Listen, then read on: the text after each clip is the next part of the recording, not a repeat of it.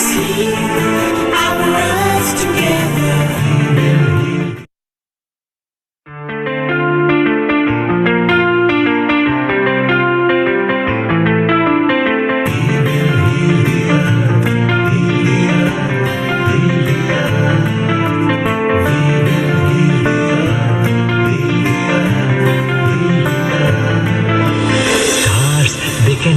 Stories which are brighter than yesterday. The streets have never been so quiet. The squirrels found a new hideaway. Tomorrow will never be the same. There is so much hope in our hearts. Brick by brick we shall overcome and walk right into a new start. Welcome to the brand new world. We're the children of our Mother Earth. Reach out your hands, let us heal our earth together. Welcome to the brand new world. We're the children of our Mother Earth. Reach out your hands, let us heal our earth together.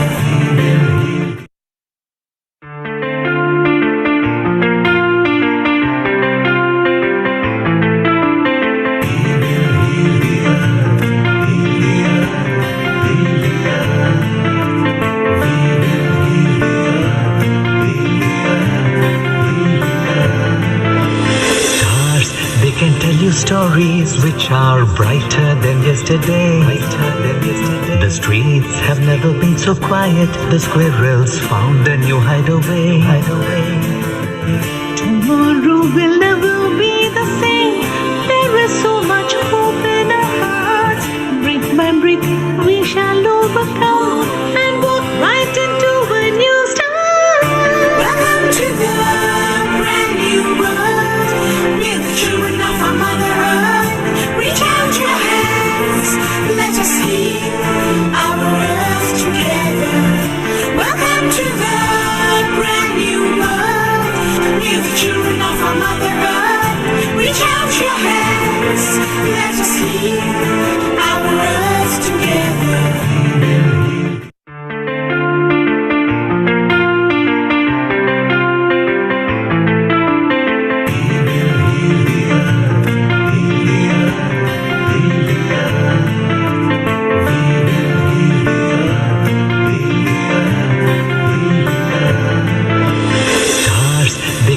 Stories which are brighter than yesterday. The streets have never been so quiet. The squirrels found a new hideaway. Tomorrow will never be the same. There is so much hope in our hearts. Brick by brick we shall overcome and walk right into a new start. Welcome to the brand new world. We're the children of our Mother Earth. Reach out your hands, let us heal our earth together. Welcome to the brand new world. We're the children of our Mother Earth. Reach out your hands, let us heal our earth together.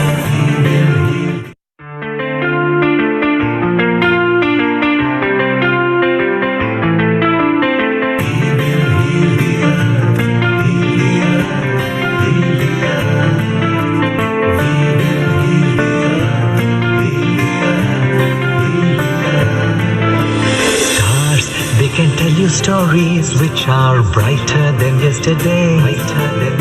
The streets have never been so quiet. The squirrels found a new hideaway. Tomorrow will never be the same.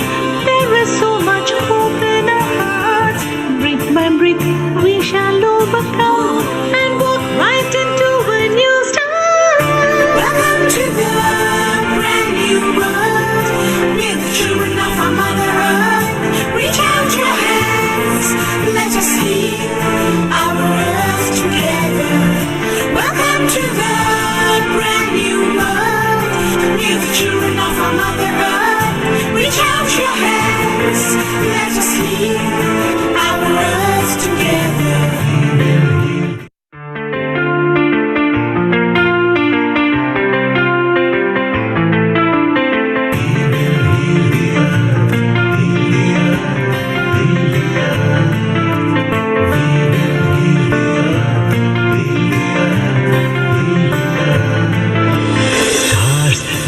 tell you stories which are brighter than yesterday. The streets have never been so quiet. The squirrels found a new hideaway.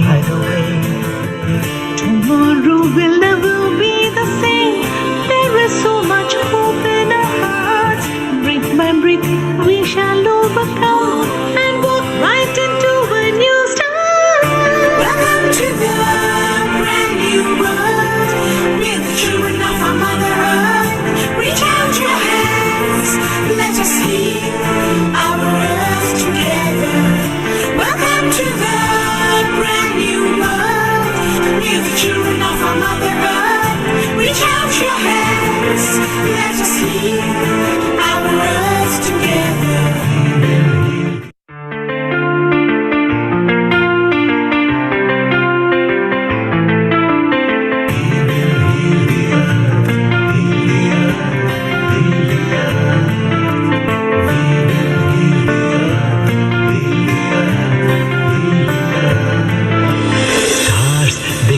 Stories which are brighter than yesterday. The streets have never been so quiet. The squirrels found a new hideaway. Tomorrow will never be the same. There is so much hope in our hearts. Brick by brick, we shall overcome and walk right into a new start. Welcome to the brand new world. We're the children of our Mother Earth. Reach out your hands. Let us heal our earth together.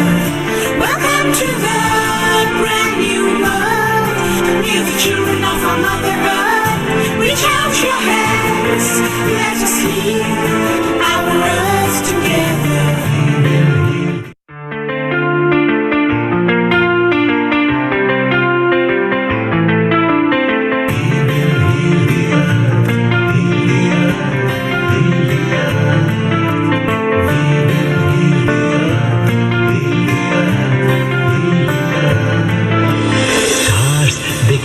Stories which are brighter than yesterday.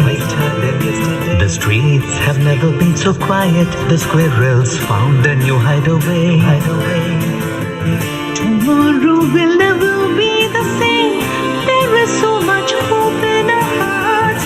Brick by brick, we shall overcome and walk right into a new start. Welcome to the brand new world. We're the children of our Mother Earth. Reach out your hands. Let us heal our earth together. Welcome to the brand new world. We're the children of our Mother Earth. Reach out your hands.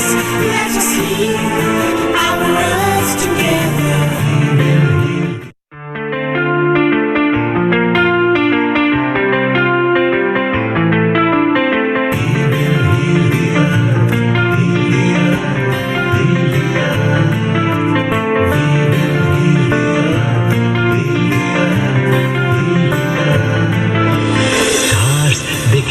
Stories which are brighter than yesterday. The streets have never been so quiet. The squirrels found a new hideaway. Tomorrow will never be the same. There is so much hope in our hearts. Brick by brick, we shall overcome and walk right into a new start. Welcome to the brand new world. We're the children of our Mother Earth. Reach out your hands. Let us heal our earth together. Welcome to the brand new world. We're the children of our Mother Earth. Reach out your hands. Let us heal our earth together.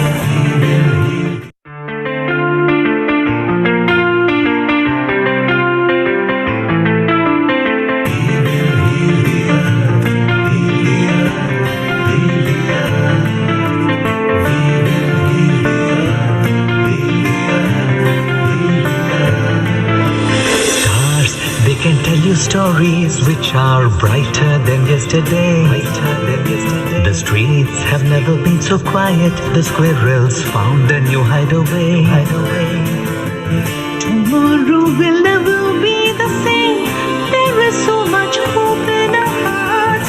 Brick by brick, we shall overcome and walk right into a new start. Welcome to the brand new world. We're the children of our Mother Earth. Reach out your hands, let us heal our earth together. Welcome to the brand new world. We're the children of our Mother Earth. Reach out your hands, let us heal our earth together.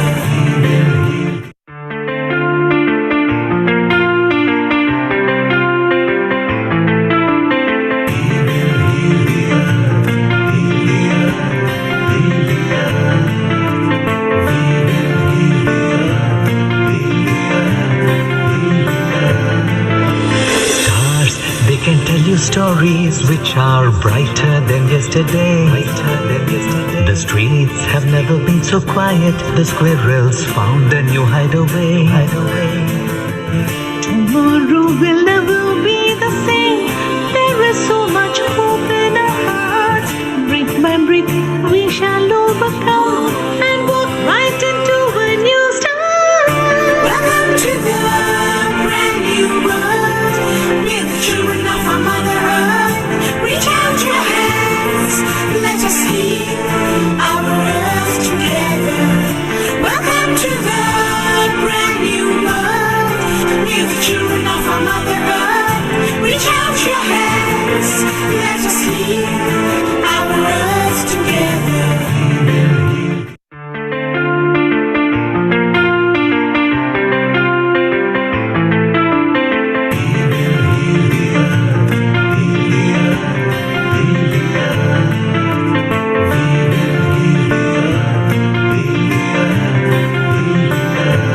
Stars, they can tell you stories which are brighter than yesterday.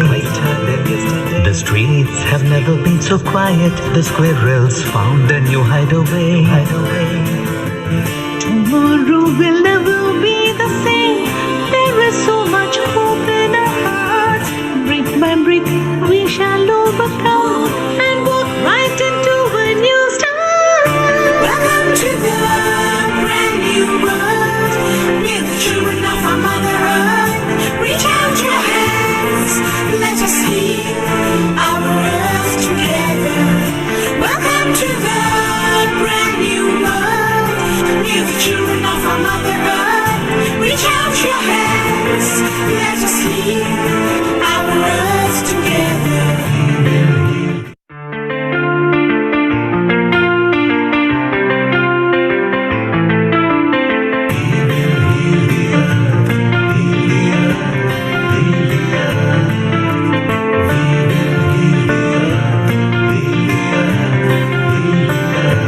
Stars, they can tell you stories which are brighter than yesterday. The streets have never been so quiet. The squirrels found a new hideaway. Tomorrow will never be the same. There is so much hope in our hearts. Brick by brick, we shall overcome and walk right into a new start. Welcome to the brand new world. We're the children of our Mother Earth. Reach out your hands, let us heal our earth together. Welcome to the brand new world. We're the children of our Mother Earth. Reach out your hands, let us heal our earth together.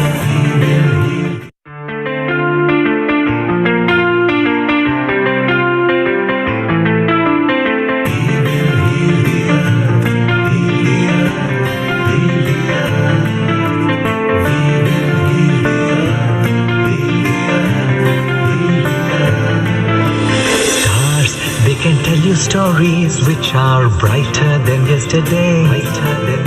The streets have never been so quiet. The squirrels found a new hideaway.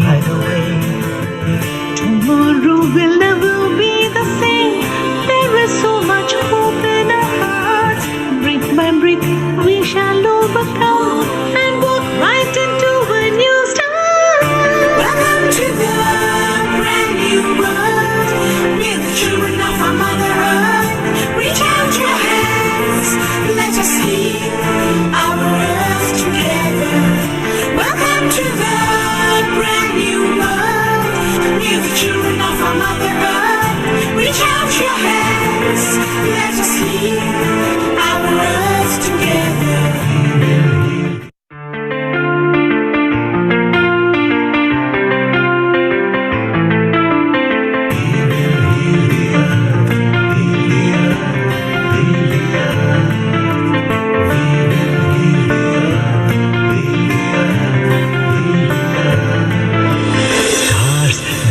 tell you stories which are brighter than yesterday.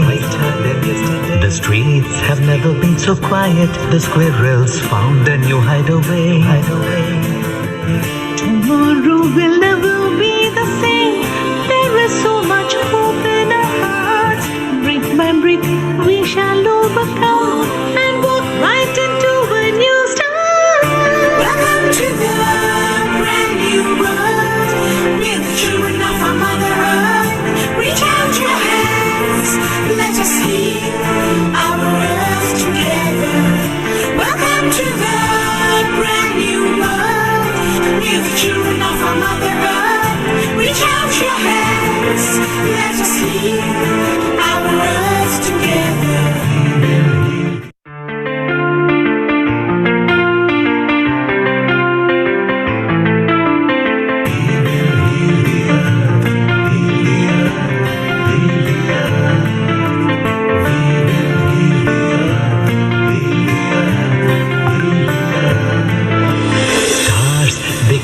Stories which are brighter than yesterday.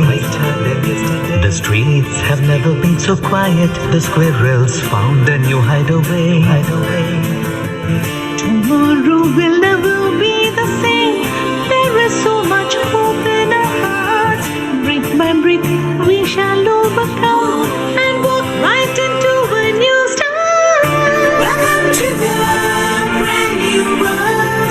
We're the children of our Mother Earth. Reach out your hands, let us heal our earth together. Welcome to the brand new world. We're the children of our Mother Earth. Reach out your hands, let us heal our earth together.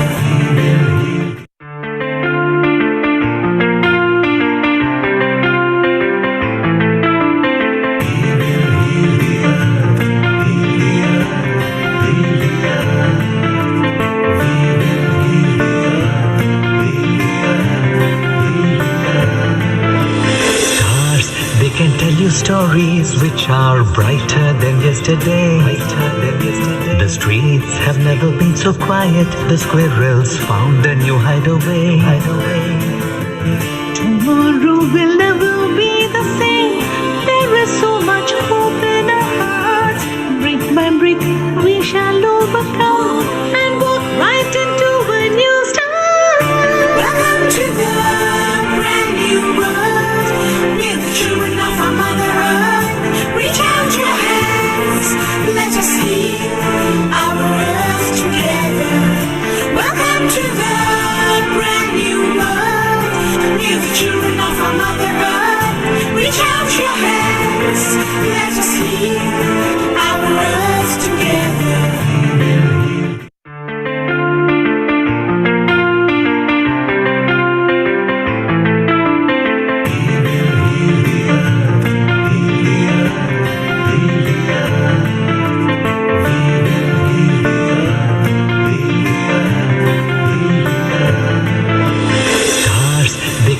Stories which are brighter than yesterday. The streets have never been so quiet. The squirrels found a new hideaway. Tomorrow will never be the same. There is so much hope in our hearts. Brick by brick, we shall overcome and walk right into a new start. Welcome to the brand new world. We're the children of our Mother Earth. Reach out your hands, let us heal our earth together. Welcome to the brand new world.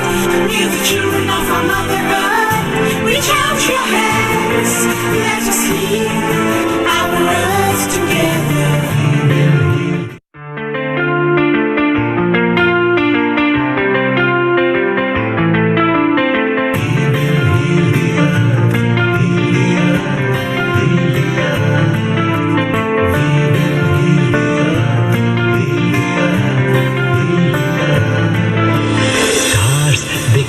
Stories which are brighter than yesterday. The streets have never been so quiet. The squirrels found a new hideaway. Tomorrow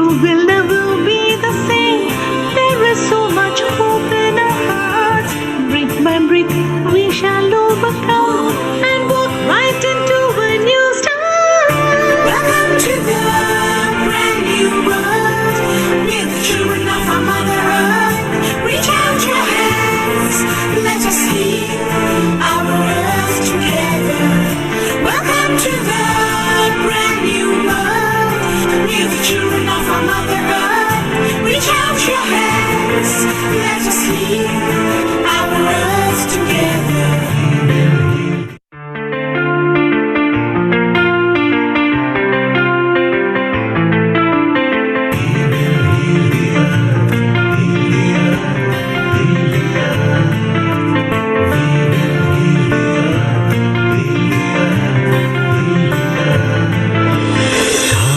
They can tell you stories which are brighter than yesterday. The streets have never been so quiet. The squirrels found a new hideaway. Tomorrow will never be the same. There is so much hope in our hearts. Brick by brick, we shall overcome and walk right into a new start. Welcome to the brand new world. We're the children of our Mother Earth. Reach out your hands, let us heal our earth together. Welcome to the brand new world. We're the children of our Mother Earth. Reach out your hands, let us heal our earth together.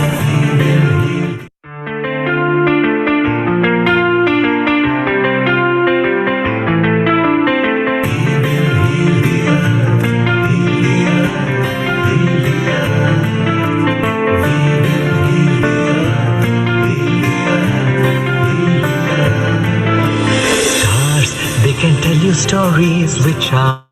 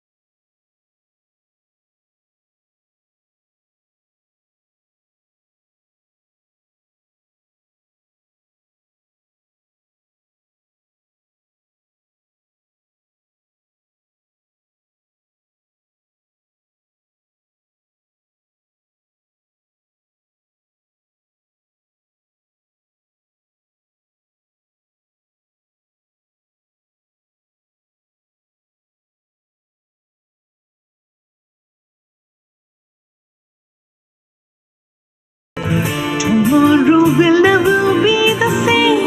There is so much hope in our hearts. Brick by brick, we shall overcome and walk right into a new start.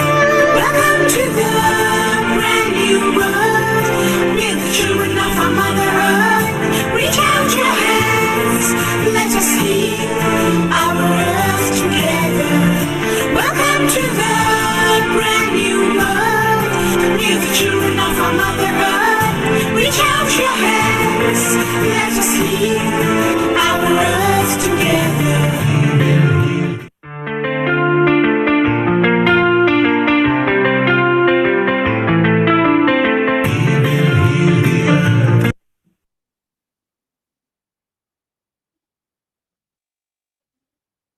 Ten, 9, 8, 7, 6, 5, 4, 3, 2, 1. A global namaste to you all wonderful souls. A very warm welcome to a heartful session today on yoga and meditation. This session is live broadcasted on Healing Our Earth. Before we start today's session, let us all fold our hands, close our eyes, invoke a lot of positive energy, by chanting the most universal mantra, which is the Gayatri mantra. Now, if you want to chant any other mantra, that's not a problem. Just join in, fold your hands, close your eyes, take a deep breath in and out. Om Bhur-Bhuva Swaha Tat Savitur-Varenyam Bhargo Devasya Dhimahi Dhiyo Yona Prachodaya.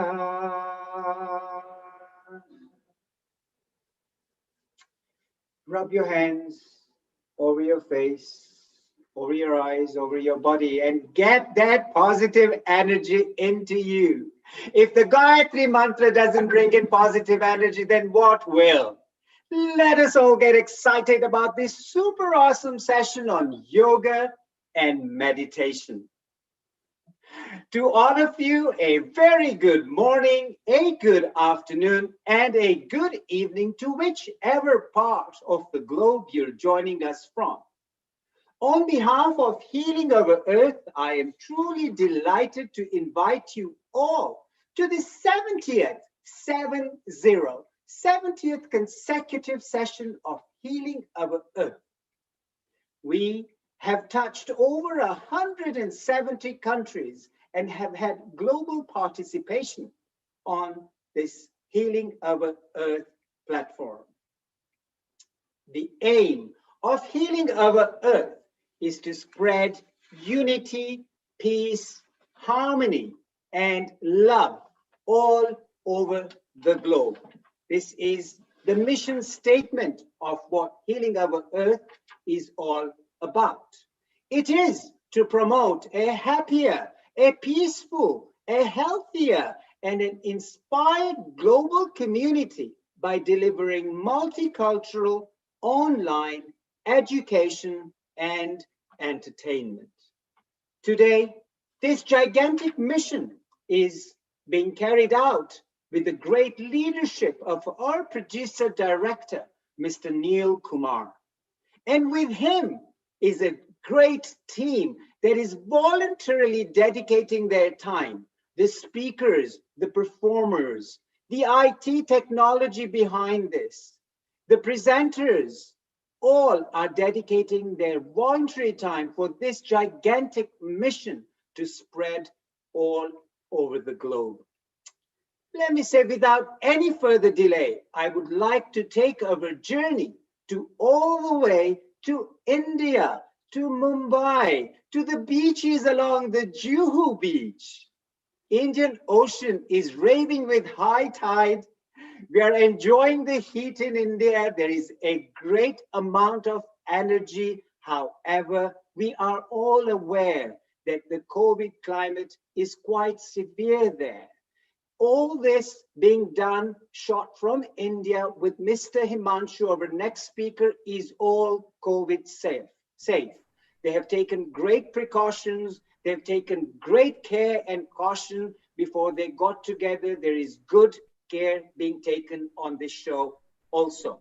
So let me tell you, going into the Juhu Beach, the streets of Juhu Beach, we have this wonderful gentleman over there, Mr. Himansu Mea.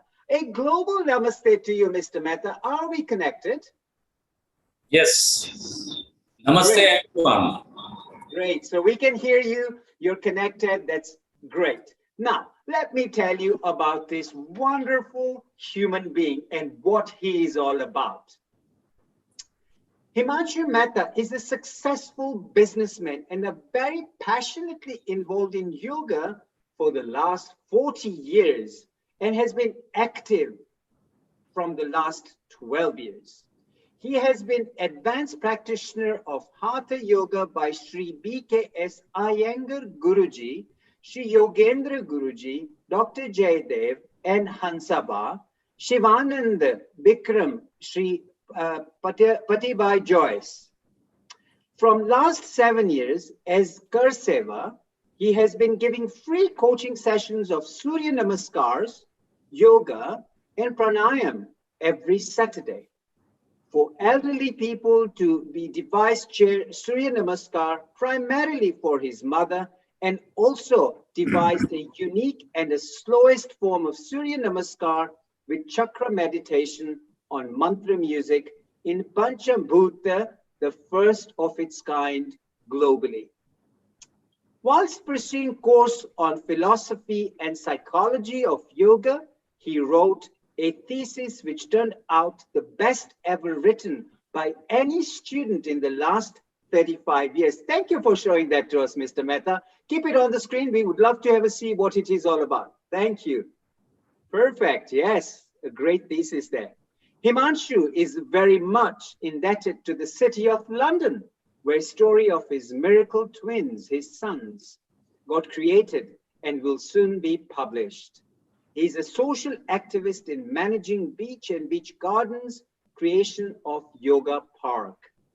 He keeps cultivating new hobbies like golfing, riding his Harley motorbike, paragliding, jet skiing, kayaking, gymnastics, aerial yoga, salsa, martial arts, and Malcolm.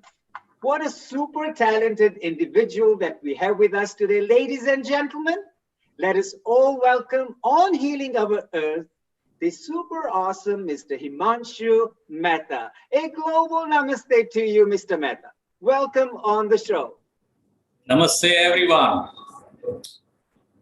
What a privilege it is to be invited by Healing Our Earth team on this free session, global online of yoga and meditation. We would now like to flag off the session beginning with Gayatri Mantra and Patanjali Mantra, followed by our unique, first of its kind globally, Surya Namaskar with chakra meditation on mantras. We'll perform one cycle of Surya Namaskar and then we'll talk about Surya Namaskar. Thank you. Yeah, we start.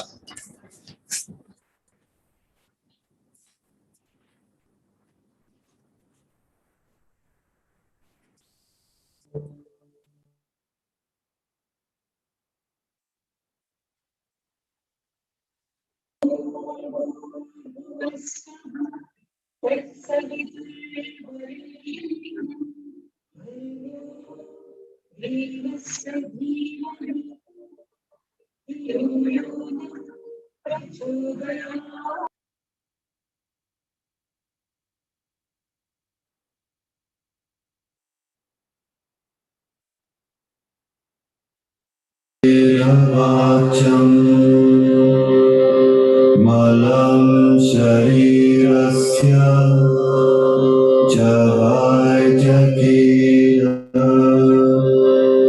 yupakarutam pravaram muninam patanjalim pranjali Ranatosmi.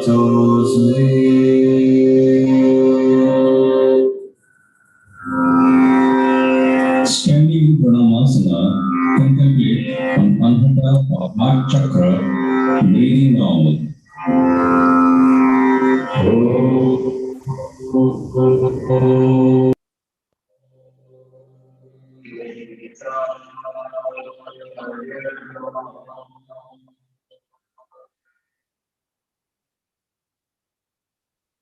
Inhaling, go into a Hasta Uttanasana, contemplating on Vishuddhi or throat chakra.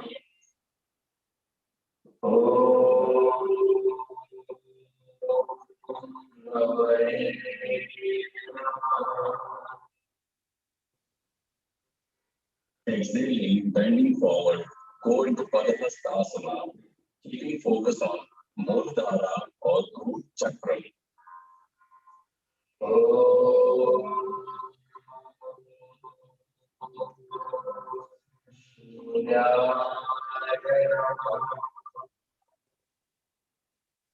Taking right leg back with slow and deep inhalation, moving to Ashwasantanasana, focusing on that or third eye chakra.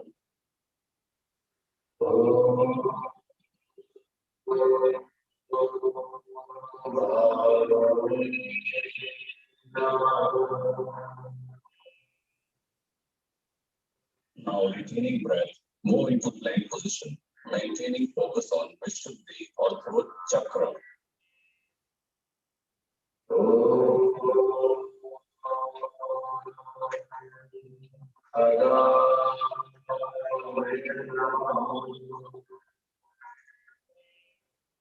Exhaling, move into Ashtanga Asana, keeping focus on Swadhisthana chakra.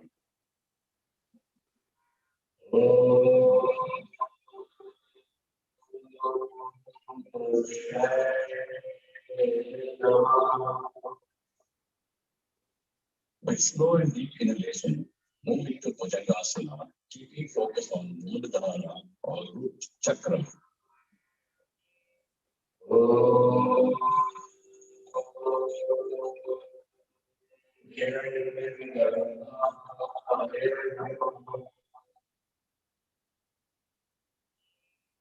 Exhaling, going to Adho Mukha Svanasana or mountain pose, focusing on Vishuddhi chakra.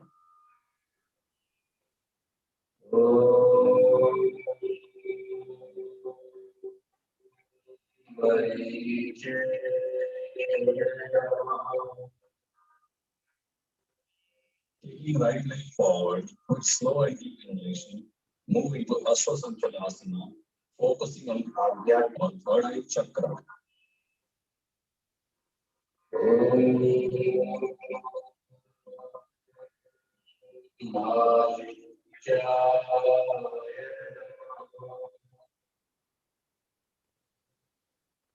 Exhaling, go into Padhastasana, focusing on Muladhara or root chakra.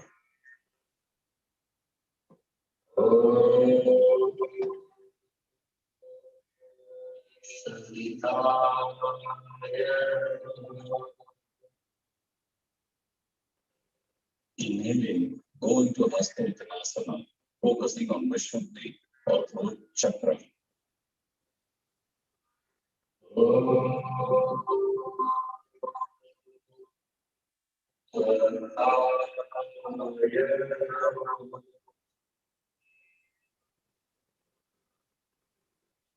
Going into Pranama Asana, taking your right leg up, breathing normal, keep maintaining focus on Anahata or heart chakra.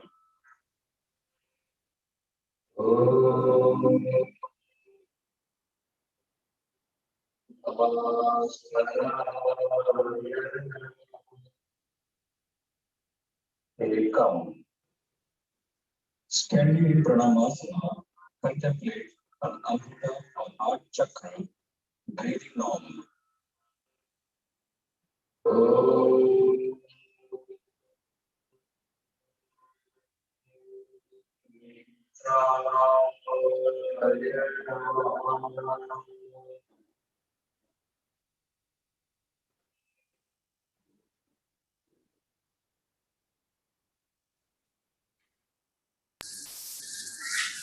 So that was our unique, first of its kind in the globe, Surya Namaskar with Chakra meditation.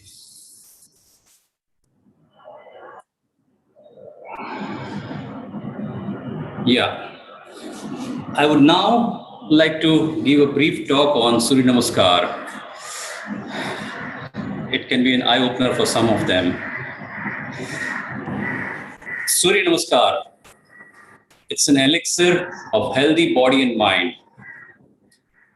Surya means sun, Namaskar means salutation. Hence, it is also known as Sun Salutation. Surya Namaskar started as a prayer to the sun. Surya Namaskara has been handed down by the enlightened sages of the Vedic age.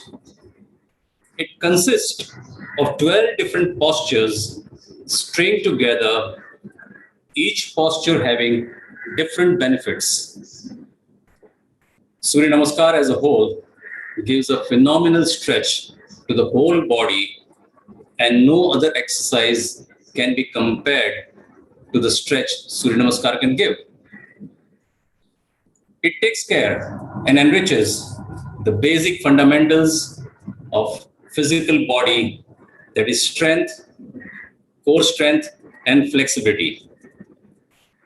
It is a complete scientific exercise. It takes care of 90 to 95% of the entire body workout. Surya Namaskar has holistic impact on the whole body, mind, and soul. Beginning one's day with Surya Namaskar has positive influence on physical and mental wellness. It has numerous health benefits, to name a few: cardiovascular health, boosts immunity, especially during these COVID times, weight loss, depression, insomnia, anti-aging, and many, many more.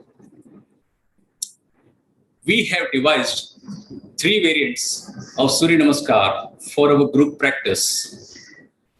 The first variant I already demonstrated was Surya Namaskar with chakra meditation on mantras, is a unique, first of its kind globally.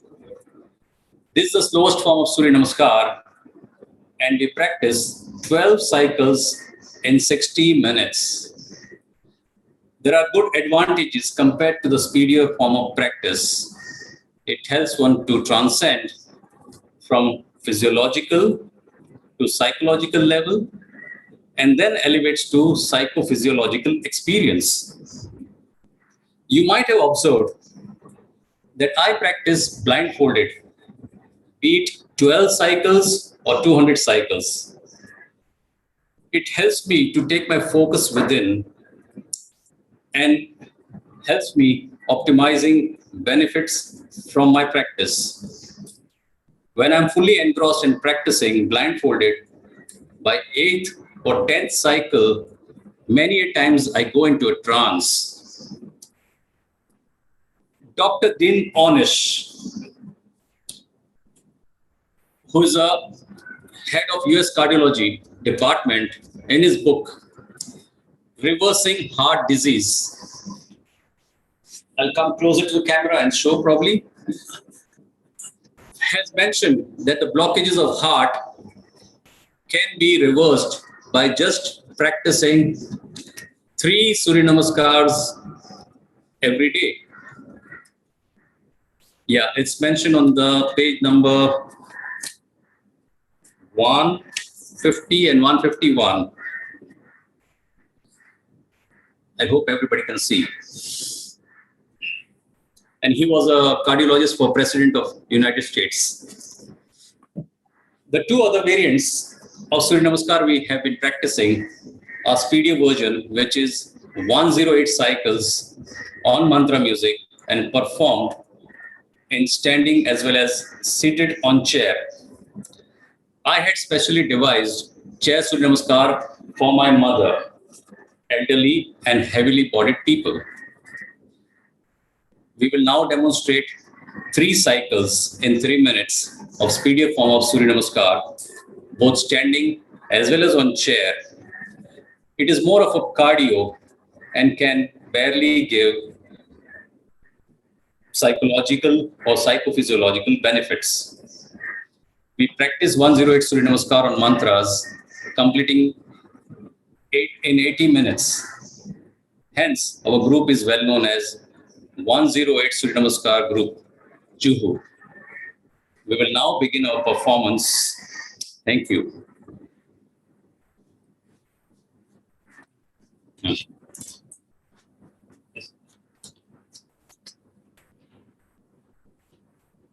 Start.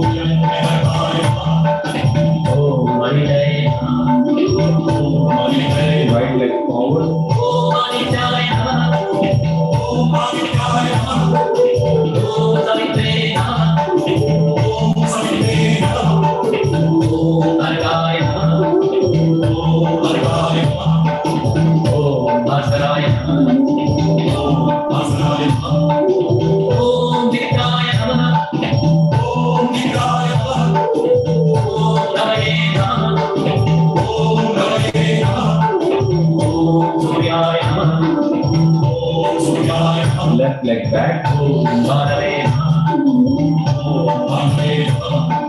Om Bharave Namaha. Om Bharave Namaha. Om Bhushe Namaha. Om Bhushe Namaha. Om Hiranyagarbhaya Namaha. Om Hiranyagarbhaya Namaha. Om Manidaya Namaha. Om Manidaya Namaha. Let's take forward. Om Manidaya Namaha. Om Manidaya Namaha. Om Savitri Namaha. Om Savitri Namaha.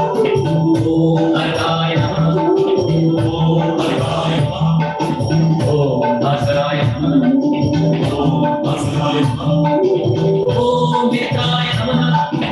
Om Vikraya Namaha. Om Raye Namaha.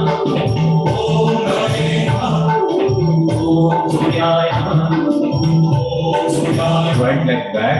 Om Bharave Namaha. Om Bharave Namaha.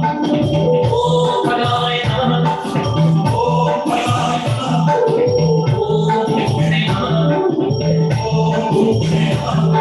Om Hiranyagarbhaya Namaha. Om Hiranyagarbhaya Namaha. Om Manidaya Namaha. Om Manidaya. Right leg forward. Om Manidaya Namaha. Om Manidaya Namaha. Om Savitri Namaha. Om Savitri Namaha. Om Argaya Namaha. Om Argaya Namaha. Om Bhasaraya Namaha. Om Bhasaraya Namaha.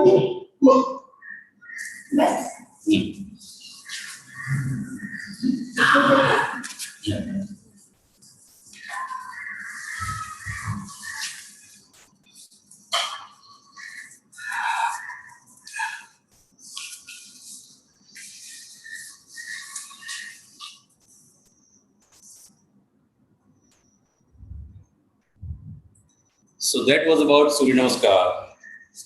And now I would like to give a brief talk on a very interesting, but just a 2 minutes talk about yoga, particularly how we strike a balance in our life. So as we know, life is all about balance, and that can happen with the help of yoga. Everything in this universe is a paradox, like day and night, male and female, yin yang, pain and pleasure, positives and negatives, happiness and sadness, etc. It's a duality or opposites like Ida and Pingala nadis, which we traditionally personify as Shiva and Shakti. Hence, Lord Shiva once depicted himself as Ardha Nareshwar, meaning half male and half female. Hatha Yoga, the name itself, is a union of two opposites. Ha means sun, Tha means moon. Same way, breathing in and breathing out, again, are opposite process. We remain alive until both process function in harmony. One stops, the other one doesn't work, and we are simply dead. Many of the dynamic postures that we do in yoga, where the pull and push happens together in harmony. There is no struggle between the pull and push. Only yoga has a power to bring two opposites together, to bind together in harmony. Likewise, yoga helps us to strike balance in every aspect of our life. I will now like to demonstrate the duality in harmony by performing some dynamic postures, and in the background, Poonam will narrate how the opposite forces physically work in harmony, as would be visible while I am performing my asanas. Thank you. Over to you, Poonam. Push is available. Now we watch Himansu Mea performing the asana.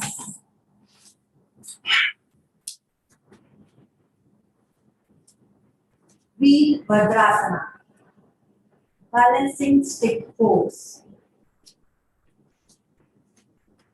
The upper and lower body comes in one line parallel to the floor.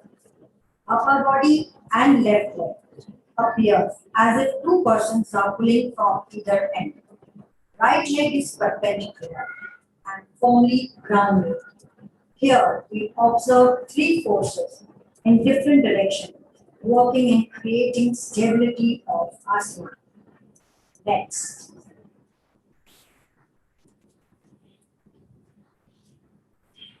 Ukita Hasta Panmudasana. In this asana, left hand is pushing a heel of left leg to 120 degrees or more, whereas muscle of the left leg, especially the thigh and calf muscles, experience stretch and the pull. The right leg is pushed and firmly grounded to the floor. Here again, we observe three opposing forces resulting in dynamic posture. Next.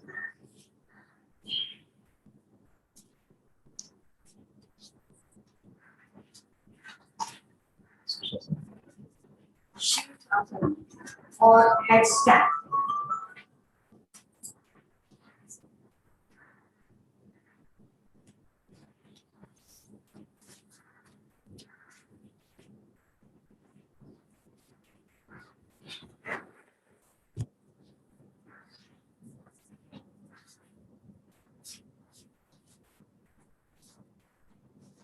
Which is an inverted posture. Once the body has been positioned upside down, the anterior is grounded with gravity, whereas the posterior is being pulled up against the gravity. So here, anti-gravity and gravity acting in harmony, resulting in spreading out of the body weight, thereby creating tighter the lighter. When the legs are spread out, the pelvic muscles are being pulled against each other.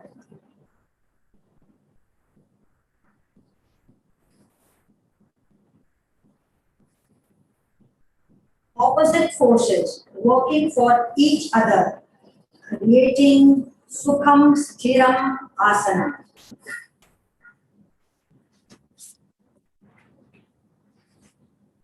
Next.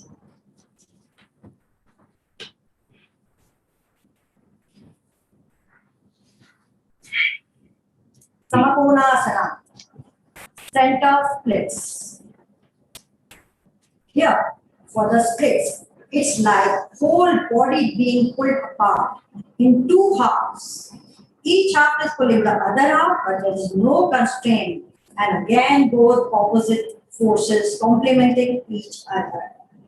Next.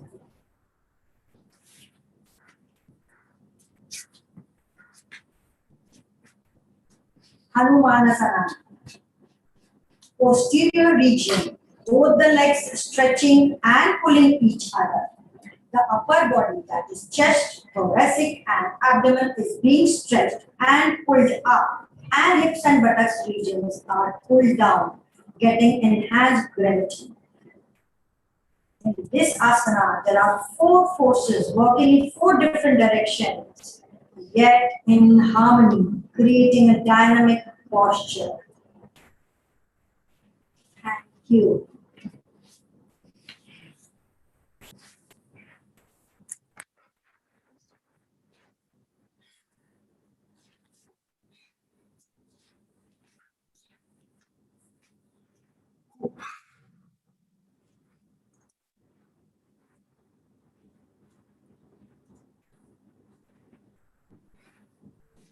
Okay, that was something, right?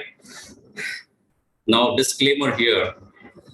Please, please, please do not practice any of these asanas without professional guidance, as they can be dangerous for the novices.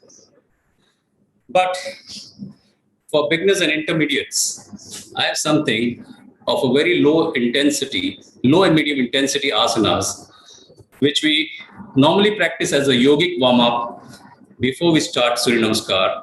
So that will be another 5 minutes of demonstration where I'll demonstrate about 5 wonderful asanas which anyone can practice on a regular basis. We'll show that.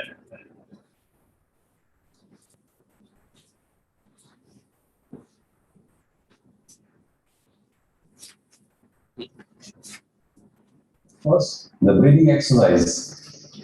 Pranayama breathing, good for your lungs. All 10 fingers in interlock position. Place your hands underneath your chin. Never separate, keep touch. Keep nice and tight. Relax your shoulder. Concentrate, meditate with me. Inhale. Keep your head down. Keep your head down, please, facing towards me and arms up. Start breathing in, full lungs. Bring the chin down more and more. Exhale, head up. Push your head back. Look back. Touch your elbows to each other in front of your chest. Inhale, head down. Now change. Pavan Mukta Asana. Lie down on your mat. Lift your right leg. Hold your right leg with all fingers interlocked into each other. 2 inches below the knee. Nice and tight grip. Pull your knee down all the way towards the right shoulder, completely avoiding the ribcage. Now change. Immediately left leg up. Hold it in the same position. Interlocking your fingers, placing 2 inches below the knee. Pull your knee down all the way to the left shoulder. Okay, change. Immediately, both legs up, bending at your knees, and grab the elbows, both hands and both elbows, nice and tight grip. Chin down towards the chest, neck flat on the floor. Adho Mukha Svanasana, downward facing dog. Go in downward facing dog position. The feet should be kept 1 foot apart. Push the hips, pointing the sky. From sides, your body appears like a rising mountain or a perfect V shape. Move your head inward towards the feet and strive to touch your crown of the head onto the floor. Keep the elbow straight and keep extending the back. Keep the legs muscles stiff. Do not bend the knees, but press the heel down. Feet should be parallel to each other, toes pointing straight ahead. Karasana. Join your hands. Interlock all your 10 fingers. Slowly, with deep inhalation, keep rising up. Raising your heels and arms fully stretched above your head and heels in the air. Stay there for 10 seconds. Now, exhaling, slowly bring your arms down, but still keeping your heels in the air. Once your arms are down, lift on the thigh, then bring your heels down and relax. Now we do Paschimottanasana. Grab the toe from the top with your 2 fingers. Nice and tight grip. Please don't lose the grip. Always keep your head up. Hold your toes as hard as possible and lock those knees.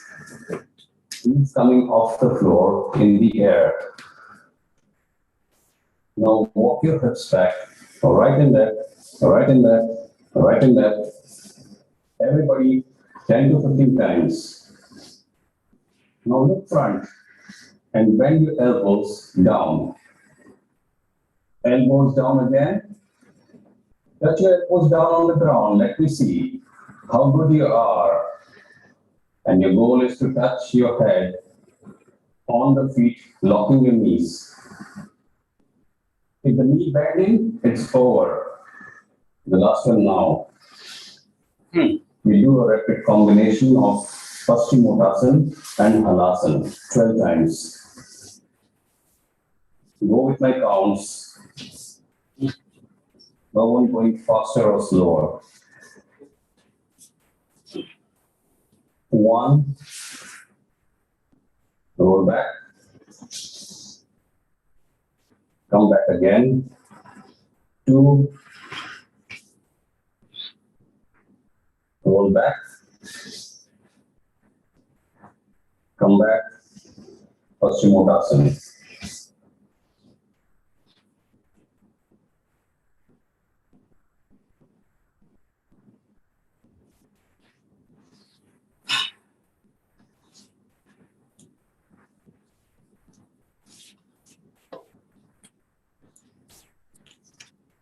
So that was quite a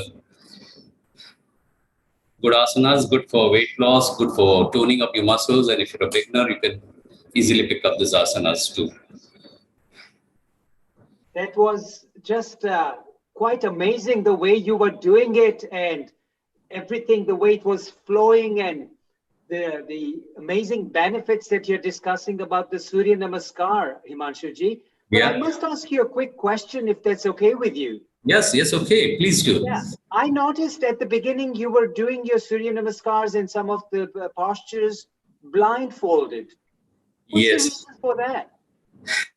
Yeah, blindfolded, the first advantage is it helps me to take the focus within.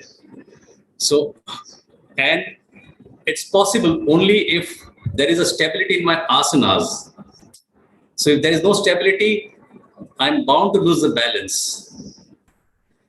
And it also, it's like in yoga, we say, we shut all the indriyas so we take all the senses, we draw the senses within.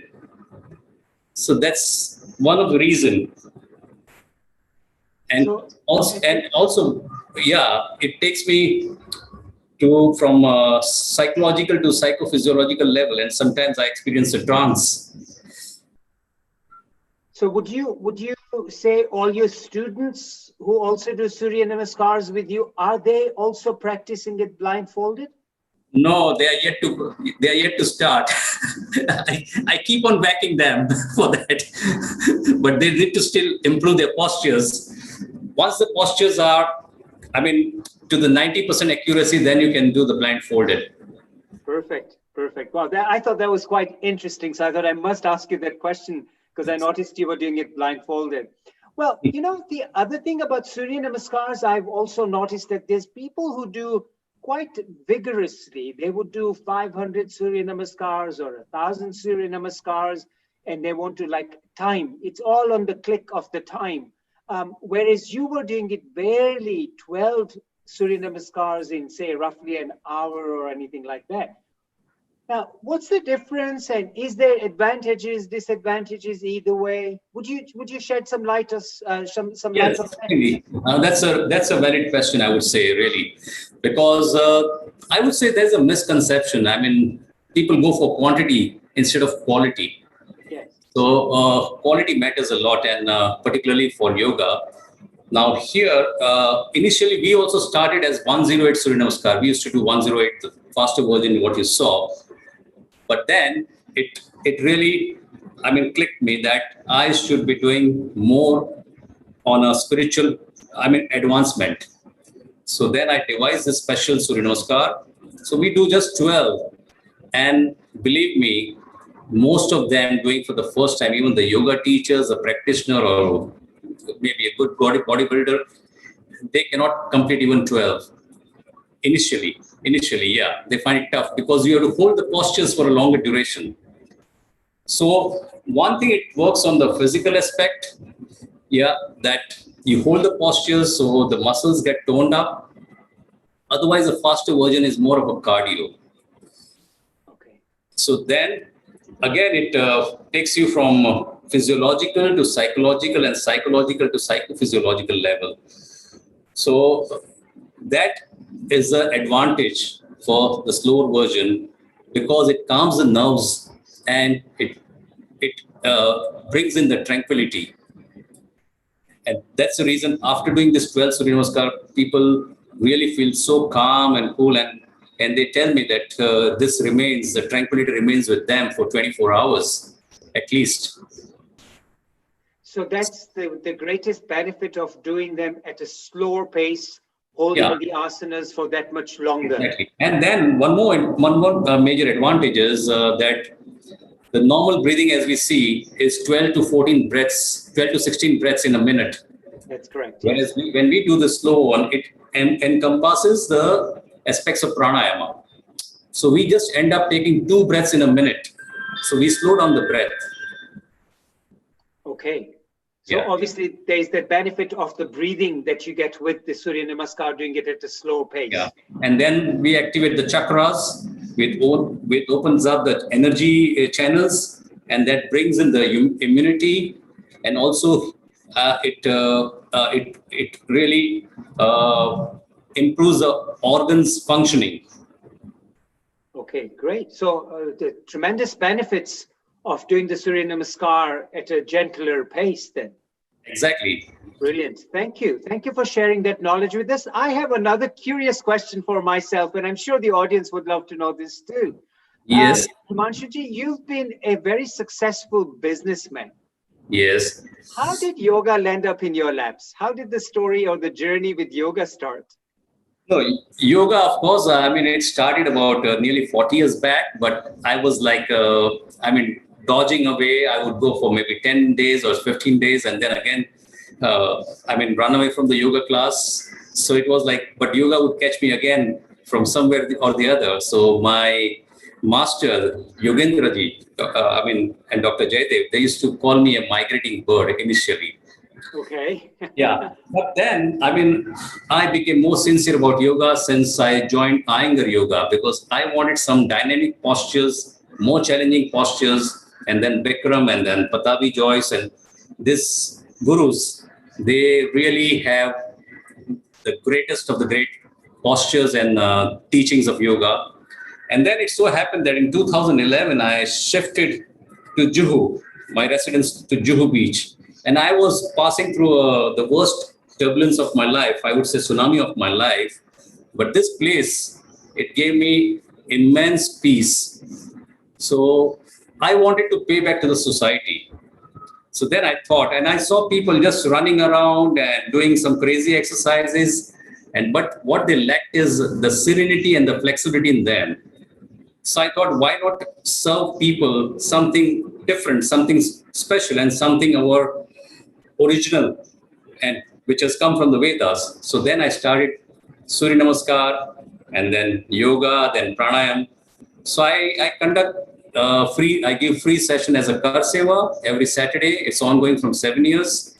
So I spend about 2.5 hours every Saturday with them, and anybody and everybody is welcome. And we have a good group. Perfect. Thank you. I think that hobby and that lifestyle change and that gratitude to humanity, that is just amazing thing, the seva that you do. And that's very soul satisfying, I'm sure it is for you. Actually, yeah. Yeah. That's my reward. That's my reward, really. Great. Yeah, no, it is very self-satisfying. And that's a true gentleman, a true wanting to give to the society feeling that you have, which is great. Himanshuji, in your introduction, Yes. I mentioned for you rather, saying that you have this little connection with London, where your sons, the twins, Exactly. has a story about all this. I'm getting goosebumps. I'm getting now goosebumps now. Yeah, it's an interesting experience, and that's really has been a life changer Okay. because my wife was carrying quadruplets for, Oh, and that was 1990. Okay, when embryonic reduction was just an introduction. okay. So we went around the globe for 15 days, 2 weeks, and nothing worked out. And finally, we got in contact with Dr. Ian Kraft, who was the one to invent test tube baby. You must be knowing that, Yes. right? Yeah. And so we approached him, and he said he cannot do anything because he was sued by somebody, but he recommended Dr. Nicolaides. Okay. Dr. Nicolaides, he did the embryonic reduction on my wife. That was in London King's Research Hospital. And my twins, they were rescued, and we got fantastic result. They're lovely twins. One is right now, he's a scientist doing research on corona in Canada. And the other one is in Sweden. He was working at Volvo, and he's now started his own consulting company. Basically, is into automobile engineering. So he's been born for the cars. So in that respect, of course, I'm really indebted to London. So whenever I hear of London, my twins flashes in front of me. So we can kind of say that London gave you the twins, right? Of course. Yes, certainly. Well, that certainly says one thing, that your next trip with your twins to London is overdue after the corona crisis. Yes, in fact, we are writing a book, and Mickey Mehta is helping me for that. And the book is now with the editor, and so we are going to soon publish it. And probably by the year end, you'll have the book. Absolutely, and you must reserve a copy of your book for every member of Healing Our Earth. How about that? Exactly. Yeah, sure. And even this book is also being written. So we are expanding my thesis into a book, and that is also with the publisher right now. Yeah. So in your bio data, you can also include an author with it now. Yes, I would love to. Those are all the amazing talents. One final question for yourself. We have about a minute to answer this question, and then we have to move on. Himansu, Okay. everyone undergoes stress right now. Stress Yes. is the buzzword. People are going through stress left, right, and center, whether it is business, mental, emotional, physical, whatever. It is stress that we're all going through. In your yoga journey, would you be able to say or share maybe 2 to 3 very important tips how to get this stress relieved?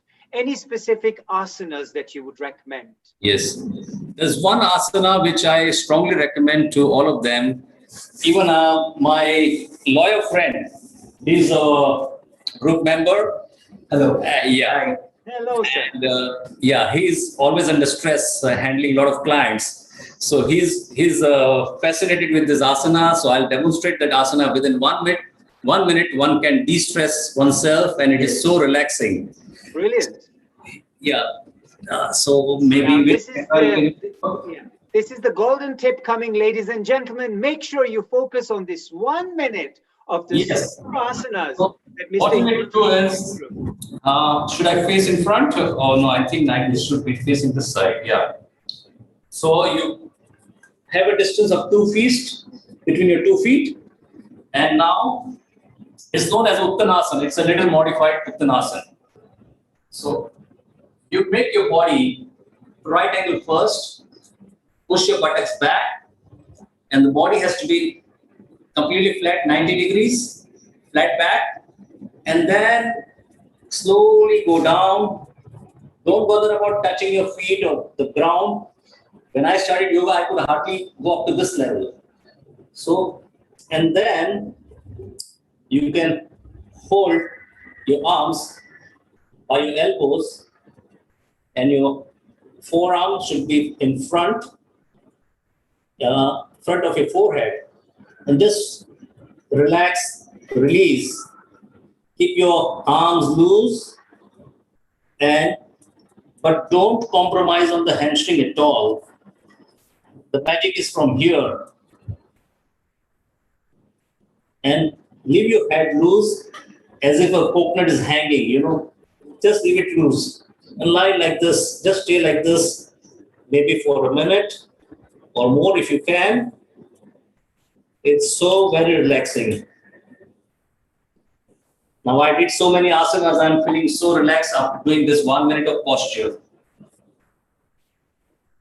Thank you so much. Thank you for sharing that with us.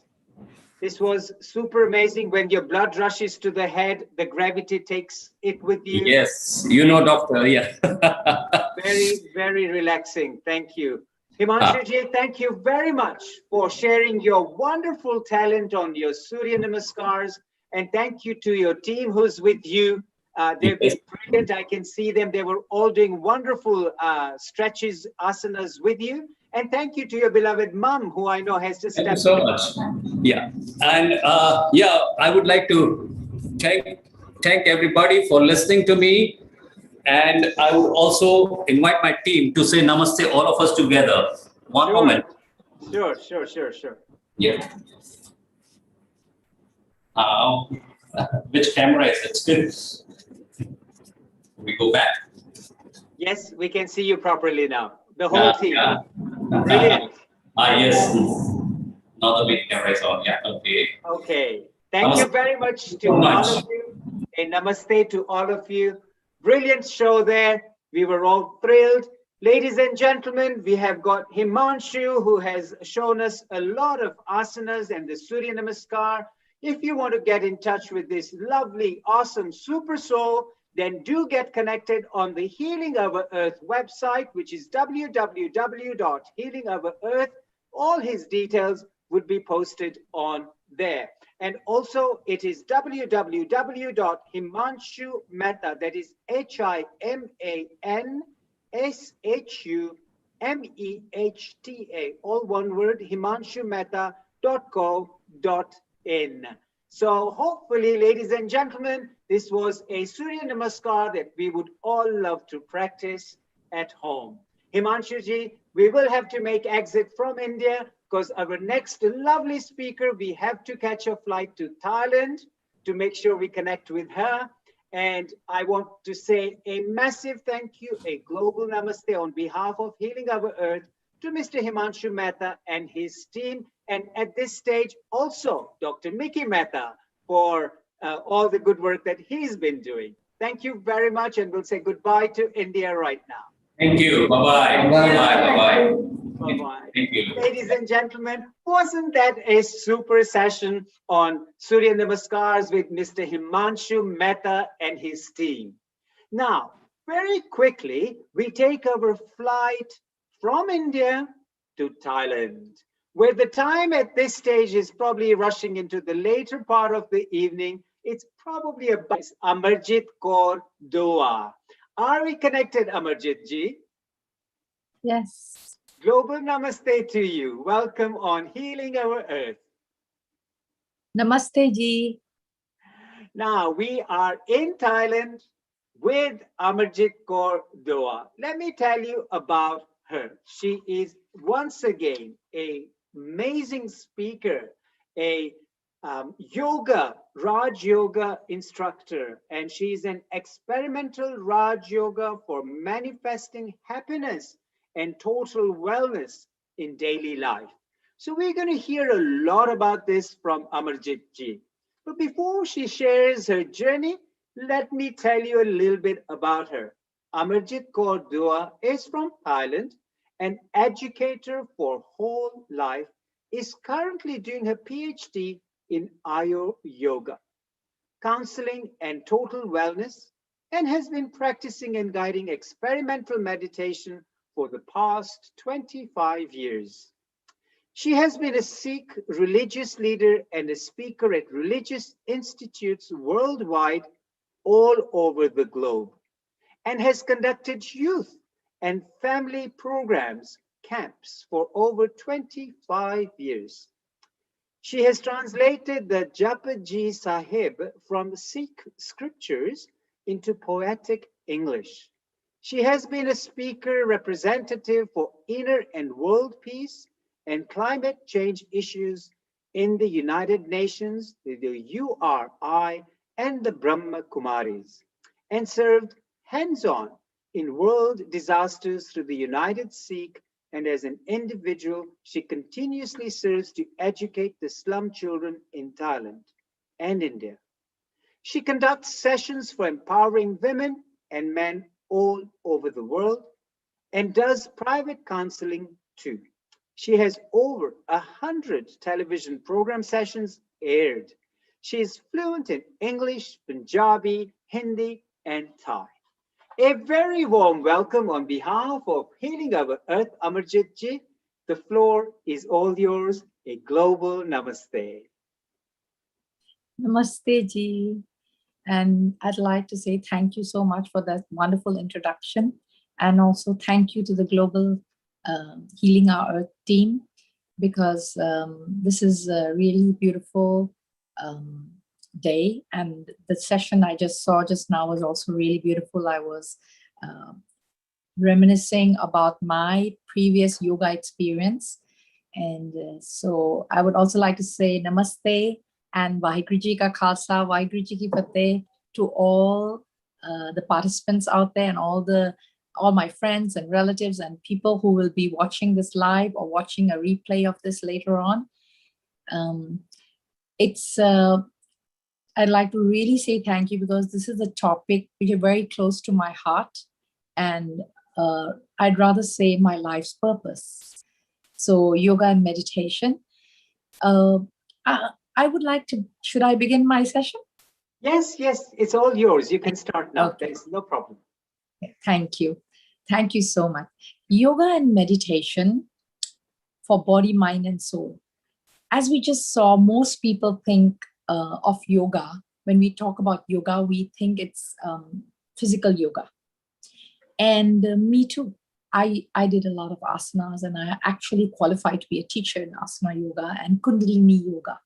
And I did Kundalini yoga teaching the Yogi Bhajan way, and which you kind of work on your chakras and it reaches the Kundalini. So in life, I've been through all these different ways of connecting to empower self and to understand more about life. And but today I will be sharing about Raj Yoga, because at the peak of my life's journey and what I have uncovered and what I live and what I have realized is the fruit or the cream of everything that I have learned is Raj Yoga. And thanks to the Brahma Kumaris, from whom I learned Raj Yoga, and I'm also a Brahma Kumari teacher. And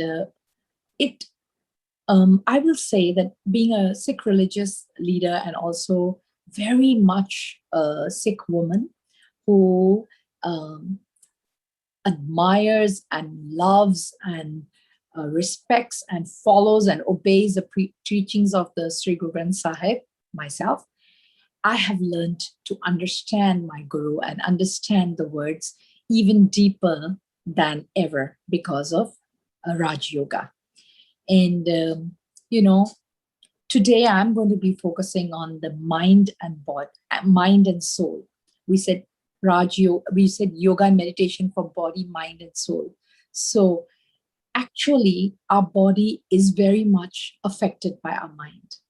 And I'm sure all of you all will agree with me that even if you have a very healthy body and you're very athletic and you can do a lot of exercises and have beauty and name and fame and health and wealth, but if your mind is not okay, if you're stressed, if you're anxious, if you have anxiety, depression, you really don't have a life.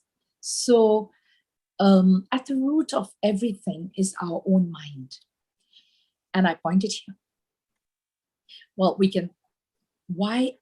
all say the mind is here. And the mind is different from the brain. The brain is the organ. The physical organ is the brain. But the mind is a bit different, which we can come to know that mind is like an energy. I will come back to this point of mind being an energy, because in order to, we will practice Raj Yoga in this session for sure. So let me just take you into it, and then we will have a beautiful meditation session that will absolutely de-stress you and give you instant happiness and lasting happiness, because I do it. And once you're good at Raj Yoga, you can do it while walking, while talking, while driving, anywhere. And you don't have to have a posture. It's like breathing. And I came to understand when our Guruji said, Swa Swa Simro Gobind. I mean, like with every breath, how can you connect, or how can you remember? So it's all about that, using the mind. So when we use the mind to remember, you see, when we say, Pai Prapat Manukh Dehoriya, we got this human body. Gobind Milan ki e teri bariya. This human body has been given for a purpose. And we, as a mind and soul in the body, live our lives. But we focus so much on the body that we've forgotten about the mind and the soul.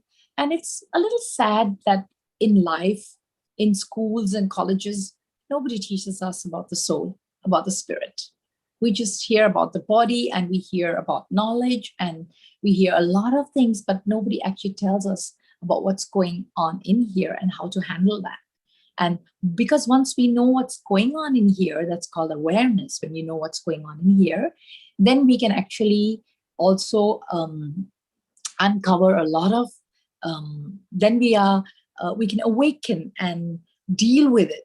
So I like to keep my chunni on the head, because I'll be saying some Gurbani words as well.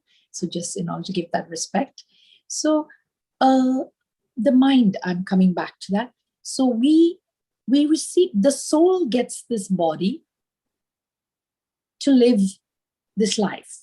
So this life is like a play, and I'm living in this body.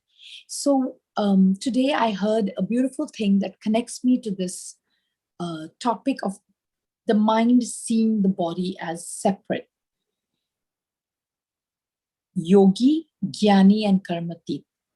To be a true meditator, or a true someone who is able to connect and draw, we need to be a yogi and a jnani and a karmatit is when you go beyond your karmic accounts, beyond your 5 sensual organs, and you can become the detached observer.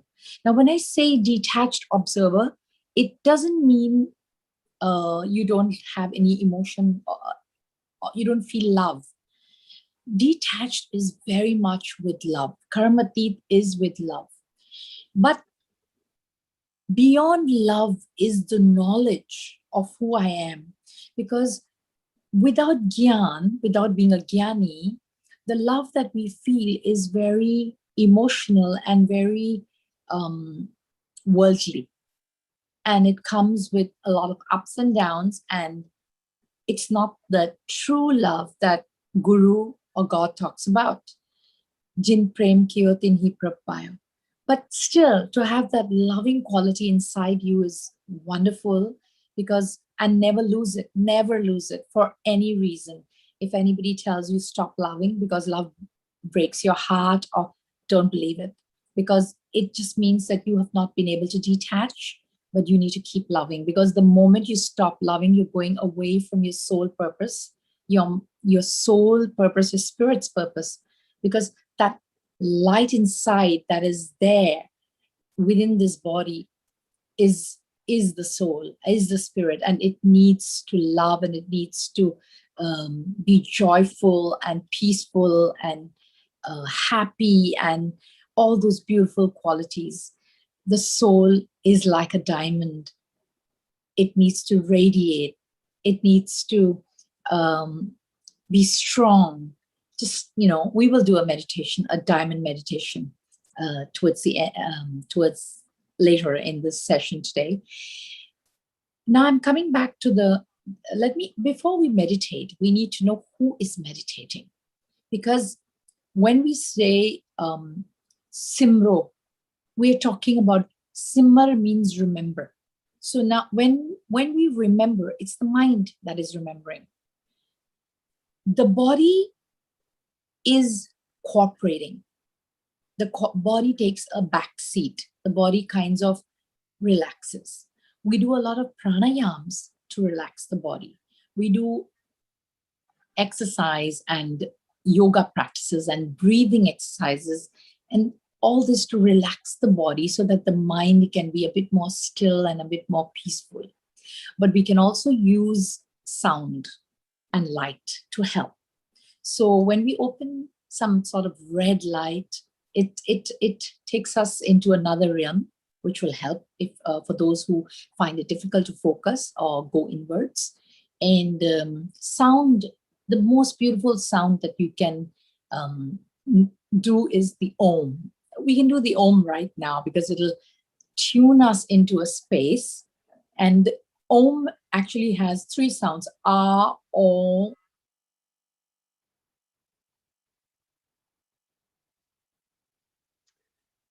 We are unable to hear you.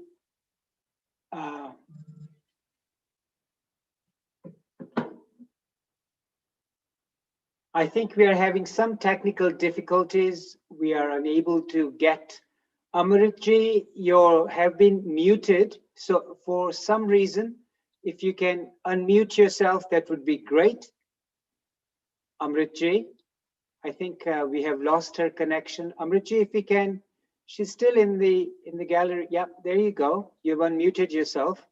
Okay, thank you so much. Perfect. And are we in the correct? I think if you turn your camera, if you turn your camera so we can see you properly, and you want me to turn the camera? Currently, there you go. That's better. Perfect. We can see you much better now. Yes. Thank you. And now we can hopefully. Yeah, I'll just continue. Sorry about that. I don't know what happened. That's Maybe okay. It's the Wi-Fi. Yes, that's okay. The modern technology is wonderful, but sometimes it does trick us a bit. So this is perfect. We can see you clearly and we can also hear you clearly. So carry on, Amarjit ji. Yeah, thank you so much. So I was talking about the body. Oh, we were going to go into the Om. We will do the Om, and we will do the Om just before we go into the meditation. I just want to, before we do the Om is a magic that works even without knowing who I am, because I need to touch on who I am so that we can do the meditation more powerfully and more effectively. But we can do the Om first to get us all into that mode. So we'll take a deep breath and we'll chant Om as long as the breath can hold. Okay, we'll do that 3 times. So that'll be a nice start. And it doesn't matter. Some of us think that Om is Hindi word. It's just a sound. It's that magical sound which is even present in Ek Omkar, in the Om of the Omkar. So if we say Ek Omkar is also similar to that Om. So it's just that universal sound beyond religion, beyond words, beyond language. Okay, so breathe in. Om.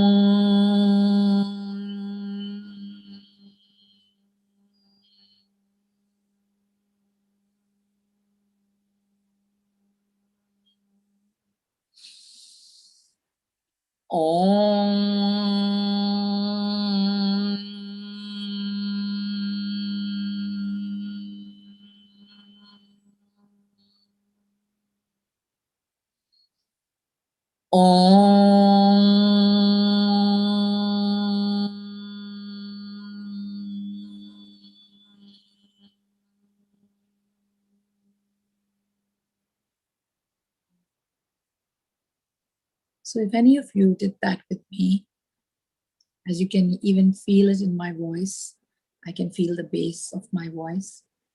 The Om takes you into a very deep silence.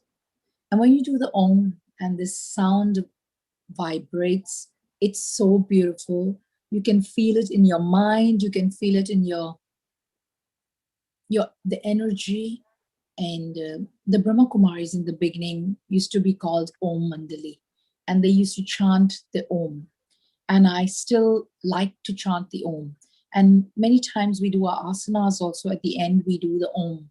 Begin with the Om and end with the Om, because the Om gives that inner peace immediately. So I was talking about how these help connection, the sound, the lighting, and posture. I feel just be comfortable and relaxed. And now we go to the who am I? This body, like I said, the spirit it lives in this body. This body changes, but the spirit is everlasting and true. The Satnam, it never changes. For example, I mean, just to let you get a deeper glimpse of what I'm saying, when I was a little girl, it's still me, but the body was of a little girl. And today, this body is of a woman, but it's still the same me inside. So I'm the same me that was a little girl, that was a baby, that was a little girl, and that grew up into a teenager and got married, had children, a mother, and now a grandmother. So that spirit inside is the same. But this body has changed over time. And in the next 10, 20 years, this body will decay more. I'll become older. But that spirit, that light inside, that energy inside, that's me, will remain the same. And that is the me. That's why we say my body. We say my hands. The hands are not me. It's my hands. Who's the I? That inner light. My face, my eyes, my ears, my. Not I the ear and I the eye, or I the nose, or I the mouth. No. My. So the my means I am separate from all of this. So the I that is separate from all of this, that's why I put a bindi here on purpose, just to show that I is the third eye that we can visualize and see. So that I is a twinkling, sparkling point of energy that resides in the center of the forehead, which we use to, the best way to know that where I'm seated is to visualize. So if I say a red rose, and you visualize that space in your mind where you visualize the red rose, is the seat of the soul, is the seat of me, of the I, of the real me, of I. So whenever in the future we refer to that inner I as the real me, then everything else is outside.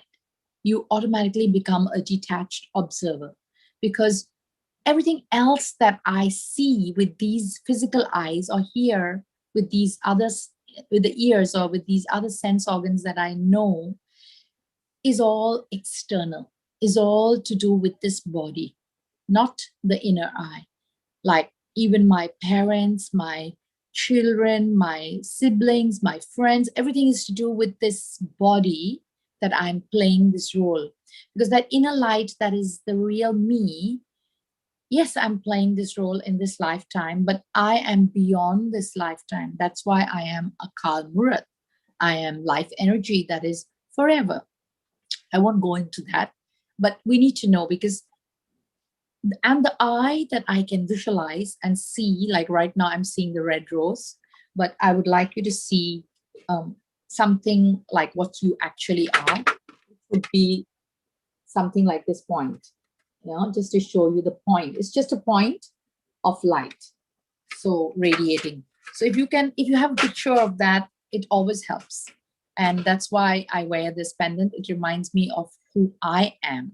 So when I am a spirit and I realize that I'm a spirit and I am that entity inside that is light, automatically I become the observer of everything. And we have these sessions where people nowadays, we talk about the inner child. Actually, the spirit is even beyond the inner child, because when we talk about the inner child, we talk of me as a kid, as a youngster, but that's still an external body. And I'm still going through some experiences at that time. But the I, the spirit, is beyond, is the observer beyond even that child or that woman or that teenager or that this whole life. is beyond. I'm that energy which will leave this body when this body becomes a corpse. This body is alive because of that energy, life that is me inside. So that's who I am. And I think besides seeing, which we just showed, that I want you to see throughout this session right now, I want you to be able to hold the vision of a point of light or a twinkling star inside your mind while you listen to me. Because the art of holding a vision converges all thoughts to a point. You know, when we want to burn a piece of paper, we take the rays of the sun and we need to converge it to a point by using a lens that converges the rays, and then the paper even burns. So we need to converge to the point. So even when we need to focus or empower ourselves or meditate, we just need to converge to a point. So if we just visualize it, automatically we can't have any other thoughts, because we have only one thought in each second. So if we use our thought, so I, the soul, the light energy, all see and also think. So we already know two things that I do beyond the five senses, that beyond what I see outside and what I hear outside and what I smell outside, what I taste or talk or touch outside. I actually have, because I can be seeing this room that I'm sitting in, but my inner eye is seeing myself as a point of light, or my inner eye is seeing the red rose, or my inner eye is thinking and seeing my mother. So that's what I'm talking about, the thought and the vision.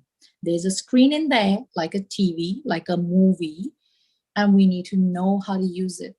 And once we know how to use it, it's so easy. You can do it all the time when you're driving, when you're walking.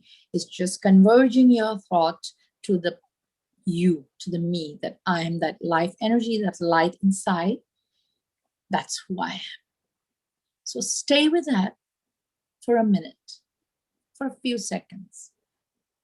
Have a vision of a sparkling, twinkling point of light, and practice it with your eyes open, because you need to be able to meditate with your eyes open. You need to be empowered with your eyes open, because when you're sad or you're stressed or you're depressed or you're anxious, you're not going to be closing your eyes. You still have to live. So the cure is, while you are talking, while you are living, to be able to have a vision of yourself, your true self, that little light inside, that is me, that is the real me, beyond this body and this lifetime and all the problems of this lifetime. When I realize that, I can also see the vast universe, and I'm just a tiny speck in the magnanimity of it all. And so what are my problems? It's nothing if I look at it that way. You know, I've created the problems and the depressions of this that come along with this body, and magnified it to be so important, when in the big, huge universe, I'm just a speck. Yes, I'm important, but I'm just a little point of energy life. And so is each and every one. And now when we understand that each of us, so this soul, that the spirit is the mind. Now we are breaking the mind, or the soul is the mind. It is the same. That's why we say man jite jagjit. We don't say sarir jite jagjit. We don't say health jite jagjit. And we say man, the mind. And this man is not just mind, it's mind with feeling, with thought. The Indian word man is beautiful, because it's like mera man karta hai main kuch khawa. It also has a feel in it, not just a vision or not just a thought. It's thought, vision, and feeling comes in the word man. So to win the mind, we first have to understand it. So the mind has this thought, and it has memories. Memories are sanskars. And most of the memories that we remember are of this life, past means from birth of this life and things that happen. And so that's all impressions and memories. And the third one is the intellect.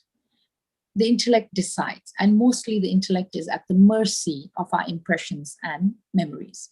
So I don't really choose, because whatever I'm choosing is based on what I've been told and what's been put inside me from the moment I'm born in this world. So those are all impressions. So the mind is thinking and deciding from the memories it has. So thought, intellect, impressions. Impressions is memories past, but there's also subconscious and unconscious memories, which could be of different lifetimes as well. But mostly it's of this lifetime, which we act upon. The thoughts that we know and we act upon is all impressions. The moment I see myself as a point of light and I understand that none of the education that I received ever told me that I'm a spirit or I'm a soul and that I'm mind, so I have no knowledge about this. So when I have no knowledge about this, my impressions and my whole past memories is all not true, not the truth. Yes, I lived it, I got experiences, but most of us, we're just going with life as we are told and as we have read and as we have heard and as we have learned. But now we need to experience that. So when I experience myself as a point of light and I understand that whatever I know is also an impression, I go beyond. And here with the Brahma Kumaris, I learned to practice that enough to feel the truth of it and to understand that and to experience, not just understand, but to be a yogi, jnani, and karmati, the three words that I began today's session with. Each of them we have to touch. The knowledge that you are this light, and then you realize, what do I want? And that little light doesn't want money, doesn't want name, fame, doesn't want even good health. That little light wants love, wants peace, wants joy, wants happiness, wants contentment. So these beautiful qualities that I want, each and every living light inside everybody also wants. So we all want the same thing, and we can get it. The problem is right now we are seeking for it because we don't have enough, because we have lived so many lifetimes that the light's battery has gone down and we don't know how to charge it. So when we meditate, we are charging this little light and refueling it with love and joy and peace and happiness and contentment, refilling it within ourselves to be able to give it out to everybody, because love is for giving. If you think you want love, you're heading in the wrong direction and you're going to get a heartbreak and you're going to really suffer, because love is not about receiving, it's about giving. The more we give, and that's why we like to serve. Everybody likes to serve, because the more we give, the more we serve, the more we help, the greater we feel, the better we feel, because that's who I am at the core. And when I hear I'm happy, and I hear inside me that light is filled with love and peace and joy and happiness, then no matter what is happening to the body, because we have to understand that the body is going through certain karmic accounts. And sometimes the body is diseased and the body is diseased, has ailments. It has to go through that. But I can keep my mind beautiful and happy and alert and alive when I focus on my inner light. I can take my pain away, so we don't have to feel the burdens or the pain of the physical body when we connect. So we'll do that little bit. The connection is just a minute. So right now that we've understood that I am that light, and I'm going to let go of my past impressions and memories, and I'm going to be with myself for a minute see myself as that sparkling diamond, little diamond, strong, I'm radiant, I'm flawless, I'm beautiful, I'm loved.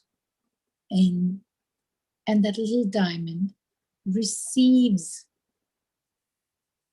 power from the Supreme Spirit, the Supreme Soul, God, Allah, Waheguru, whatever names we give, that Supreme One that doesn't enter the womb of a mother to play in this life in a body, the one separate from the play, the director. My identity and his identity is the same.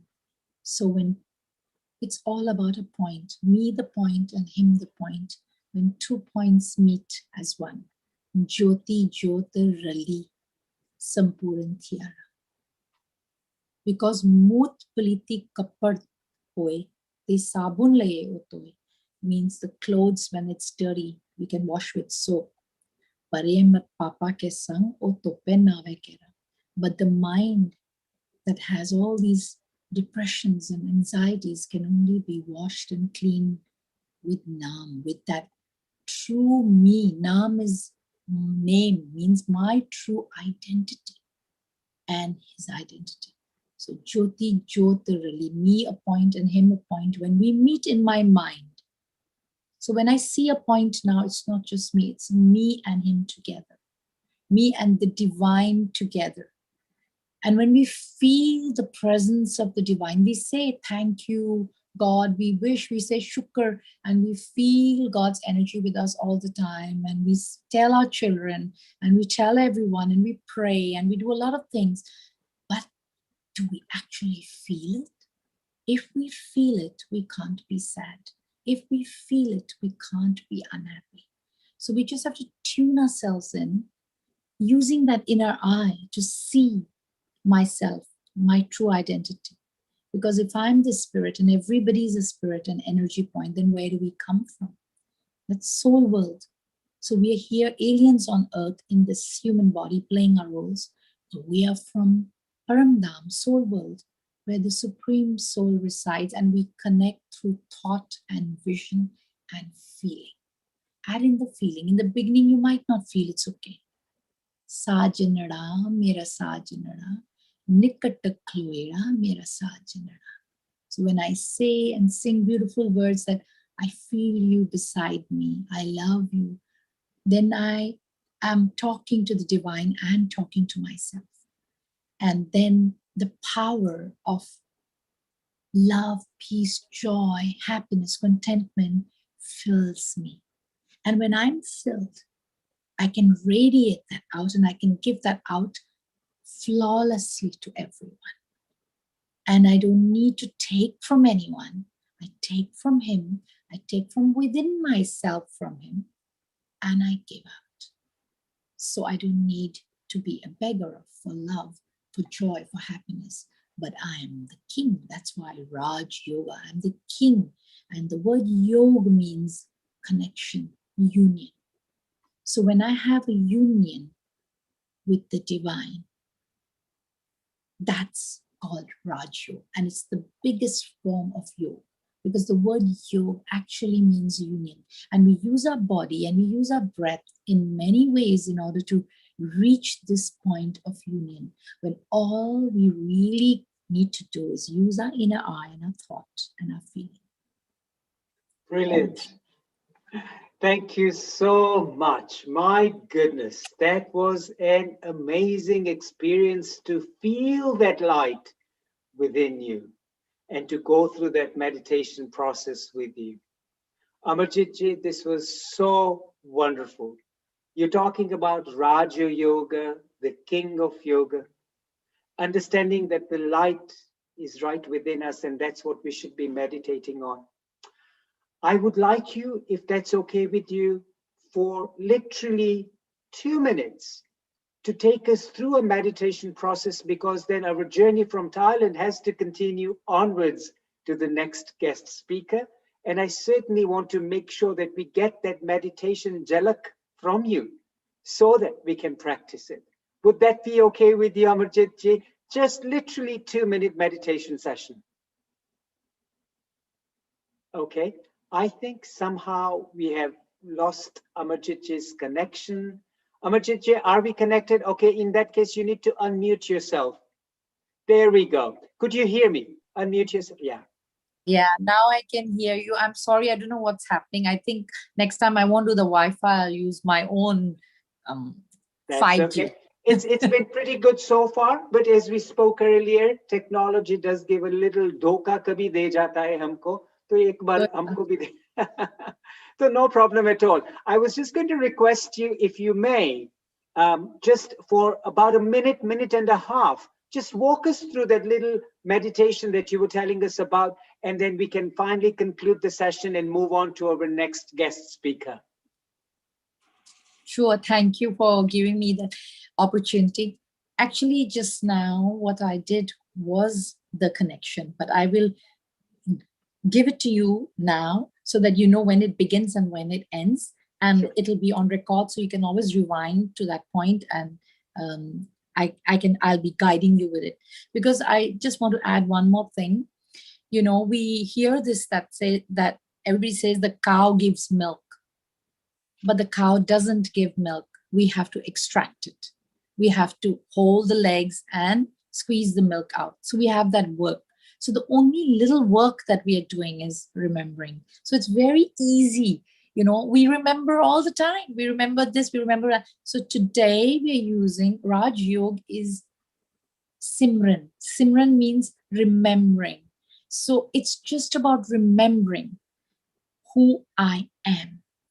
Okay, Absolutely. so I'm going to guide you in, and we're Sure. going to So begin now.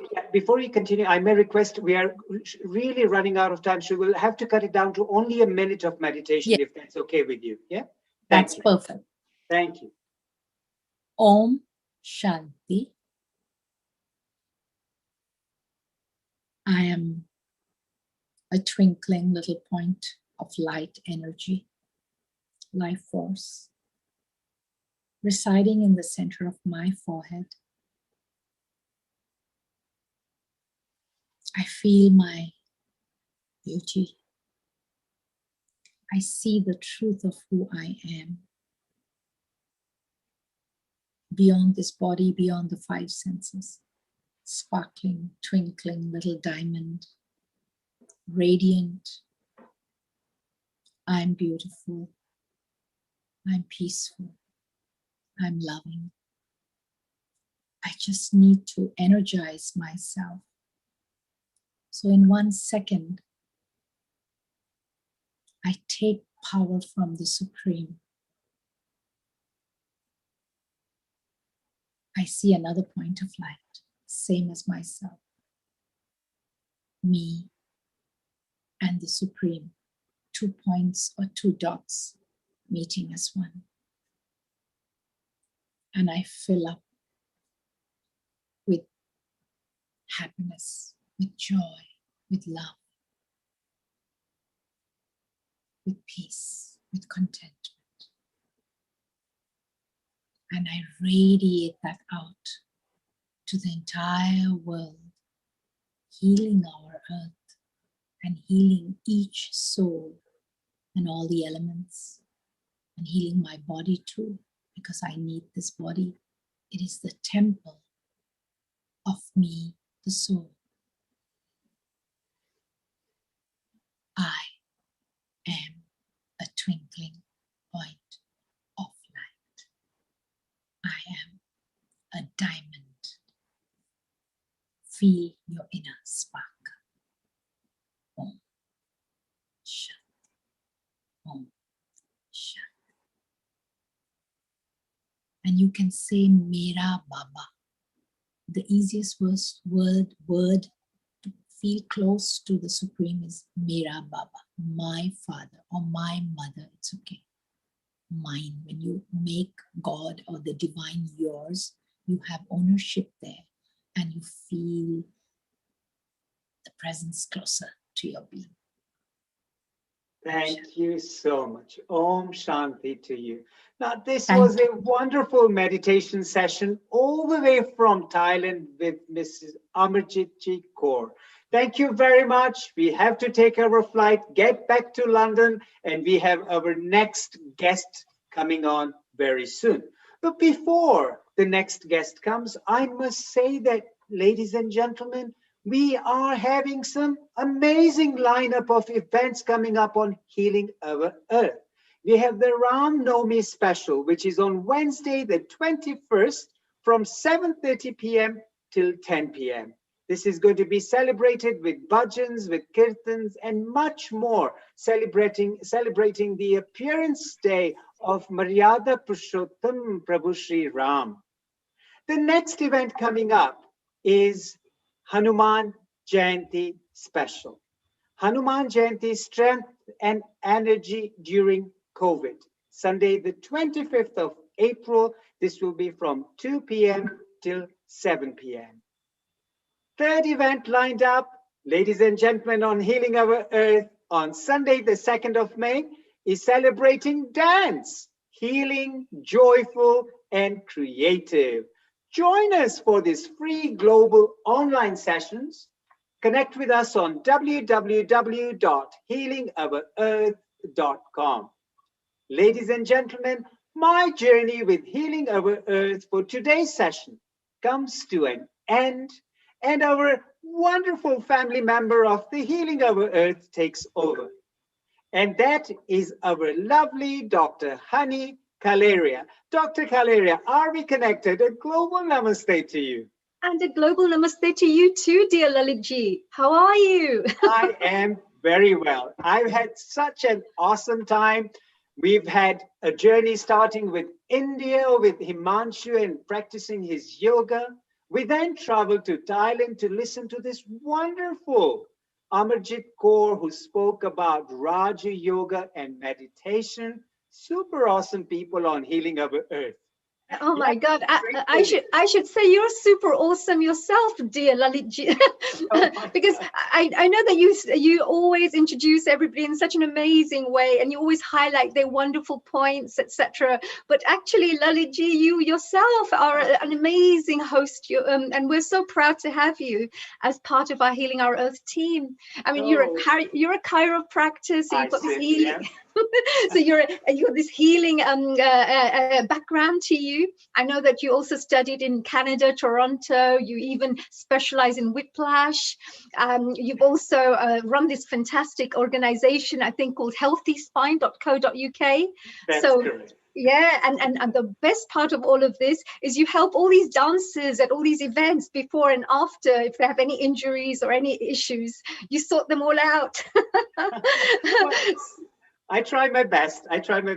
Dr. Honey. But let me say one thing. You are our next host on the session continuing on yoga and meditation. So, ladies and gentlemen, I have the privilege and am truly delighted to introduce our next host for the session, Dr. Honey Kaleria. Let me tell you a little bit about her. She is a mind, body, soul coach and an award-winning creative dance expert with over 35 years of experience in the field of art, culture, and entertainment. Honey has been a spiritual seeker and a meditator since she was a teenager and regularly practices Samarpan meditation, which is part of Dhyana Yoga, taught by the Himalayan yogi Shiv Krupananda Swami. She has enjoyed studying many spiritual disciplines and yogic sciences ranging from Raj Yoga taught by Brahma Kumaris, Art of Living by Ravi Shankar, Vipassana by Goenka, Isha Kriya by Sadhguru, Kundalini Yoga by Yogi Bhajan, and Vedantic spiritual practices taught by the Chinmaya Mission, as well as other Western practices such as mindfulness and transcendental meditation. She believes it is important to self-respect, contemplate, and grow spiritually to become a better human being. Above all this, and I'm not kidding, Dr. Honey Kaleria is a super awesome personality, a very bubbly, high energy person. If you stand next to her, you're probably going to get affected by a voltage over there. That's the energy she exhibits. So Dr. Honey Calario, with that energy, I will let you continue the session on healing our earth with our next few guest speakers. Have a wonderful day. Global Namaste. A global namaste, dear Lalit ji. Dr. Lalit Soda, you were listening to there. Oh my God, isn't he amazing? That was a fantastic, I would say, introduction. Even I was thinking, oh my God, have I been on this journey for such a long time, this spiritual journey? And it's so amazing to connect with all these other wonderful people who are on a path where they're learning yoga, they're learning meditation, they're thinking about becoming better human beings. It really doesn't matter which path you choose. So I would say, first of all, really a global namaste to everyone. I got very excited there to share all this. We do have an amazing lineup for you today, so you do not want to miss this. Go and get a cup of tea, sit down and listen and watch and learn. You're going to love today's event. And not just that, we have some amazing guests who are going to be joining us later on as well. And very soon we have this very beautiful soul, a very talented lady called Beel Patel, who will be joining us. And she's also going to be sharing these wonderful yogic practice exercises with us. So Beel, first of all, are you there, my dear?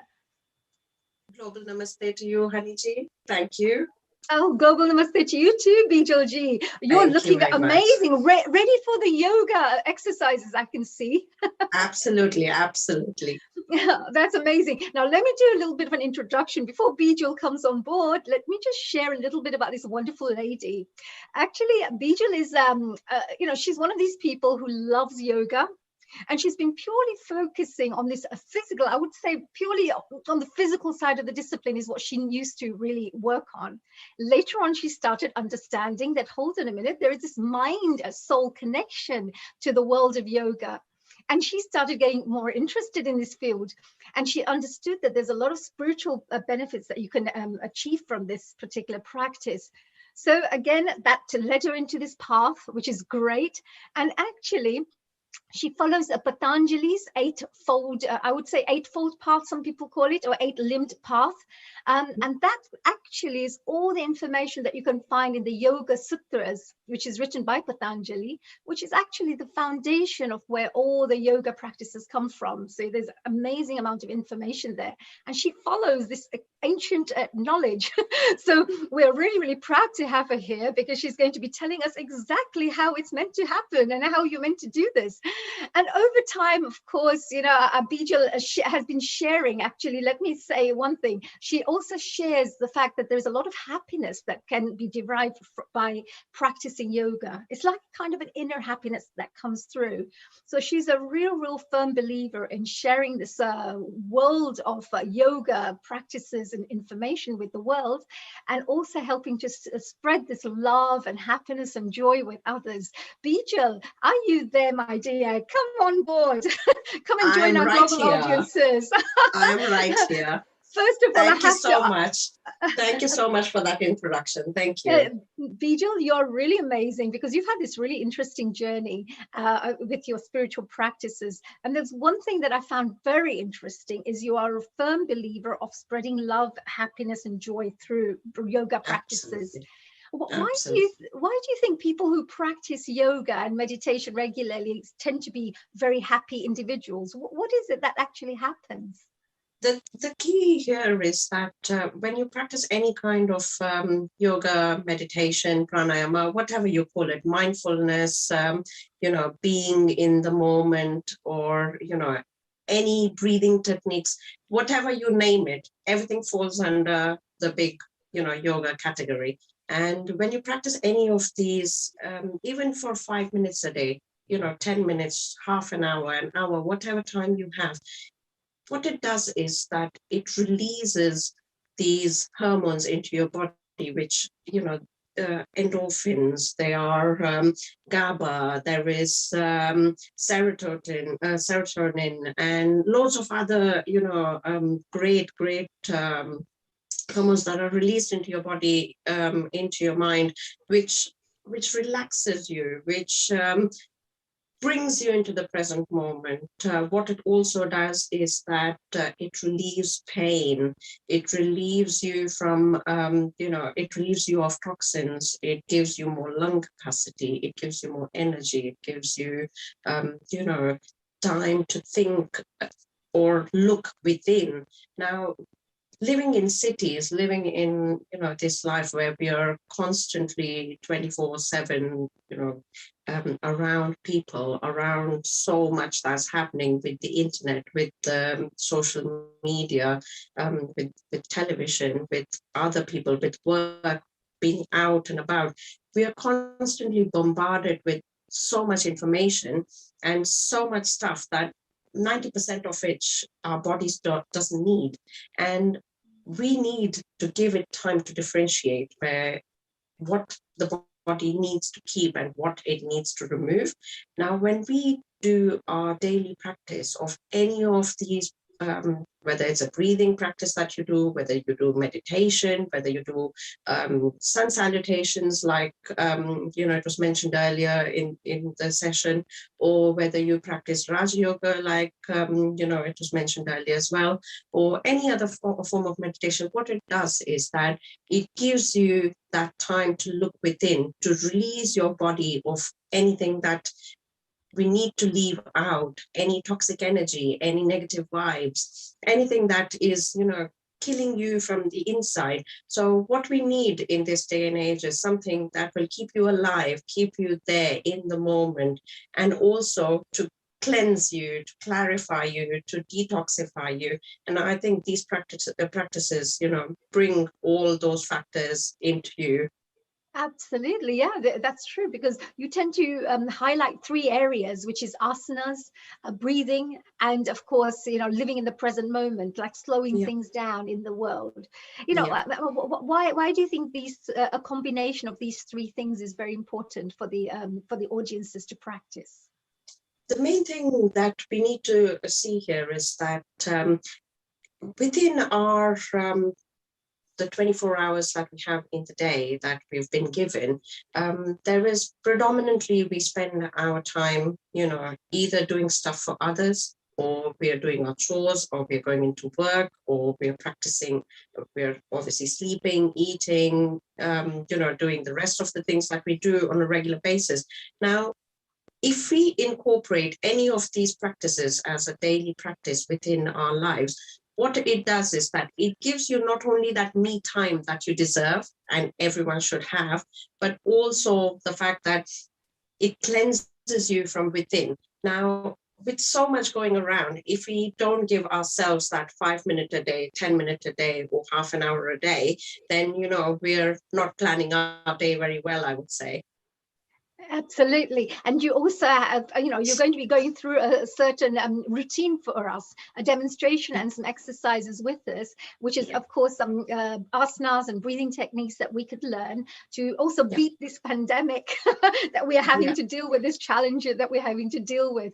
What will you be going through today? What are the exercises that you're going to run through? Because the audience members out there, if you're watching right now, get yourselves ready, because Bijal's going to be running through some wonderful, easy to follow exercises that you can benefit from. So what will you be sharing today, Bijal? So what we'll do is we'll take some time to do a few breathing practices. And these practices are not only to beat the pandemic, but these can be practiced on a daily basis. And what they would do is that it'll eliminate any toxins in your body. It increases your immunity. So not only coronavirus or COVID-19 or whatever we want to call it, there is so much more that is happening, and you want to obviously get your body, your mind, your spirit ready for that. So the prana practice or the pranayama practice that we will do will start to, or will help you to build into that. And what we'll also do is the pranayama practice will help you get rid of stress, anxiety. With the pandemic, what's happened is lots of people have spent a long time staying at home, being within their families, not doing much, not going out much, which is building stress. sometimes people can express it. Some people can't express that they're stressed out or they're anxious, or, you know, listening to the news, watching all the stuff that is happening, getting all the notifications on your phone, constantly being bombarded with the information. So even though you don't mention it at times, there is some sort of stress that builds in your subconscious mind because of so much information that we're giving it. So what this pranayama practice will do is it'll help you reduce the stress, the anxiety, you know, the challenges that everyone is facing on a day-to-day basis. It will help you relieve any pain that you have.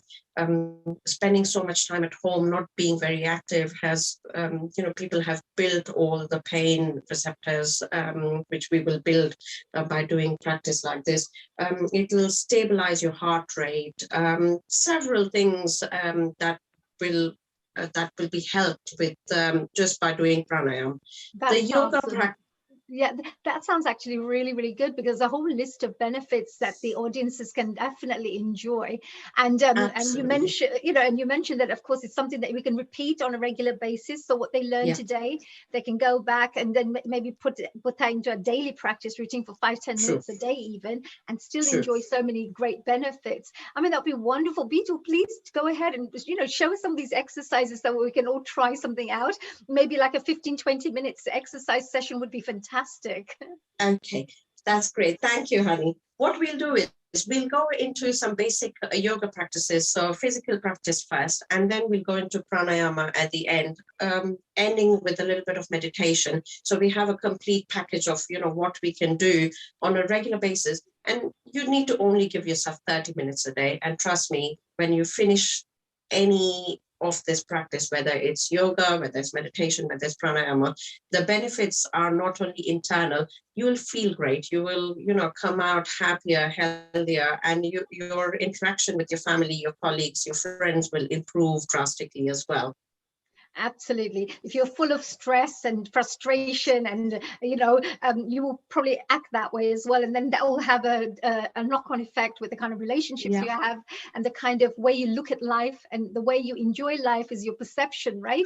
And if you're not positive, if you're not positive in your mind, then you'll be seeing everything as making mountains out of molehills sometimes.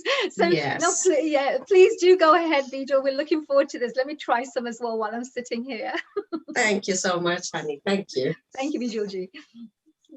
So what we'll do is we'll start with some basic yoga exercise practices. If possible, I'd like everyone to sit in a comfortable position. You can sit the way I am sitting, or you can cross your leg in a fully crossed position like this. If you want to sit in a Vajrasana position with your thighs and your feet back behind you, feel free to do that. If you're sitting on a chair, comfortably sit down on your chair.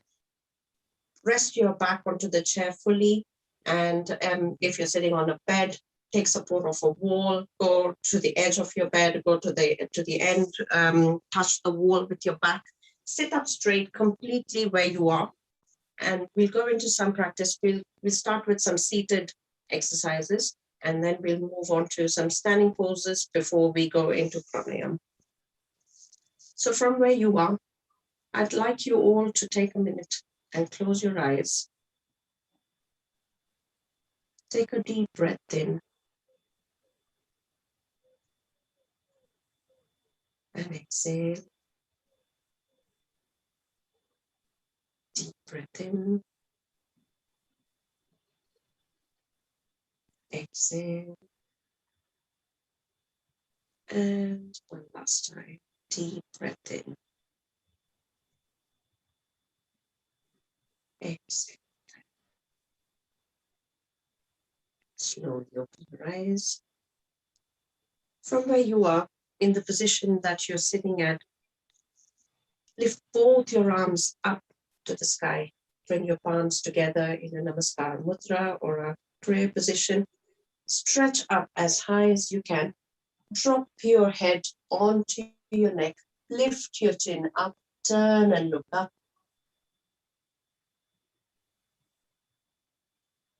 Hold there for a moment.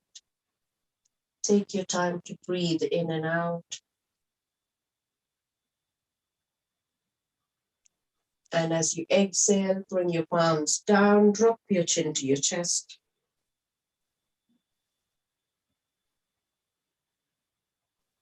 Again, with an inhale, lift both hands up.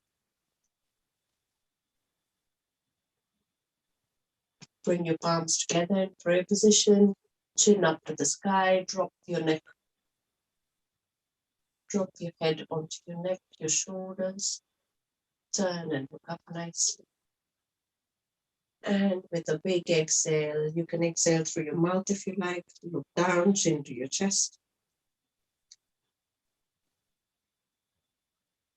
And one last time. Inhale, lift up. Turn and look up. Slow and gentle movements because our body is not warm enough yet. We don't want to make any harsh movements. Slow and gentle. As our body warms up, we can go into a full practice. And exhale. From where you are, place your left palm on your right knee. Your right palm as far back as possible, pushing your shoulders back. Give your spine a nice twist. So if you're sitting on a chair, place your arm around your chair. The back right arm goes around your chair. Turn and look back. Change direction. Give your spine a nice twist. Turn and look back. One more time.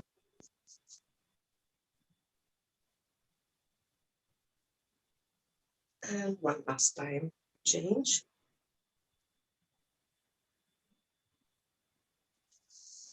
From where you are, slowly come to the center.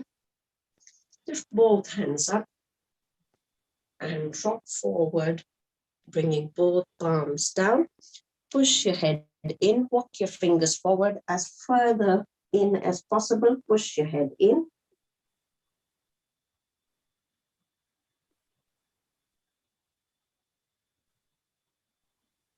Inhale, lift both hands up, turn and look up. And exhale. Inhale, lift up. And one last time, exhale. Slowly come to center. If possible, you can stand up where you are. And we'll go into a few postures standing up.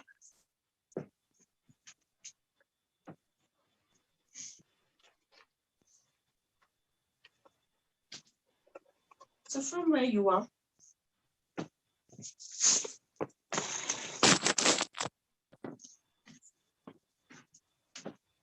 lift both hands up, bring your palms together, and loosely fold forward, placing your palms 1 foot away from your toes.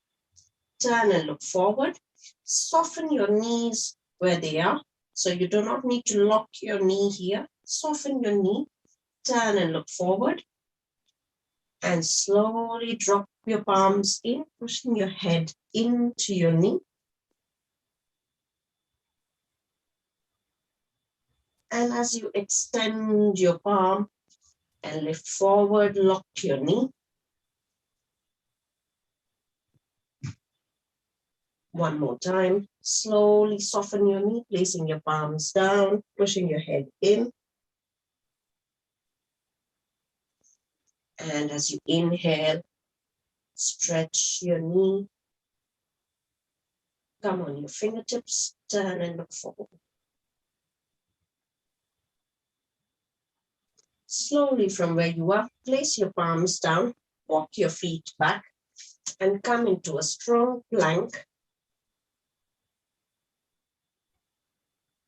Place your knee down and push back into a child's pose.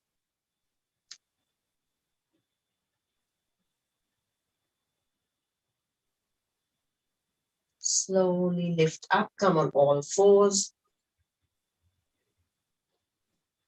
Come back into plank. Nice strong plank here.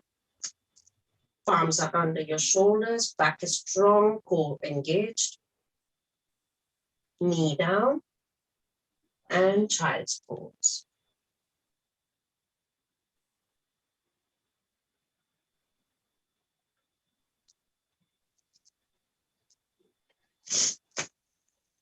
We can do this 6 to 8 times. So moving on.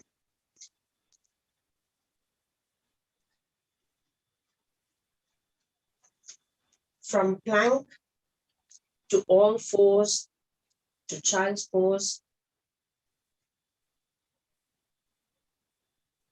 And then slowly lifting your knee up to come into downward dog. As you move into downward dog, open your feet wide to the edge of your mat.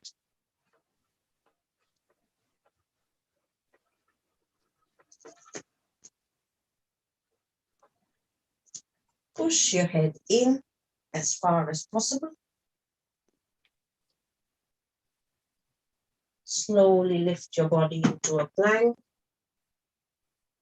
wide-legged plank, and go back to downward dog.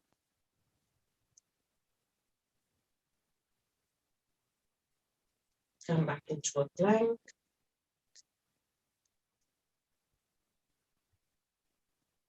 Slowly go into downward dog.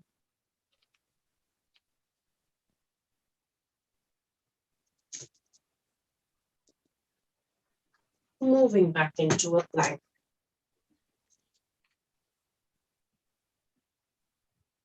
Place your knee down. Go back into child's pose. And rest there. Take a moment to rest.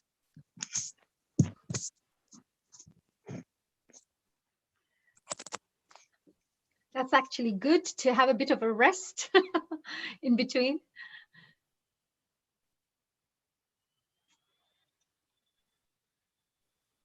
And sit up. Once you sit up, stretch your legs out.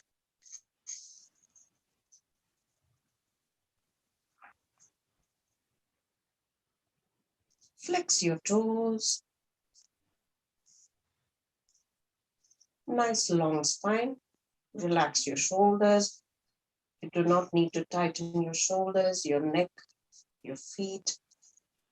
Just slowly keep flexing your toes and nice long spine. From where you are, bend your right knee. Cross your foot over your left knee.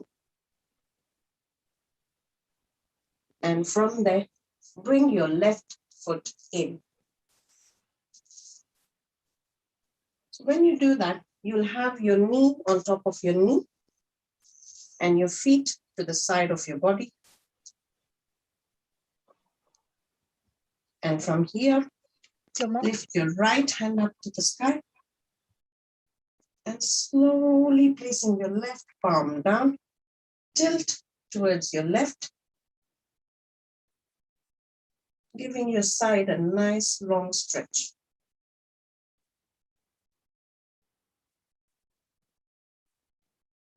If you've been practicing any other form of exercise or yoga, you can place your elbow down and stretch even further in.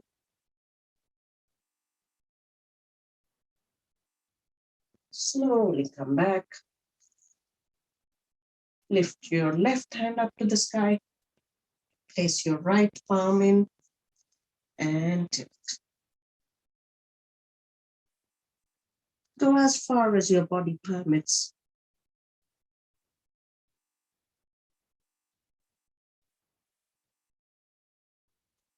And always try to hold each posture for a couple of seconds before you come back out and stretch your legs back out.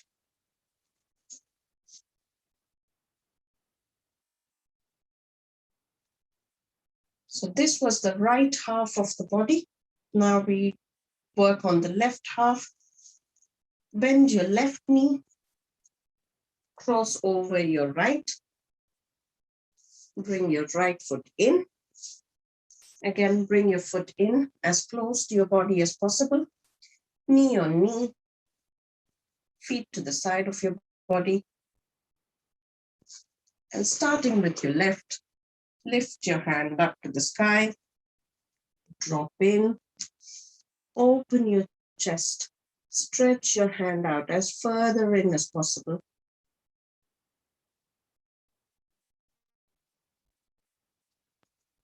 And slowly come out. Left hand up to the sky, right hand up to the sky next. And tilt.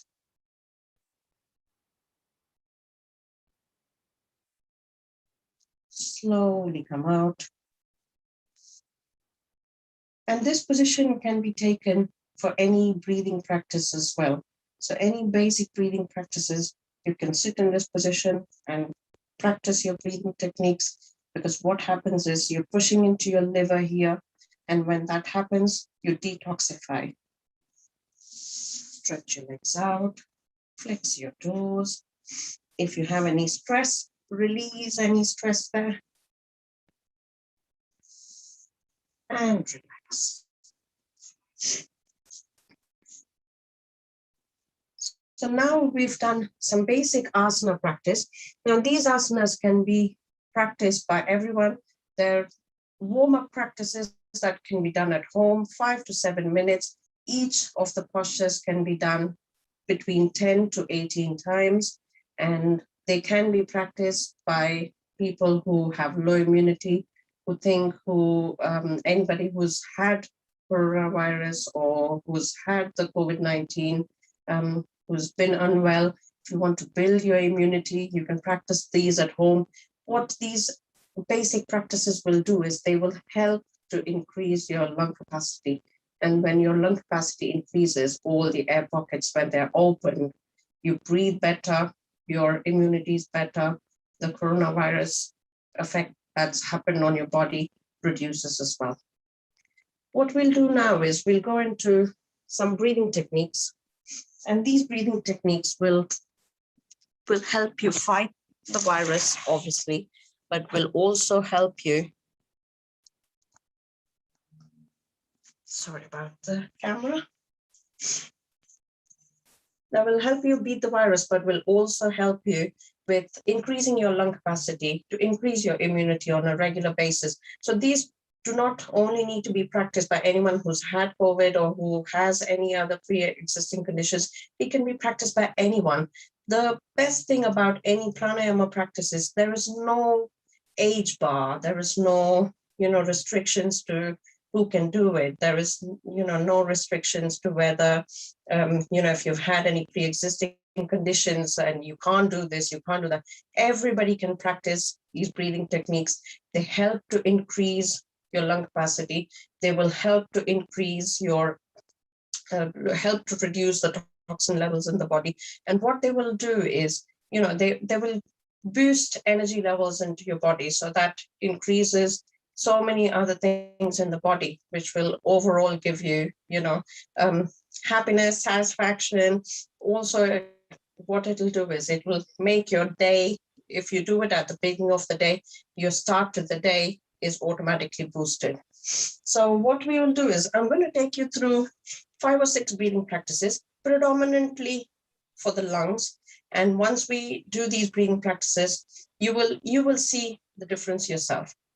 So the first breathing practice. Bijal, that's amazing. We're going to go through our breathing exercises now. We have about 5-6 minutes or so. So whichever one you feel would be great, would be fantastic to share. Fantastic. What I will do is I will show you all the 5 or 6 pranayamas that we can do at home, and you can do them 10 to 15 times at your own pace in your own time. And I'll just give you a little gist of each one, and they can be practiced in your own time. Fantastic. So the first breathing exercise that we'd like everyone, especially anyone who's had the coronavirus too, is called prone breathing. So for this prone breathing is the simplest form of breathing. You lie down on your stomach. Your hands are on top of each other. Put your forehead on your palm and take deep, long breaths. Inhale and exhale. Feel your tummy push into the floor and exhale fully.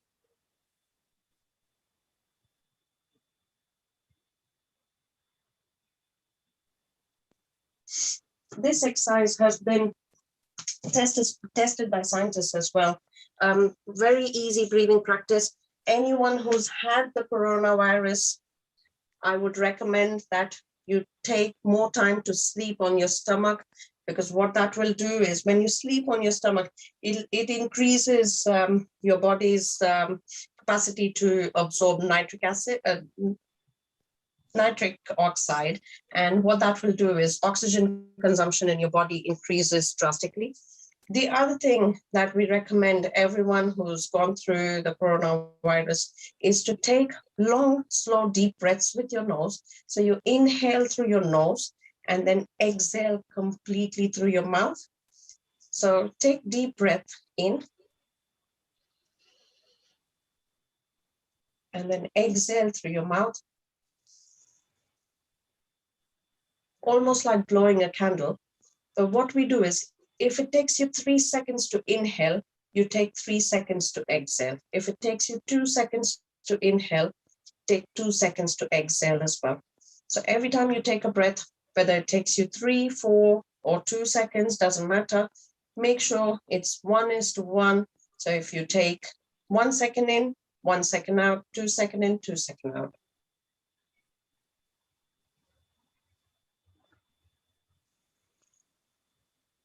Almost like blowing a candle. Deep inhale.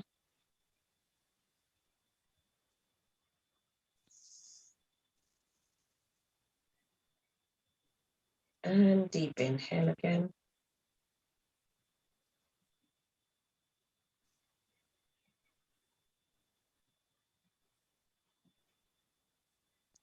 The third technique that we want everyone to practice regularly for breathing is to bring your palms forward in prayer position.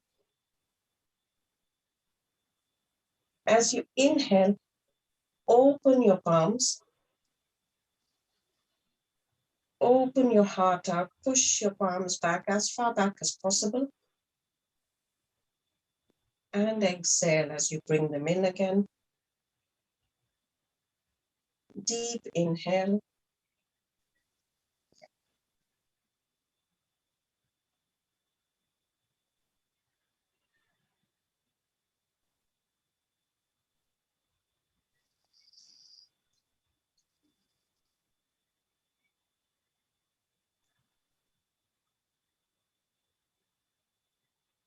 So again, these can be all practiced between 10 to 25 times, or as much capacity as your lung has. Any practice that you do, you need to bear in mind that these are complementary therapies. They are not, to take away from any medication that you already have been suggested by doctors. So bear in mind, any breathing techniques, any practices, any yoga, it's best advised to take the advice of your doctor before starting anything. Also, when you start any breathing practice, you continue to take your medication that you've been advised to take. There are complementary therapies to cleanse you from within. They are not to substitute any medication that you're already taking. Absolutely. Also, the one breathing technique that we all tend to forget is diaphragmatic breathing. So breathing from your stomach. Now, as we breathe in and out, 90% of the time we'll see that when we breathe in or out, we breathe in only till our chest, not all the way to our tummy. So to understand or to bring our mind into that position where we go all the way, our breath goes all the way into the lungs, right up to the end of your lungs, the best thing to do is lie down on your stomach, place your palm on your navel, and keep your knees folded. Take a deep breath in and feel your stomach expand. As you exhale, pull your tummy in. As you inhale, expand. As you exhale, pull your tummy in.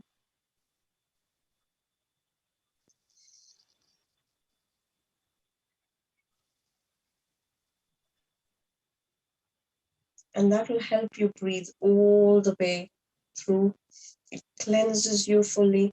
And when you take full deep breaths, your oxygen pockets in your blood, in your lungs, expand.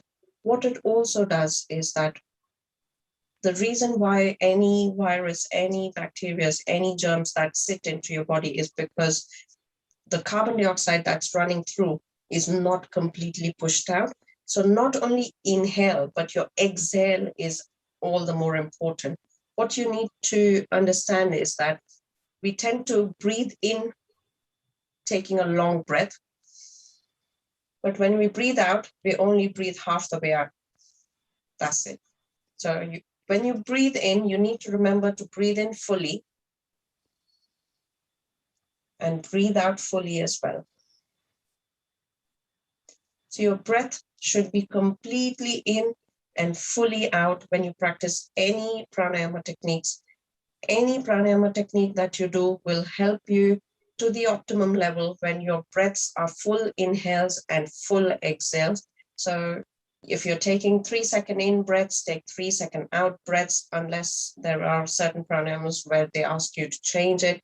Otherwise, take full deep breaths in, deep breaths out. If you're not able to fully exhale through your nose, you can fully exhale through your mouth, and that will help you fully open up any pockets that are closed or clogged. The last pranayama that I'd advise everyone to take on as a daily practice, not only coronavirus, as a daily practice, is called Brahmari, or the humming pranayama. Excuse me.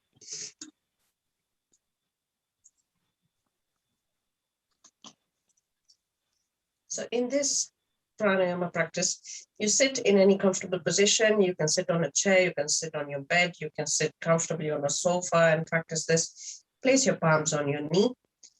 You definitely need to close your eyes for this one. Take a full deep breath in. And as you exhale, make the sound of a humming bee.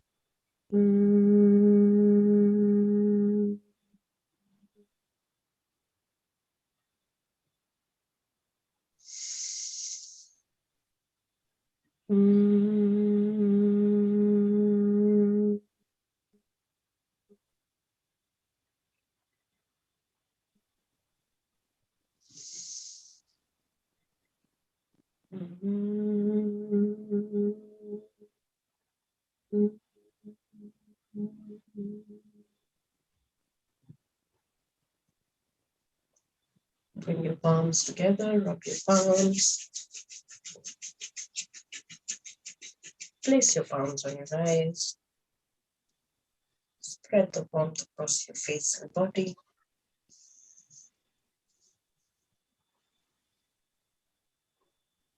And you can slowly open your eyes when you're comfortable. Wow, Bijal, that was amazing. Thank you so much. What fantastic exercises, and really easy to follow as well, the way you teach them in such a step-by-step manner that anyone, even if you're a beginner, will be able to perhaps follow, and just step-by-step, and so much benefits. Like, look at the list of benefits by incorporating 10 minutes, 15 minutes, half an hour in a day in your yoga practices. The amount of benefits that a person can receive within even 2 weeks or a month, or 6 months, 1 year, would be amazing. So thank you, Bijal, for joining us and sharing these excellent techniques, including the breathing exercises, because pranayama, I believe, of course, is life force.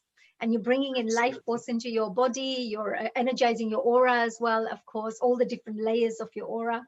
So it creates a really nice, strong immune system, like a nice blanket around you, a strong blanket around you to protect you in terms of immunity.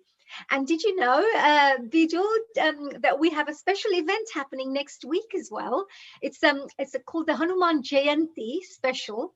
And it's for all those people, you know, who may be looking to perhaps protect themselves, to energize themselves, and to, you know, build the strength during this COVID time. As you know, Hanumanji is all about strength. Yes. So do tell all your friends and family and all these Healing Our Earth audience members who are out there as well.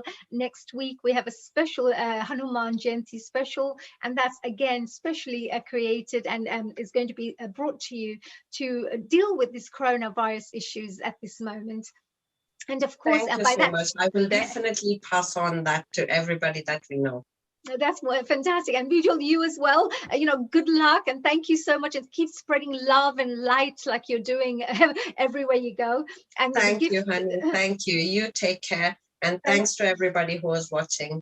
Sure. The gift of health, I think, is the most powerful gift you can give to somebody. So it's amazing. True. So Bijal, a global namaste to you. Have a fantastic day, and thank you for coming along and you know, just sharing your beautiful knowledge with us.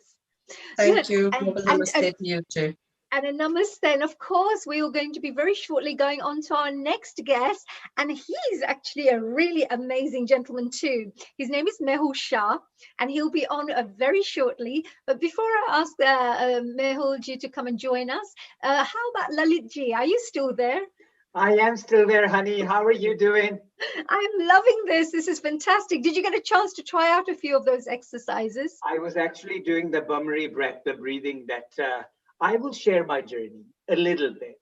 Yes, please do. Yeah, I picked up all this from this wonderful speaker who's next on with you. I started my yoga journey with him, and I am still on my yoga journey with him. This is going back about 6 years now. Yes.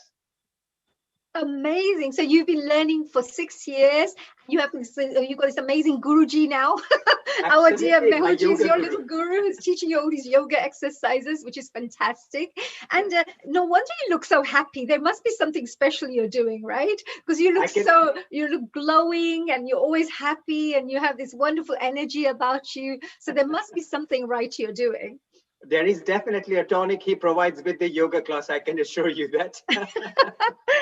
And of course, you know, so I mean, we as well at the Healing Our Earth, being part of the same team, our aim is to actually, you know, kind of spread love, bring unity, also create a bit of harmony, share happiness. And one of that is, of course, health as well during this coronavirus time.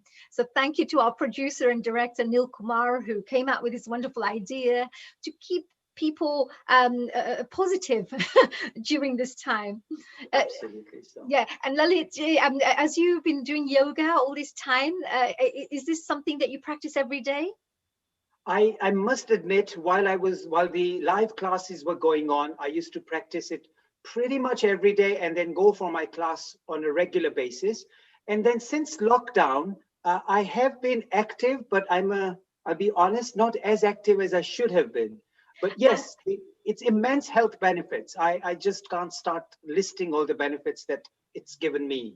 So yes. Yes, it's true. Yoga and meditation is one of those areas where you have to actually experience it, because you could be watching and reading books or watching people exercise. But if you do it yourself, all of a sudden you realize what the fuss is about, because you think, wow, I feel really good.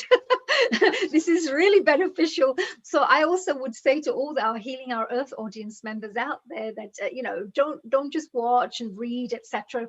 You know, try it, practice it. You will see a huge difference take place. So I think all of us say that. Now, thank you, Lalitji, for sharing them. If you're around, you know, please do continue sharing some of your lovely stories and your lovely experiences in the field of spirituality. And of course, I've also had a chance to interview you for this amazing programs where I met you at ISKCON Temple. That's where correct. you do great voluntary work there as well. You're always of service to so many people. And you showed me around with the ISKCON temple. You told me about the Beatles, how they donated this place for the Hare Rama Hare Krishna movement. So it was wonderful. So thank you. So there's a lot behind you too, Lalitji, with so many lovely stories that we could tell our audience members about you.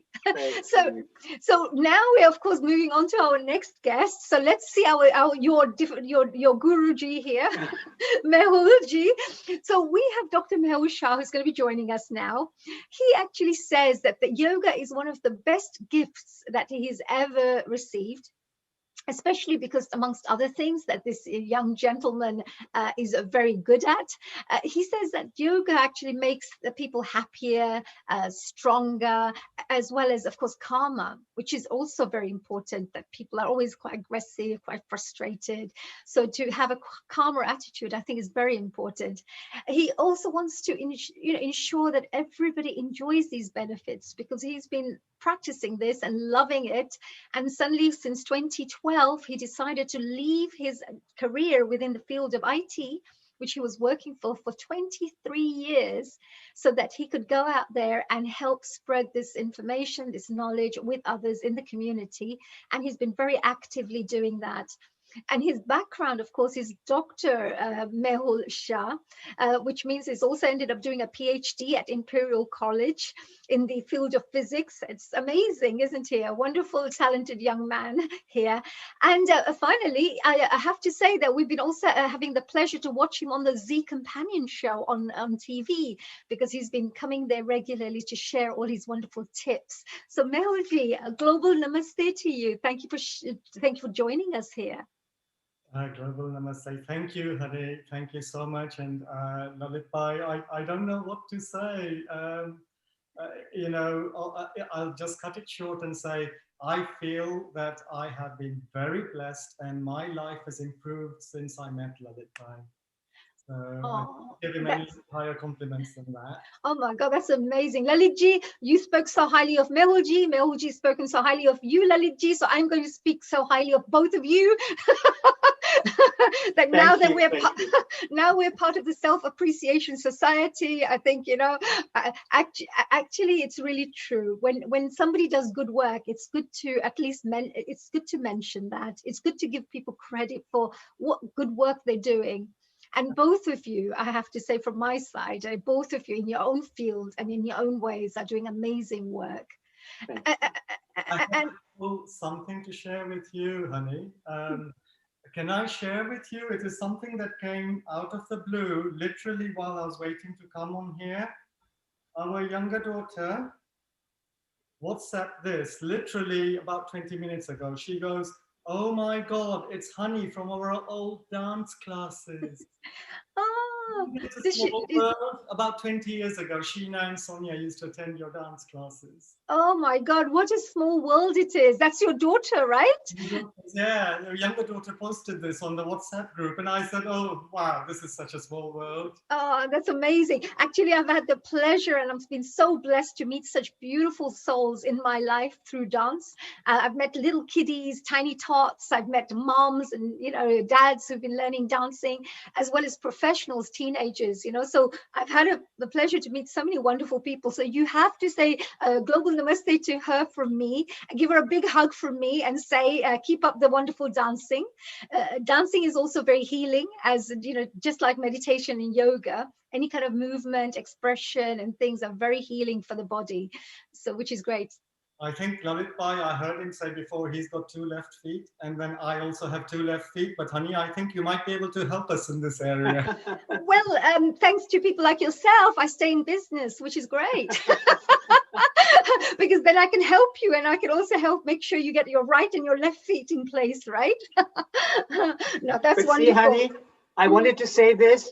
How many souls have you touched? You're praising us both, but see the souls you have touched too. Actually, I've had a chance to teach more than 500,000 students, Meulji, yes, more than 500,000 students in my lifetime. So I've had a chance to meet a lot of various people and different, but it's fun. It's fun. God puts you in this earth to do some work for the universe, not just for you, it's for humanity.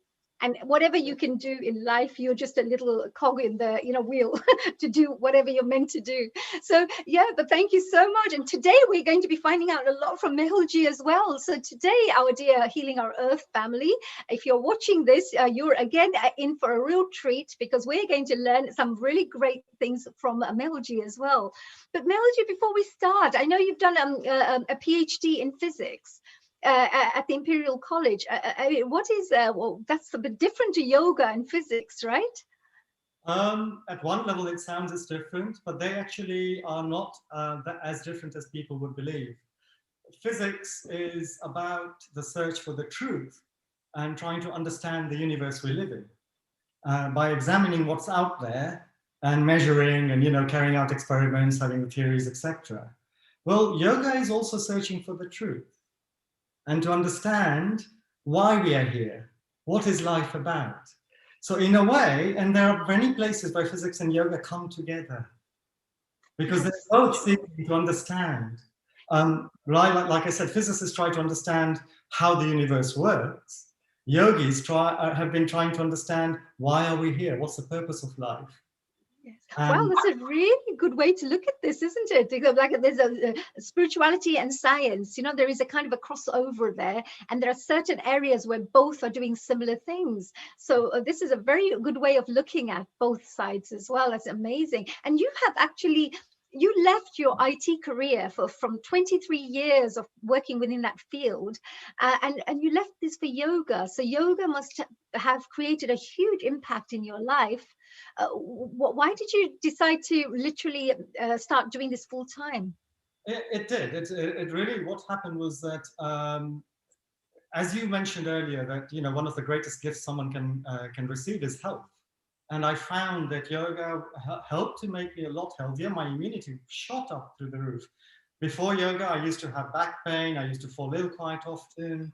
And then my wife introduced me to yoga, and I've never looked back since, in the sense that time and again, I look back and I think, how blessed am I that yoga entered my life.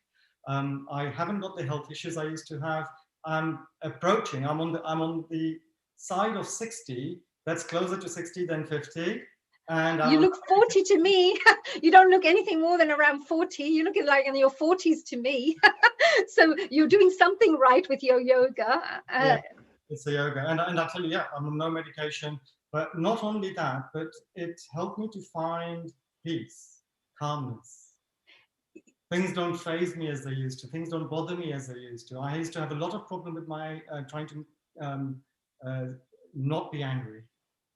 There's a lot of things that used to make me angry, or I would be stressed. And working the corporate world for 23 years, the pressure's always there, the stress is always there, and yoga was a perfect antidote to all of this. And then I thought, well, what do I want to do with my life going forwards? And I'm sure that this is not in no way taking anything away from people in very successful corporate jobs. They're doing a fantastic, important role. But for me, I just felt that I needed to turn now and spend the rest of my life trying to give something back, because I just felt I'd received so much from yoga. I needed to actually spread these benefits, and that's the big thing. So amazing. And you're an ideal candidate to do that, because you've experienced it yourself, so it comes from your heart. And what you're also going to be sharing with our audiences today, you have this journey, and you brought in this pool of knowledge which is within you now, because it's not just learned knowledge, it's practiced knowledge. It's experienced knowledge that you're now going to be sharing with us. So I think that's a very powerful thing. I know today you're going to be doing a special exercise or a particular demonstration, which is called Salutations to Mother Earth. Now, Healing Our Earth is all about this. Healing Our Earth is all about connecting to each other, uniting to look after our Mother Earth. It's all about doing all the positive things in collectivity. So I was very interested to find out, what do you mean by salutations to Mother Earth?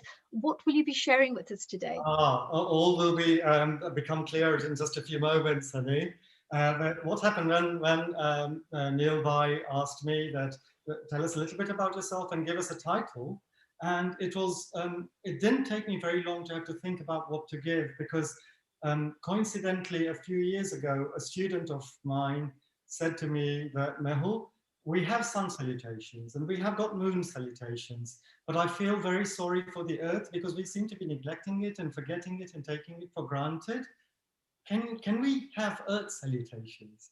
And so her name is Richa. I don't know if she's watching, but for the students, I created this special sequence, and it's been a hit. Everybody who's come across the sequence loves it, absolutely loves it. And I feel that it is so true. Mankind has sort of lost their way a little bit and have neglected the earth, and there is a lot of the earth needs the healing.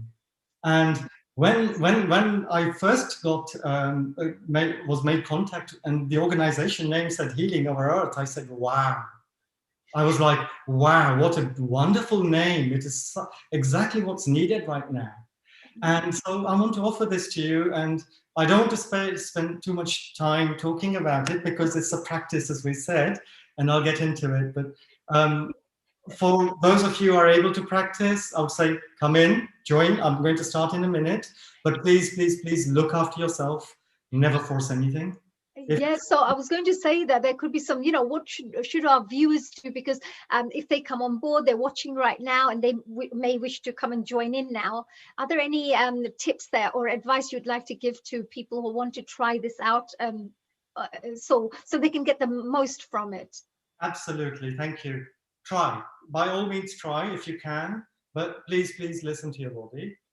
You don't have to do everything I offer. Don't force yourself. That's not yoga. If it's not joyful, if it's not peaceful, if it's not calm, if there's no harmony, that's not yoga. So work with your body rather than against it. Anything you can do, join in, enjoy. If you can't do it, don't worry.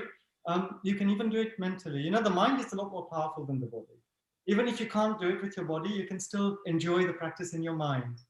And this sequence, now let me get started with it. Absolutely. Time is a little bit short. So yes, please go ahead. It's all yours now, dear Velji. We've got about 20 minutes here. Thank you. I'm going to jump onto my mat, and then we'll finish with the meditation. But let's get through. So it is a sequence, but I'm going to start and develop the individual pieces before the sequence. The very first thing is going to be what are known as cat postures. So if you can, bring yourselves onto your hands and knees with your palms directly underneath your shoulders, knees directly underneath your hips. This position we'll call flat cat. And then we're going to go into arched cat from here. So take a deep breath in through the nose. As you breathe out, take the middle part of your back up towards the ceiling, tuck your chin down towards your chest, and rotate your hips in towards your chest as well. And you'll feel this lovely, lovely stretch in the back. And this is what I want you to focus on, is what you're feeling. Enjoy that stretch. And then slowly return to flat cat. And now we're going to open up the spine in the opposite direction. So when you can, start to drop the spine down towards the floor. Take the chin up towards the ceiling. Rotate your hips up towards the ceiling too. So this is opening up the spine in a different direction. The cat movements are very, very good for loosening up the spine. Let's do this once more in each direction. So when you're ready, on an in-breath, return to the flat cat. As you breathe out, go into arched cat. Take the middle part of your back up towards the ceiling, tuck your chin down towards your chest, rotate your hips in, enjoy the stretch in your back. On your next in-breath, return to flat cat. As you breathe out, this time, go into inverted cat or dipped cat. Dropping the middle part of your spine down, opening up your chest, rotating your hips up towards the ceiling, and chin upwards as well. So you're opening up the front part here.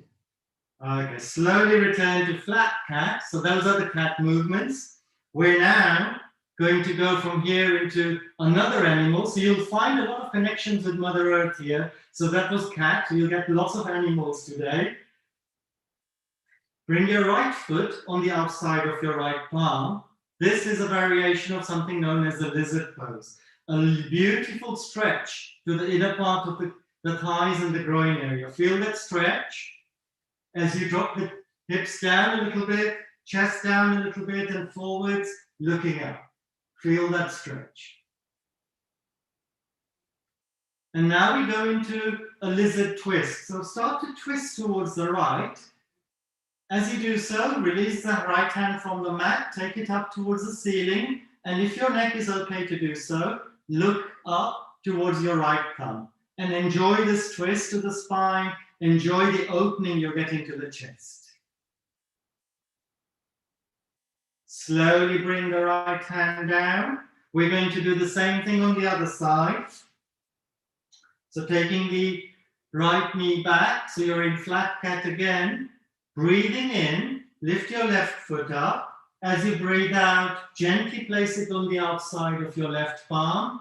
And once again, opening up the inner thighs, groin area, the hip area. Hips down, chest forward, looking a little slightly ahead of you and upwards. This is like the lizard. Just enjoy. Imagine you're that lizard now, basking in the sun. And then you're enjoying the sunshine so much, you want to open up your body and expose more of it to the sun. So this time you're going to twist to the left. When you're ready, start to take your left arm up towards the ceiling, opening up your chest. Like I said, imagine now you're that lizard on that sun. There's warm sunshine, the rays hitting you, and you're really loving this. Very slowly bring the left palm down again, return to flat cat, take a little bit of a break. So what we're going to do is go into trial pose.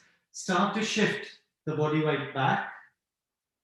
Let your bottom settle onto your heels, and then lowering the forehead down towards the mat, creeping the hands forwards. I'll call this extended child. If you can't get your forehead onto the mat, just fold your arms, let your forehead rest onto your forearm.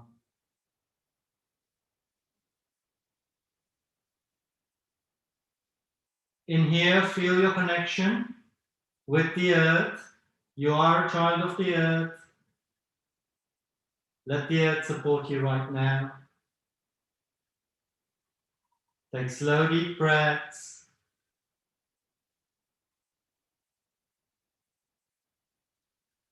Wonderful. Slowly, slowly come out from there and come back into flat cat.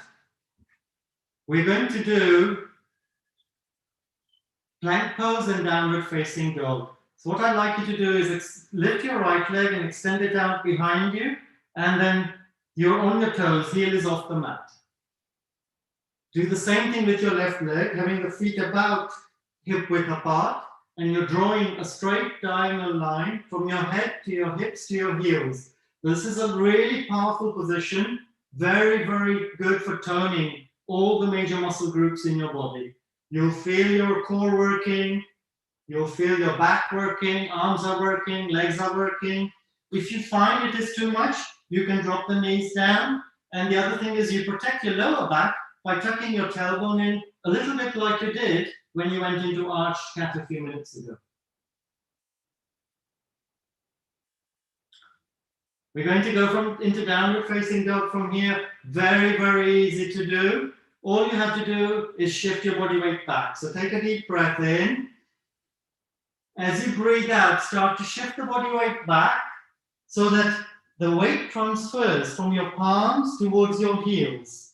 Doesn't matter if the heels don't reach the mat, as long as you feel a nice stretch on the back of your legs. You will find automatically what tends to happen is that your hips are going to start going upwards. Encourage them to go as high up towards the ceiling as you can. So you rotate your tailbone, a little bit like you did in inverted cat. Rotate your hips that way. So you see this difference? You rotate and open up your shoulders as well. So you get a really nice stretch. Just enjoy the downward facing dog now as you stay there, taking slow, deep breaths.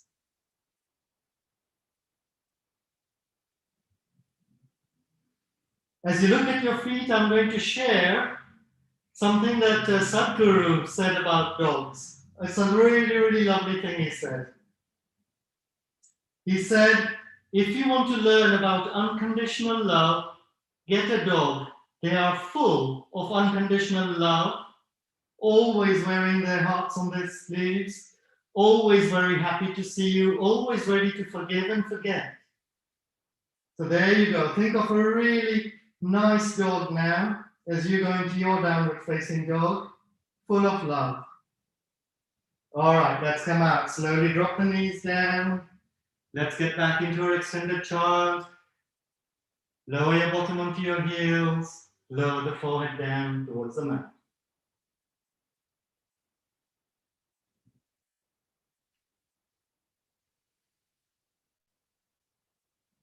Enjoy the stretch to your back. Okay, very, very slowly, just sit yourself up. I'm going to demo the next set of movements. We're going to go into something known as dog tail or three-legged dog, and from there into the pigeon pose, from there into bowing pigeon. So 3 new postures coming up. I want to show them to you quickly and then we'll do them together. So from downward facing dog, dog tail is where you would lift one leg up. So I've just lifted my left leg up. Then pigeon is where you bring the knee in between your hands down onto the floor and the shin comes down like this. You turn the back foot over so that the top of the back foot is also down onto the mat. And you start to open up your shape by pushing the chest forwards, bringing the shoulders back and the head back. That's the pigeon pose. And then what we do is, because this is strong work on the back, it's a beautiful one for opening up the hips and for the chest, and opening up the chest and all the way from the chin all the way down into the abdominal area. It opens all of that up, but it means there's compression here. So you release that by going into something known as bowing pigeon. So what you do is you leave the legs as they are and you come down like so. So we're going to do this together. So bring yourselves into downward facing dog, please. So what you have is your feet about hip width apart. You've shifted your body weight back, rotated your hips up towards the ceiling, opened up your chest. Now, for dog tail, start to lift your right leg up as high as it will go.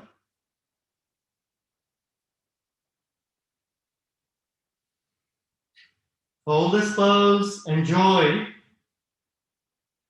the stretch, the opening up between the legs, enjoy the challenge of the balance because you're now on just one leg instead of both legs. And there's blood draining away from your right set of toes and the right foot and the right leg coming down towards the heart. Let's go into pigeon now. Get ready, take a deep breath in. Breathing out, bend the knee, right knee, shift the body weight forward. Bring your knee down in between your hands and your shin. Then just be very careful of the pressure on both of the knees and your lower back. Start to open up your shape. Keeping your hands about shoulder width apart, start to draw the hands back, start to draw the head back, but keep pushing the chest forward all the time.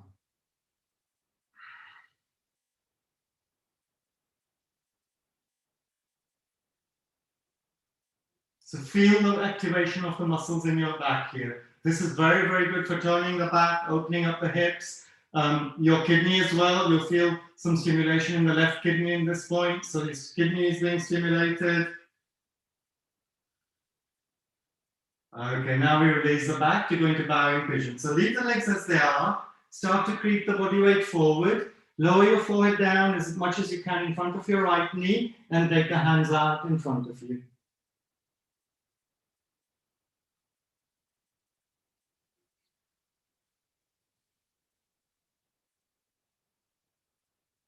Bring the hands back underneath your shoulders.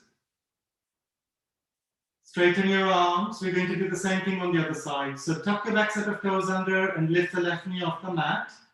And now go into downward facing dog.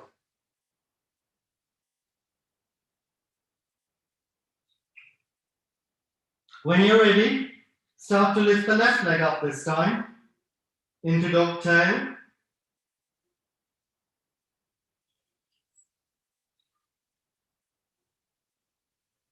Enjoy the stretch.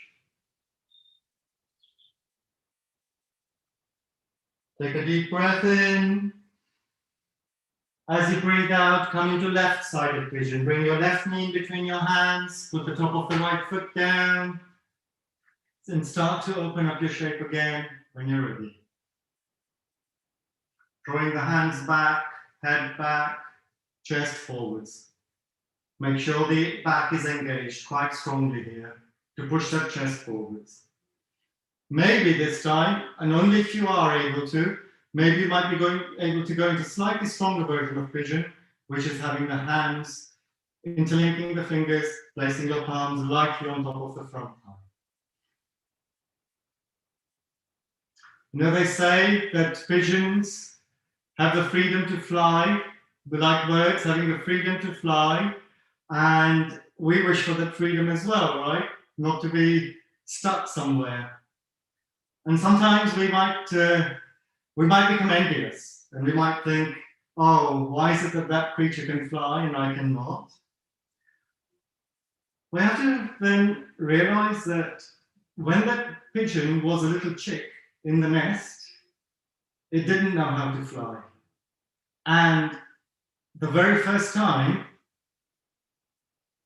it had to take off, if it didn't get it right, it would just, from that nest in the tree, it might fall down, and that would be the end of it.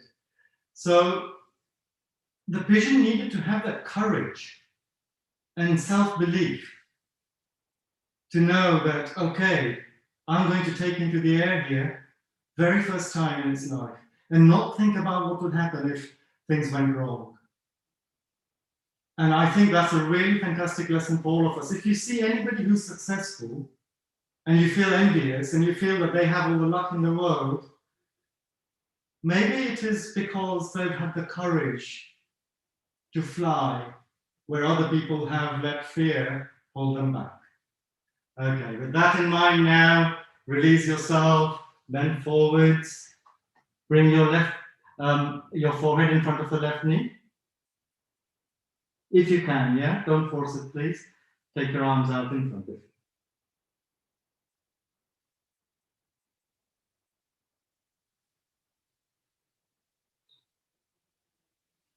Okay, slowly come up and just sit yourself in any comfortable position. I'm very going to quickly demo the next few movements that we're going to do. So we're going to go from dog tail into the lunge, and then we want to stand the body up into warrior. And after warrior, we're just going to do triangle pose. So then let me demo this to you quickly, and then we're going to do it together. So this is dog tail. And then the lunge, what you do is you shift the body weight forward, but in the pigeon, we put the knee down. Here, we put the foot down. We put the foot down in between your hands, and then you put the back foot down as well. And then what you check is that the knee is on top of the ankle, and the back leg is straight, front leg is bent. And then you stand the body up from here into warrior. So what you do is the front hand, same wherever the leg is, goes out in front of you at shoulder height, back hand behind you, and you rotate your chest. And from here, we're going to go into triangle pose. So there, you straighten the front leg. So both legs are straight now. And then without twisting, you bend so that lowering the front arm down, taking the back arm up. And it's a nice side stretch here, squeeze in the waist. So we're going to do that together now. Bring yourselves into downward facing dog. Now lift the right leg up into dog tail. Get ready to come into the lunge.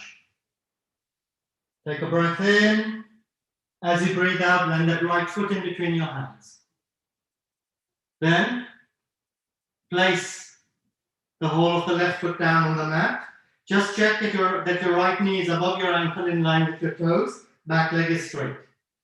Once it is, you're going to twist your chest towards the left and come up into right-sided warrior. Right arm in front of you, out in front of you, right leg out in front of you, left arm behind you.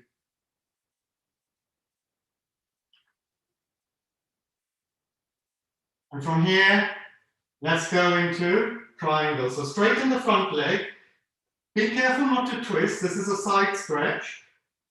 Begin to lower your right arm down. Take your left hand up. And if you feel steady, look up towards your left thumb, which is taken. There's a nice stretch to the left-hand side of your body, especially around the waist area. Enjoy that stretch to the side. Take slow deep breaths where you are, through the nose. And then slowly come up. And we're going to do the same thing the other side. So what I'd like you to do is first twist towards the front. So you're facing towards the front, back in off the mat. Bring the palms down. Come into downward facing dog. And then lift the left leg up.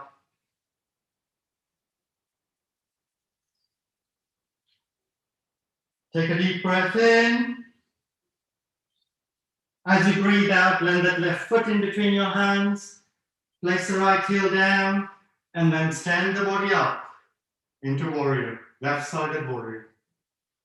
And this time, as you hold your warrior pose, I want you to imagine that you are an ecological warrior fighting to help to defend the earth.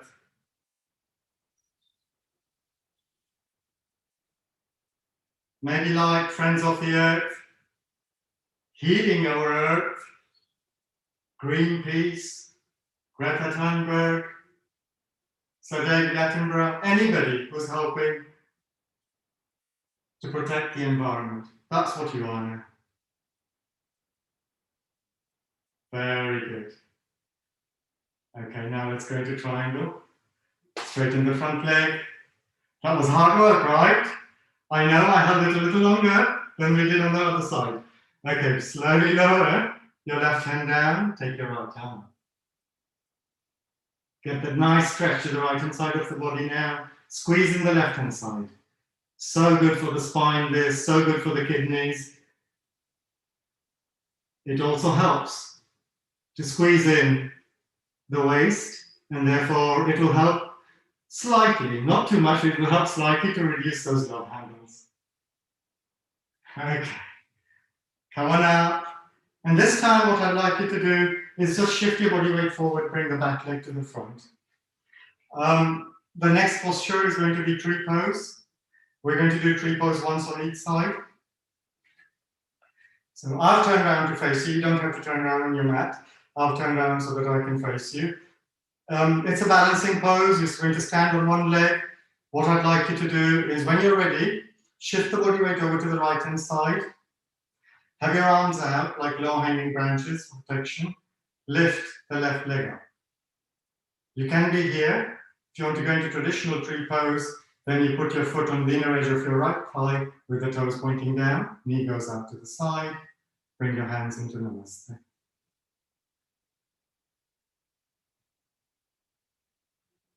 Keep your eyes nice and steady. Focus on your balance.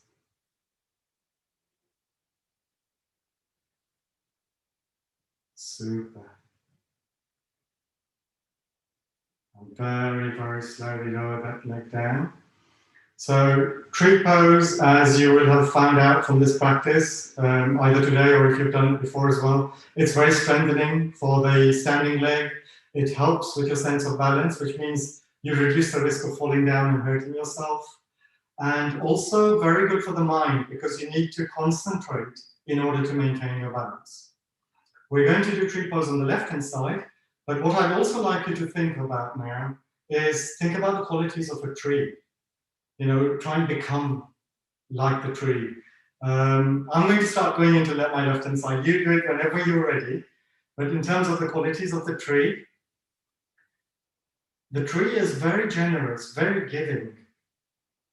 It provides us with oxygen. It provides us with fruits and vegetables. It provides us with food. It provides animals shelter, not only from the rain and the elements, but many animals actually build their homes in the trees. They're very, very giving. So imagine now, as you stand in tree pose, showing your appreciation and gratitude to all the trees. We literally would not be able to live without them. Good. Okay, slowly come down. Now, what I'd like you to do is you're going to go from here into the lunge and then into extended child. And that then finishes the basic prep for the sequence. And then we're going to go through all these movements, once on each side, continuously and flowing. So this is where the sequence comes in. So if you wanted to get into the lunge, say for example, we were in tree pose left hand side, what you do is just release the right leg, send it back, bring the palms down. So that's the lunge. Then you drop the knees down and just take yourself into extended child.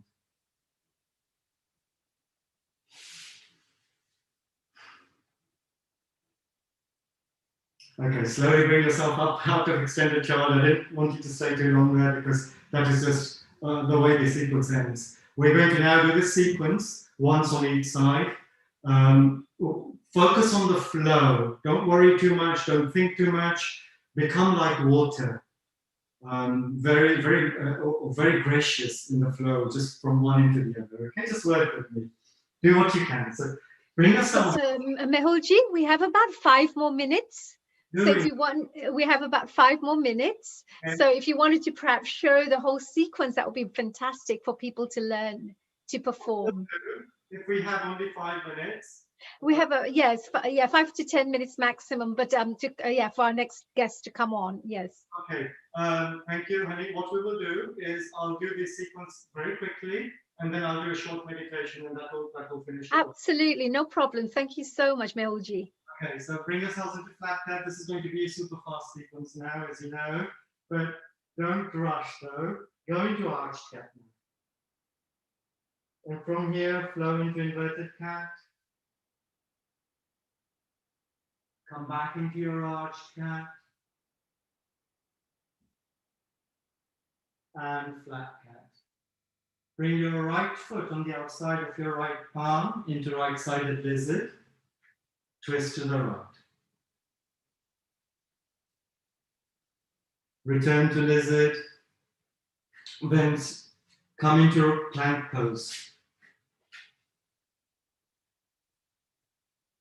Downward facing dog. Lift the right leg up into your dog tail and come into right-sided pigeon. Go as far as you can, but please be careful. You may, if you wish to, this time take flight in pigeon by spreading the wings open. And then bend forwards, bowing pigeon. Bring your hands underneath the shoulders, straighten the arms.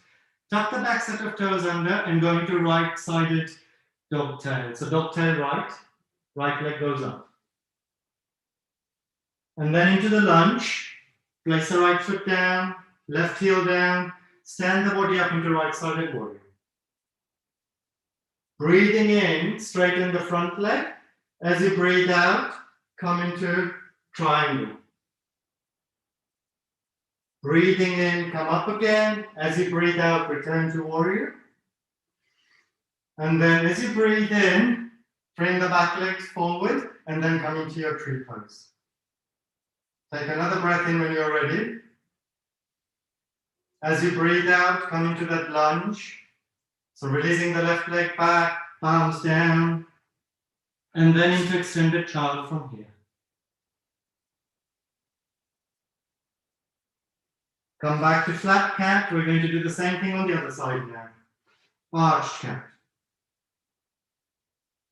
Inverted cat. Go with the flow. Enjoy the movements. Arched. Flat cat. Left foot on the outside of the left palm into lizard. Twist to the left. Return to lizard and go into plank pose. Downward facing dog. Left leg up, dog tail. Left-sided lizard. Bowing, left-sided pigeon, beg your pardon. Bowing pigeon. Bring the hands underneath the shoulders, straighten your arms, tuck the back set of toes under, dog tail left. Lunge, stand the body up into left-sided warrior. Breathing in, straighten the front leg. As you breathe out, triangle. Breathing in, come up. Breathing out, return to warrior. And then if you can this time, in one movement into tree pose. If you can't, don't worry, bring the back leg to the front, then into tree. And then from here, into the lunge. And extend the shaft. That's the sequence done, once on each side.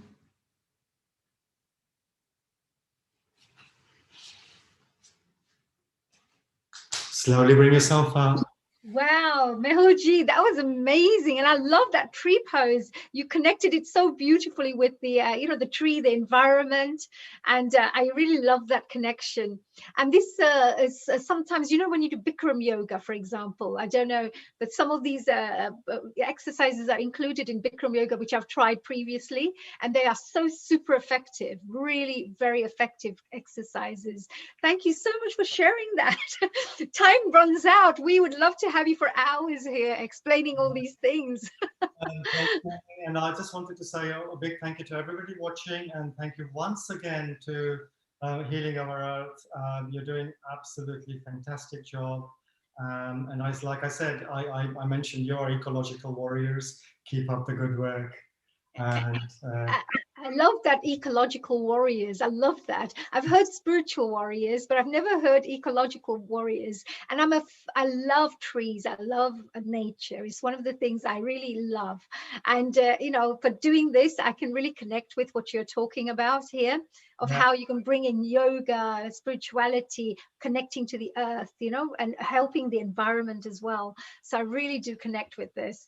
We have to. I mean, whether we call the earth our home or our school, as my shirt says, there is no planet B. We have to look after this particular earth.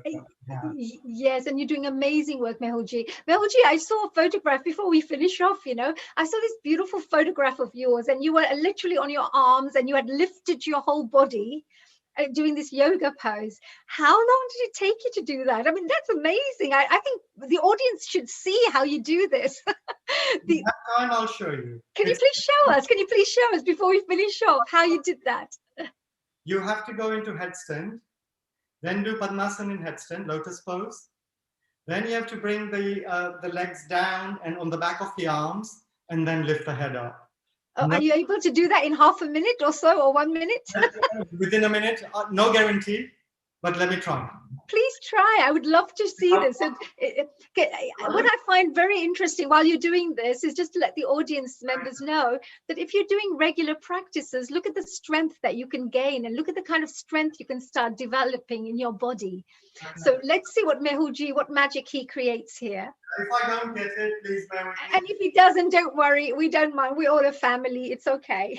I'll start off by facing away from you, but that's because I'll end up facing you. Okay? So.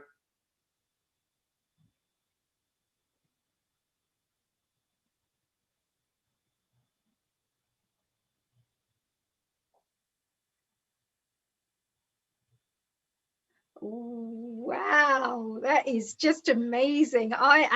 Oh my God, now the whole body comes up. This is an IT guy, who's been doing yoga, and look at him. It's amazing. There we go. Oh, this is brilliant, Meulji. Brilliant. So what I find amazing here is look at the things you can do with the body if you can start strengthening the body and making it more flexible. All I can say is well done, Meulji. We had to put that into it. I know you're a humble soul, but I really feel that that's something that's absolutely, worth a clap, and worth a well done. So Meulji, thank you very much. We're now shortly going to be going, of course, to our next guest. That's Kamung Palan, who is going to be joining us very shortly, literally in the next few minutes. And before we finish off, dear Meulji, I don't know if you got a chance to perhaps watch our first year anniversary celebrations last week. And we had a fantastic time, and one of the guests came in and they talked about doing this fire ceremony. They said, you know, when you do regular yagnas, which is of course connecting to the environment, it's meant to help you to really clear your aura, boost up your immune system, and clear the environment around you to make you feel more positive. It kind of dissolves all the obstacles in your life. So there is this yagna thing. So that's another one I would feel that if the global audiences are watching right now, connecting to this environment discussion we're doing, if you're ever interested to do a monthly yagna, there's a fundraising monthly yagna where most people kind of donate £11 or something per month. But you can literally do this online, and you can just go and visit samarpanmeditationuk.org. So if that is something you're interested in, there's another little connection to the environment where you do the fire ceremony to connect with the elements. So there's a little announcement there if you're interested. So Meulji, thank you so much for your wonderful, wonderful time, and continue doing your great work. And we would love to get you back in sometime again in the future to talk to us more about healing our earth and the work you're doing. I've had so much joy, and Honey, you've been absolutely fantastic, and it will be an honor and a privilege to be back on here. So thank you all. Thank you all so much. Thank you, Meulji. Thank you. And now we are going to be a global namaste, I should say, really to you. And now we're going to a really amazing young lady, I should say. Kamu Palan. She is a really, really lovely woman. She's a beautiful soul. I've known her. I had a wonderful privilege and honor to meet this young lady. And she has this really wonderful insight about the world, the way she discusses when we talk about yoga, spirituality, and living life as just the way we are living. I really love her outlook towards life. Now, Kamu's been practicing yoga for the past 15 years. So she's somebody who also teaches. She's been teaching for the last 8 years, but that's not all. She also runs an amazing big organization company called Golden Tours. It's a travel company. And at the same time, she's an accountant. At the same time, she teaches yoga. She is super talented, as you can see. She also specializes actually in breathing, asanas, chakras, and mudras. Mudras are also a very powerful way that you, if you learn the right mudras, you can create a lot of healing within yourself. So today we have Kamu Palan, who's going to be joining us to perhaps share how we can include mudras in our lives to encourage a bit more healing, to inspire us to learn a bit more about spirituality, but connected to the world of mudras. So Kamuji, may I please give you a big global namaste, and thank you for joining us here on Healing Our Earth. I cannot hear you. We need to unmute you. So, and as soon, there you go. There you go. Looking amazing, Kamuji. How are you? Fine, thank you so much, Haniji. Thank you for giving the introduction about me. It was lovely. Well, and you are much more than that. I only had a little time to go through what you're really like. And I have to say, what a power package you are. You know, real like a little power package. Here's your, professional work, accountancy and everything. There's your, family business or your company that you run, your Golden Tours, huge organization. And then you're teaching people about yoga and how to, grow spiritually and how to heal themselves, become healthier, happier individuals, just like we do at Healing Our Earth. One of our mission is that. Absolutely. Now, thank you so much. Yoga has been my passion, and I would like to help people as much as I can with, like you said, chakras, mudras, pressure points, asanas, and everything. And people can get better and better with their asanas. They get flexibility, everything, as you know, you yourself is a yoga teacher.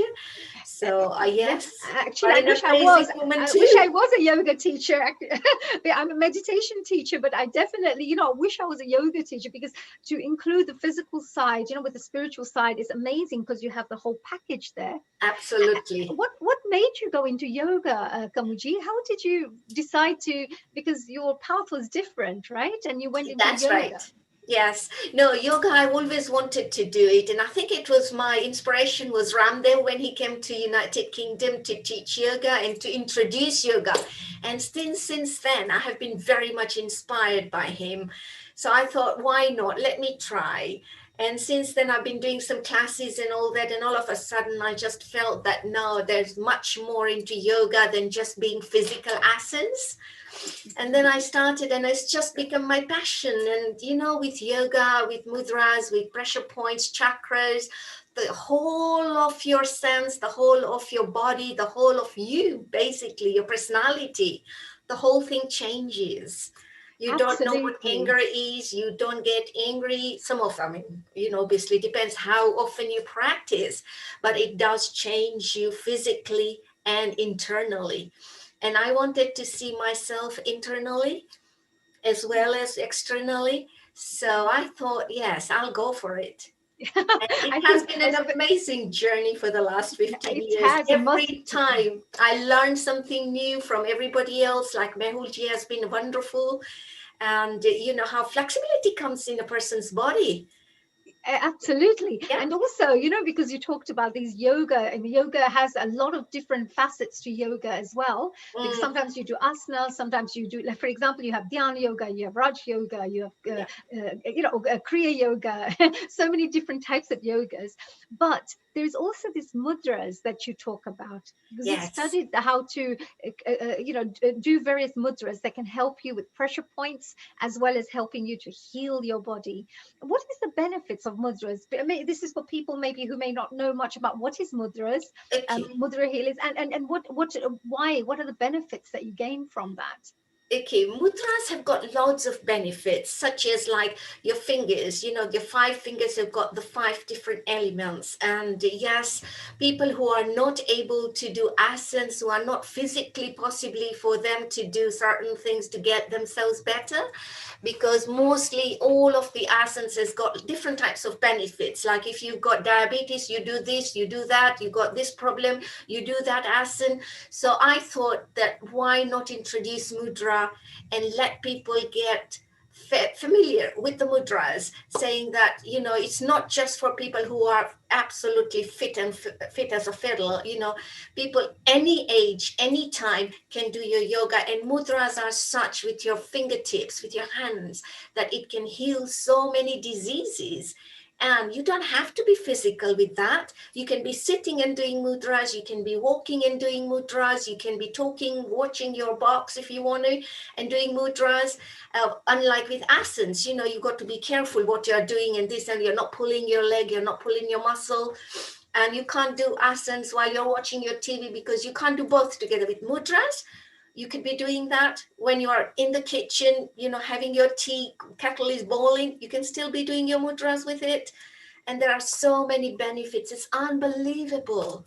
Yeah, we find, because when people understand, like mudras, for example, for those people, maybe our international audiences who may be joining us right now, global audiences, mudras are certain, pressure points that we have on our fingers. You kind of hold certain positions in place. It could be any, like any kind of pressure points that you have within your fingers. That's right. Then you hold certain gestures, as you use certain gestures that create some kind of an energetic connection. Is that right? That's right. I mean, what happens actually on not the medical side, but on a spiritual level? What is actually taking place in the body when you're doing mudras? Okay, on the spiritual level, you find within yourself where your weakness is in the body when you different types of mudras, like when you do a concentration mudra, which is the Gyan mudra, Gnan mudra they call, or whatever, many people call different names, but Gnan mudra.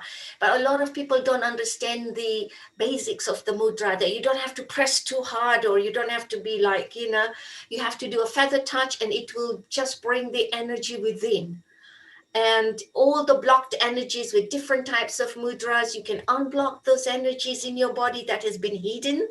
And people have got problems as such, so you don't need to take medication if you don't want to. By doing mudras, you can cure all the issues you have in your body. But this actually works. The energy travels within, and it's a different feeling when you do it for 10-15 minutes, the same mudra. It does a lot of stuff in the body. Right. And all the But blockages that is in the body sometimes, and all the blockages, the arteries are blocked or the veins are blocked, the circulation is not going, your breathing is not going right, you've got asthma problem, you can't breathe.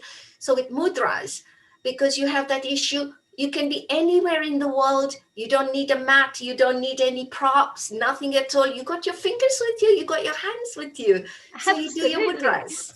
So I mean, of course, when we talk about the energy, because the body has energy system within it, Yes. even though it's invisible to the eye, we talk about maybe the pranic system, or we call it the chi, like the yin and the yang, the energies that are flowing through you. We talk about Kundalini yoga, where there's an energy that's moving up and down your body through your chakra system.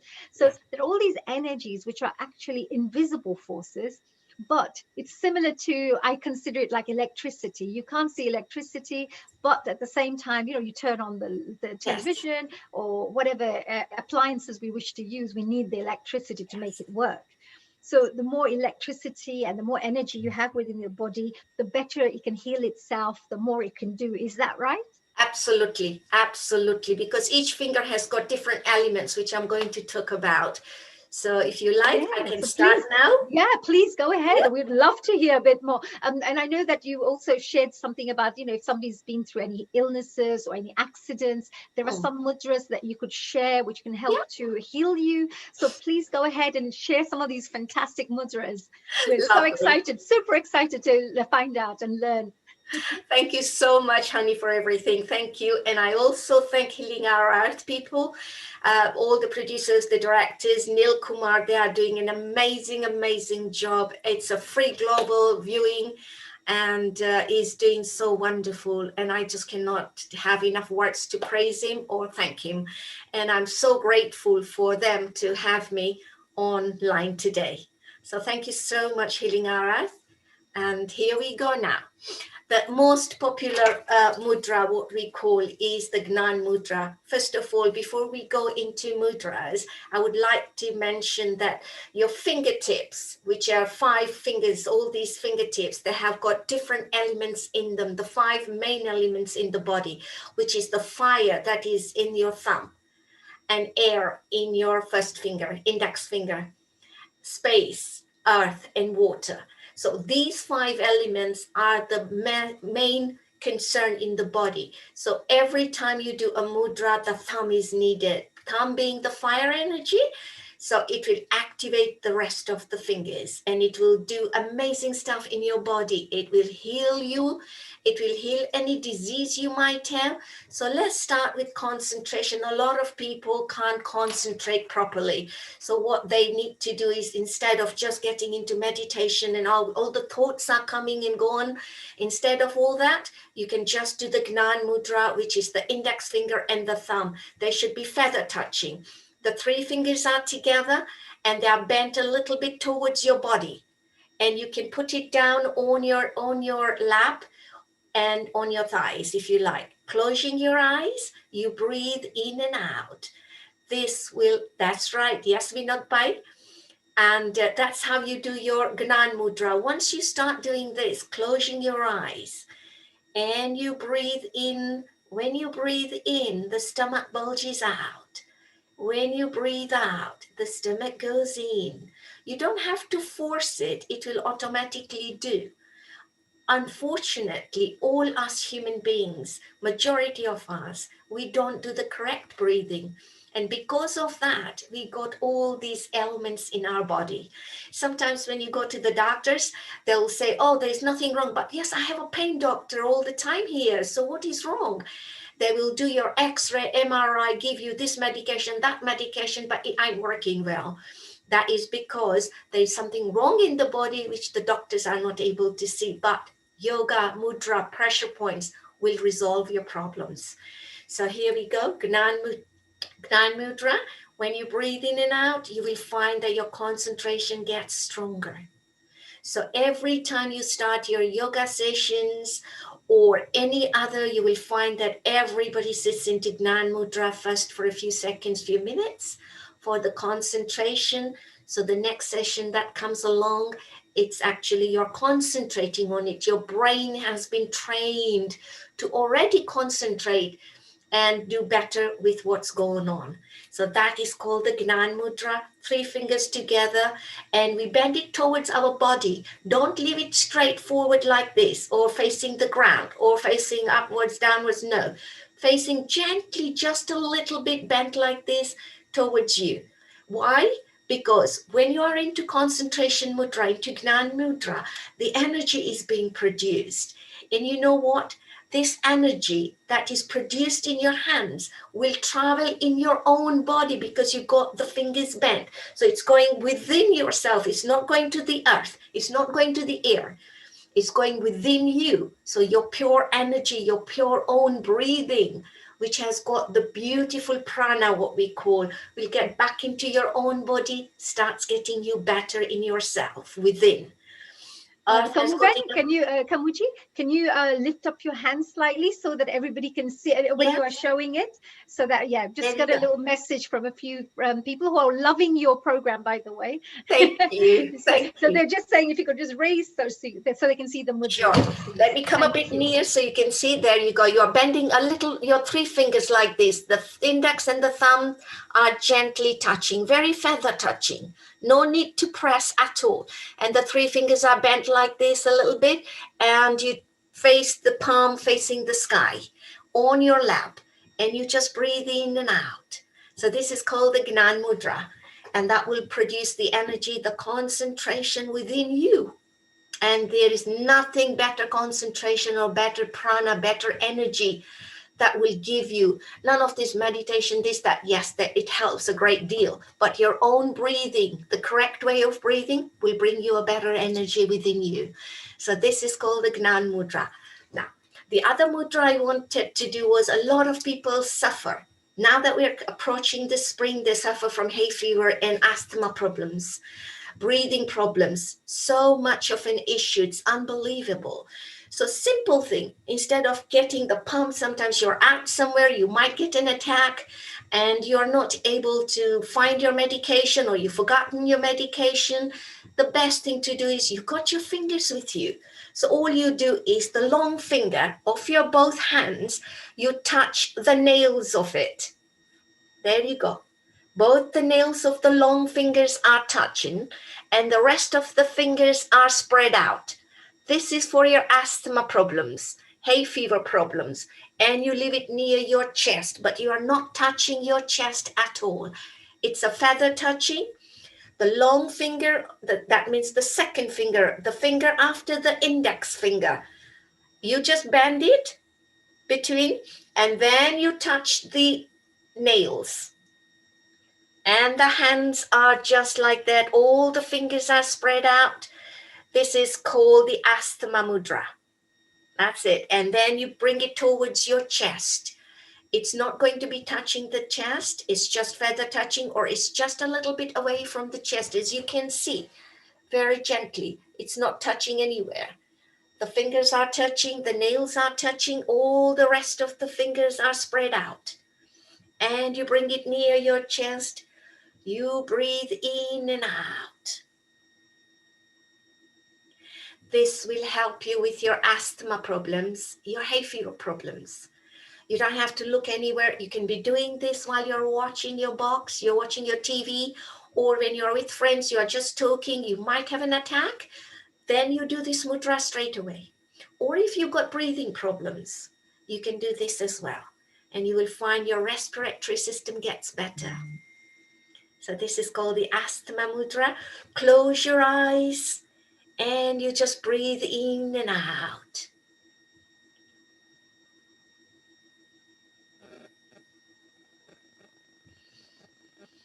Just feel that calmness in yourself.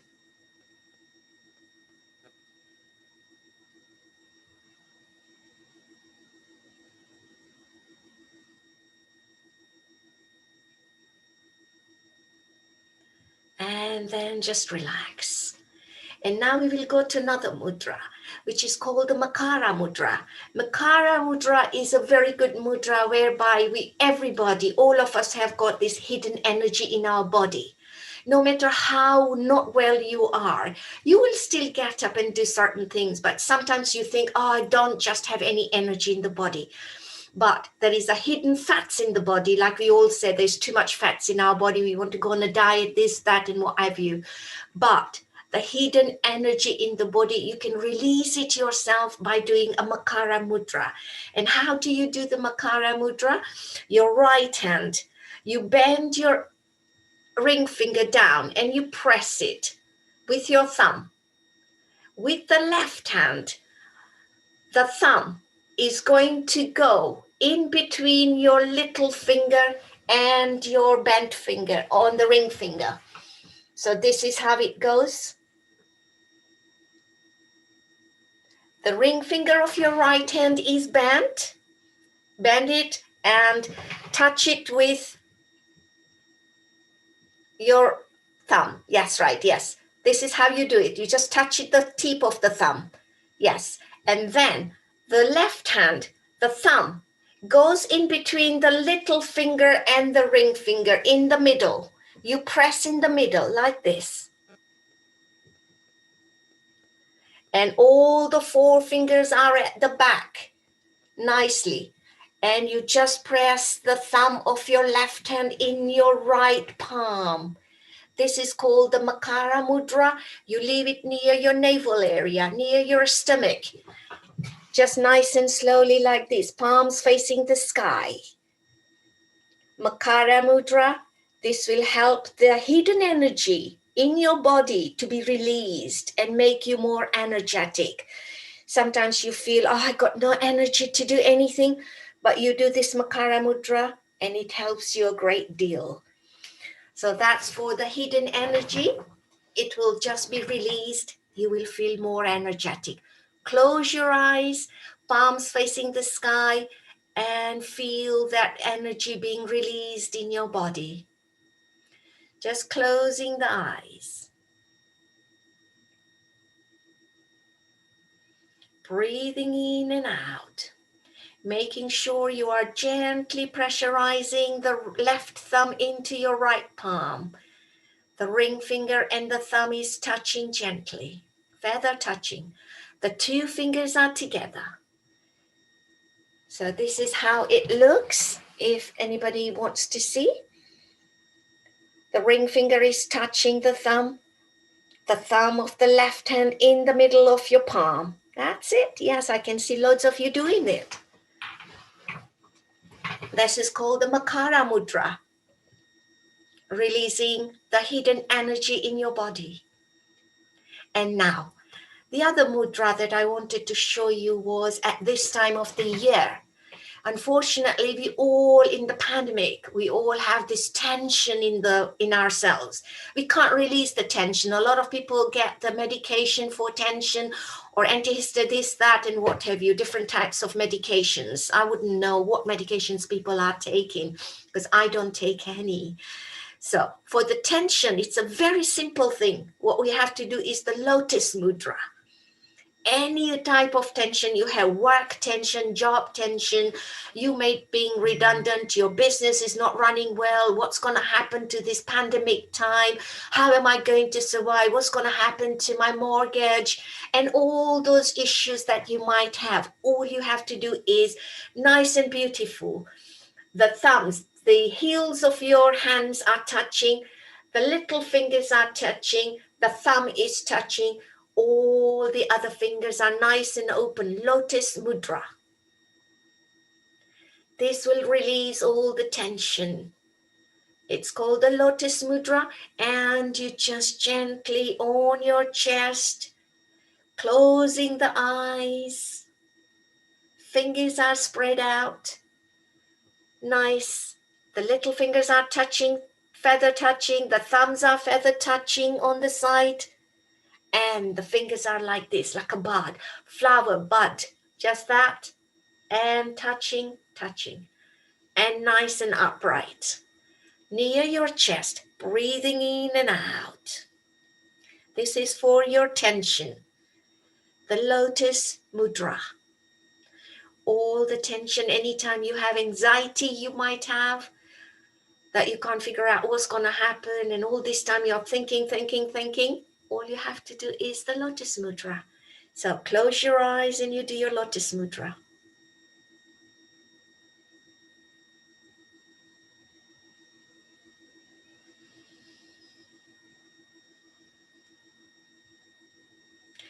And the other one that I wanted to show you was the toxins.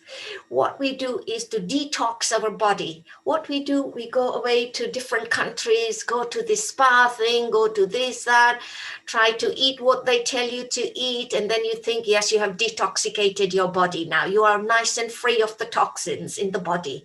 And also with the toxins in the body, when you collect a lot of toxins, what happens is a lot of issues starts having in your body. You get sort of ailments in the body. So to get rid of the toxins, again, very simple toxic mudra, it's called. How do you do that? Both the fingers, you are touching, feather touching the thumb, the tip of the thumb on your base of your ring finger on the side. The two fingers are together. Yes. A lot of people have got it. Yes, Vinod Bhai, you got it. This is called the toxic mudra. And the toxins, and then the palms are facing the sky. You just leave it on your lap and you stay like this for 15 minutes. All the mudras that you want to do. If you have an ailment, minimum of 15 minutes. Otherwise, 10 minutes is good enough. So this is what you do for the toxins. If you don't want the toxins in the body, you do this mudra 15 minutes every day and you will find the toxins all are dissolved in your body. You don't have to go to a farm. You don't have to go to a health farm to get your toxins out. You don't have to travel all the way to India. A lot of people do that they travel all over the world to get rid of all these, toxins in the body and dieting and this and that and what have you. You don't need to do that. Toxin mudra, thumb touching the side of your ring finger, the two fingers are together and palms facing the sky. This will get rid of the toxins in the body. Try it for a week and see how your body is reacting. You will be amazed, viewers. It is such a beautiful mudra, this toxin mudra. And if you think your toxins are not there anymore after doing the toxin mudra and you don't want to collect more toxins in the body, all you have to do is a mukula mudra. Mukula mudra has got two benefits. A most beautiful mudra. All the fingers come together. Tips of the fingers and the thumb touching all the fingers. This is called the mukula mudra. Palms facing the sky again, on your lap. This mudra is a painkiller. Would you believe it? Anywhere pain you might have in your knees, on your shoulders, on your headache, on your throat, on the chest pain, all you have to do is you do a mukula mudra and you hold it there. If it's a chest problem, hold it and just breathe in and out. The pain will go away. Some people find it's gone within a minute. Sometimes it's instant. On your knees, on your shoulders, you might have pain on your back, on your headache, a massive headache you have. All you have to do is just a mukula mudra and hold it there and just breathe in and out. Doesn't matter if you're watching the TV and your head has started and you think, I must go to the medic cupboard to get Panadol, paracetamol, this, that. Don't do that. That will give you a lot of side effects and this and that and what have you. We all know that. So mudra, mukula mudra, you hold it on your headache. If you have a headache, if you've got shoulder pains, you hold it on the shoulders, on your upper arms, anywhere, on your knees. You just put those mukula mudras touching the fingertips, wherever the pain is, and it will go away. Believe you me, you try this and let me know if it works. The other best thing about mukula mudra is the toxins. Again, 5 minutes before your meals, breakfast, lunch, dinners. Anytime you want to eat anything, you do 5 minutes of mukula mudra, 5 minutes before your meals. 1 minute only you can do mukula mudra like this. Before you eat, before you go on the table, do mukula mudra, and guess what? No production of the toxins. The minute you start eating, I know that when we eat certain foods, the toxins will collect in the body. But by doing the mukula mudra 5 minutes before your meals, you will not collect the toxins in the body. When you're eating, the toxins will automatically dissolve in the body by doing the mukula mudra before your meals, not after, before. So 2 benefits about Mukula Mudra. So that's for the mudras for the moment. There are loads of mudras that we can do. Now the weather is changing. People have throat problems, voice problems sometimes. And you run into the chemist or you do all these home medications, all these ukaras and what have you. And you keep on drinking all these. No, all you have to do is the Shank Mudra. And how do you do the Shank Mudra? The left hand, you hold the thumb with your right hand. And your right thumb will touch all the fingers, the middle finger of your left hand. It's called the Shank Mudra. And this will automatically resolve your problems of your throat and your voice. Sometimes when you are talking, all of a sudden the voice is gone. Or when you are coughing too much, you are holding too much irritation in the throat area, you can do Shank Mudra. Here we go, like this, and you hold it near your throat, feather touching. So holding the left hand like this, fingers together, thumb is out. Right hand, you hold your thumb with your right hand. Right hand is holding the left thumb, yes. And then just move your thumb towards the other fingers. Shank Mudra. All the fingers together, Vinod Bhai? Yes, that's it, you got it. Yeah, lots of you have already got it, I can see that. So this is the Shank Mudra and you leave it near your throat. Breathing in and out. All your throat issues, your sound, everything will go away and you will have a beautiful sound. If you're a singer or if you are like Honey, then your sound will be beautiful. Honey has got a lovely voice, very soothing voice, very loving voice. You want to just talk with her. That sort of voice will come out when you do the Shank Mudra. Beautiful voice coming out. And any throat issues you might have, it will go away. This is called the Shank Mudra. And now, just a few, I think I'm running out of time. Is that right, Honey? Yes, just a few more minutes, but we're loving this so much. It's so brilliant. I can't believe what amount of different health ailments you can deal with by just showing these beautiful mudras. Please do show whatever you have. You've got a couple of minutes and then, that's fine. Okay. Just a few pressure points I will show you. Even the pressure points work the same way as the mudras. For example, if you got eye issues, when you got eye issues, this is called the pressure point stick. They are special sticks that I have got them. And all you have to do is when you have your eye problems, runny eyes or water coming out, you got itchy eyes, you got this problem, infection in the eye, instead of keep on putting the drops in your eyes, all you have to do is the pressure point. So you get the pressure point stick and the eye point is just between the first 2 fingers here, right in there. And you press it for about a minute. Continuously keep on pressing for your eyes. And then when you release that, you don't take it off straight away like that. You press and you release, but you leave the point there. So if you don't have the pressure point stick, you can use a pen or something like that. And then you press it right in the middle there. But it's always better using the pressure point stick because it does a lot of amazing stuff with this. It has got a broader side and a smaller side.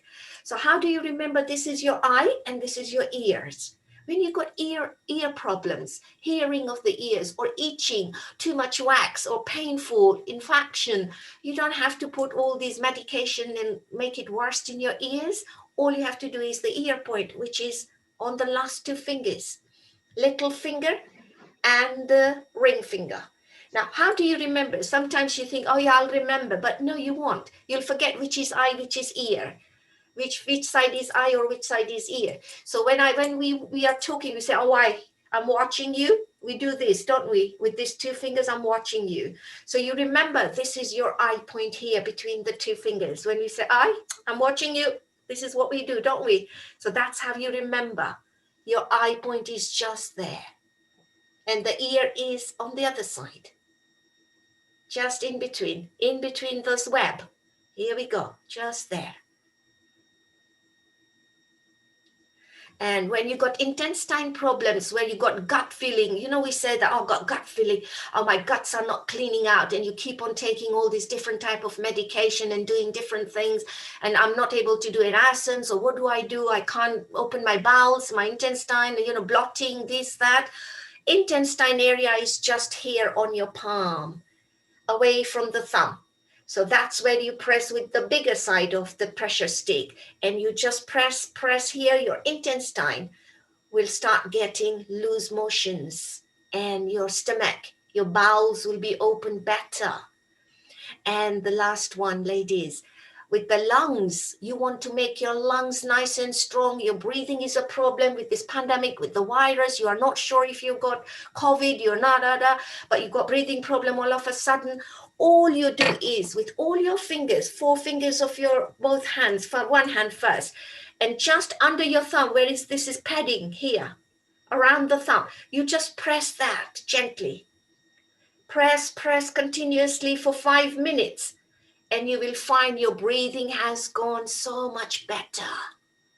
No need to take this medication, that medication, going to the doctors, wasting NHS time and money. Let other people who need NHS desperately, older people, let them do it. You young guys or even old people, try to do yoga, mudras, pressure points. It will help you a great deal. This is where your lungs are. And if you want to make your lung muscles and your heart muscles strong, all you have to do is a Ganesha mudra, which is the left hand towards your chest and the right finger to finger touching. You bend them, thumb is on the side, and you push and pull. This will make your heart, lungs, muscles stronger. And any virus that might have got into the lungs, it will not get any further. It will die in the lungs because your immunity system will be strong. Your muscles are strong. No chance of getting the virus to go in. You will find people who are doing yoga, ladies, gentlemen, they will not get too much of virus in their body or bacteria in the body. That is not needed because their body is so energized, and all the muscles, all the nadis, they're nice and strong and always active. So that is why it is so important to do yoga on a daily basis. I would advise everybody. And as you know, I run my classes Monday to Saturday every morning, 8 to 9. If you want to join in, please get in touch with me. It has been a great, great pleasure, honey, to be on Hilimara. Absolutely amazing. Oh my God. Kamuben, this is amazing. And Kamuji, I would say to you that the knowledge that you've shared with everybody, it can also, you know, help change lives. Yes. Because if somebody's suffering from something and you've just shown them this mudra that they can perhaps incorporate, practice maybe for a month, you will see a huge difference starting to take place. I have actually physically seen so many, you won't believe it, honey, a lot of old people, when I see them coughing, I say to them, all you have to do is put your thumb inside, do this, and put the fist on your lap facing the ground.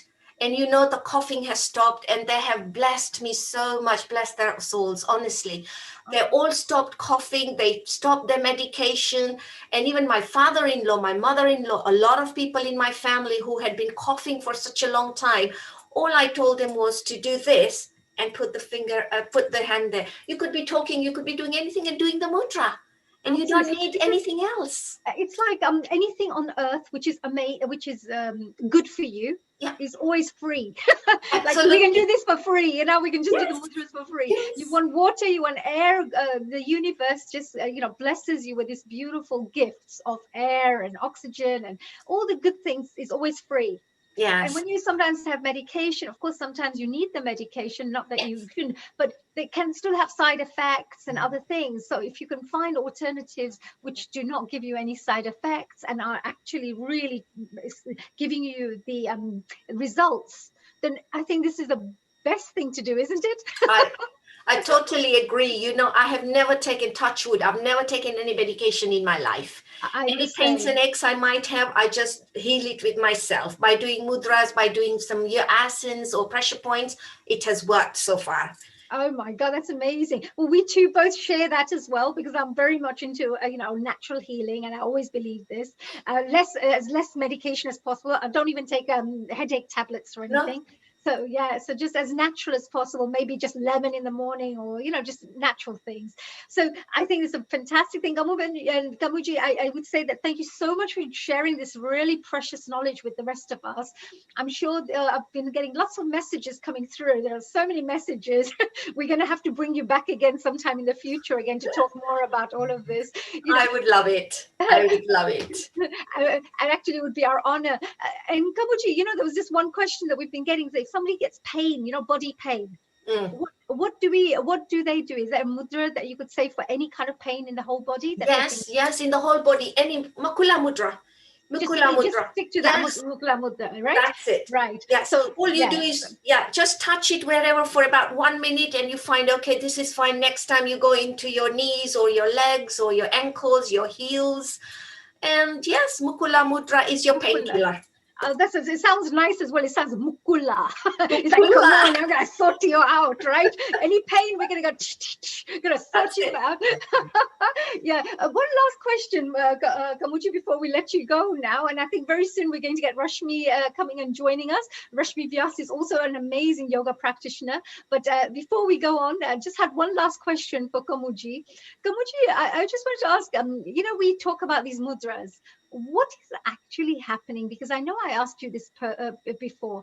There are some people who may not believe. They say, what's the point? You're just holding a finger and there's, what's actually happening? Okay, different people have different experiences, but what my main experience, my personal experience is that when you do the mudras, you will find there is prana going through. If you watch it with your mind's eye, you will find there is energy flowing more, there is more circulation of your blood going through, and you will find that something is moving around.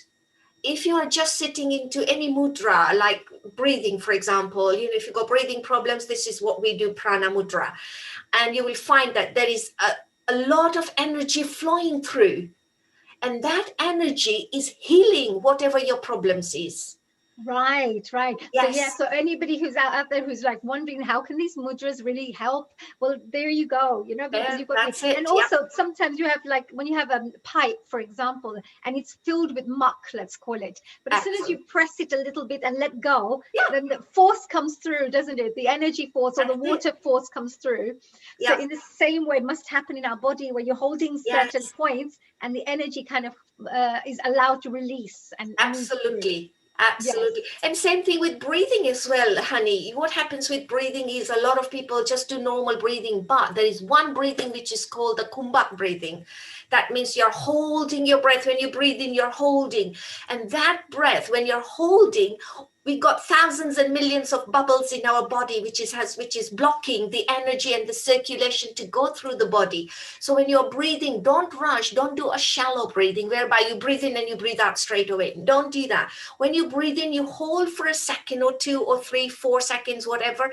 That means when you're doing that kumbhak breathing, holding your breathing in, all the bubbles that are in the body, they're all popping out.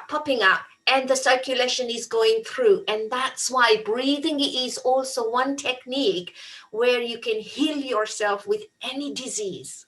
Oh my God. It is amazing, beautiful breathing. All of you guys out there, you're listening to this. Look at this. I can't believe that Healing Our Earth has these amazing guests who are sharing such powerful, information that can transform lives. People who may be paying, I don't know, £500, £1,000 for, healing everywhere.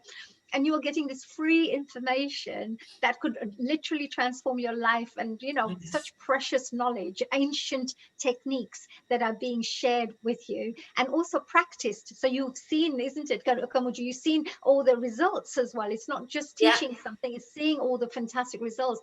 Thank you so much, Kamuji. I really would like to say a big global namaste to you, because from all of us here at the Healing Our Earth team, it's been a pleasure to have you today. And I really thoroughly enjoyed this. I enjoyed myself. Thank you so much, honey, for everything. And Healing on Earth, I really, really bless you all. Thank you for having me on the line today and giving me a chance for this. Anytime you want me, I'm always ready for you guys. We love our family. We actually, you know, we consider every single member who's watching us right now, our Healing Our Earth, they're all part of our family. Every single host is here. Every single special guest who joins us are part of our family. And all of us, you know, what we love about us collectively is we want to improve lives, transform, you know, positive things in the world. Just to heal the earth, heal ourselves, heal each one of each other. Absolutely. So I agree. Yeah, so thank you. And of course, you know, Kamoji, if you've got all your friends, because we've got 3 fantastic events coming up very soon. On the 25th of April, we have this really amazing event called Hanuman Jayanti Special, where there's going to be beautiful bhajans, kirtans, and actually, I shouldn't really just say that, it's all about protection, it's all about building strength during this COVID time. So that I know we all need a bit of healing around this time. So there's a special event happening next week for all of you and of course all your friends. We've also got the World Dance Day. You know that I love my dancing. And on the 2nd of May, we have this World Dance Day special event happening, which will be amazing because you'll have Brazilian dancers and Indian classical dancers and contemporary dancers and a whole global festival online that you're going to enjoy. So do come and join us for that. And finally, if you even this Wednesday, we've just had Ram Navami. Ram Navami, yeah. People have been celebrating. So if you come from the Hindu background, or if you just want to come and join and enjoy, we have a special event on Wednesday at 7:30 in the evening till 10 p.m. on Healing Our Earth. Do come and join us for some bhajans, kirtans, and come and enjoy. So I will sure join in. Oh, that'll be lovely. So thank you so much, dear Kamuben. Have a wonderful day. Enjoy your special day today. Thank you so much. And we're now going to move on to our Rashmi ji, Rashmi Vyas. She's going to be joining us right now. Rashmi, are you with us? Hello. Hi, Annie. Hello. Namaste to all the Healing Our Earth family and friends. Oh, well, I would say a global namaste to you too, dear Rashmi. Now, I need to introduce Rashmi before she comes and tells us and shares her wonderful information and her great techniques that she's going to be sharing with us today. And Rashmi actually is from Leicester, so she's our UK lady, and she's been practicing the art of yoga for several years, quite a few years.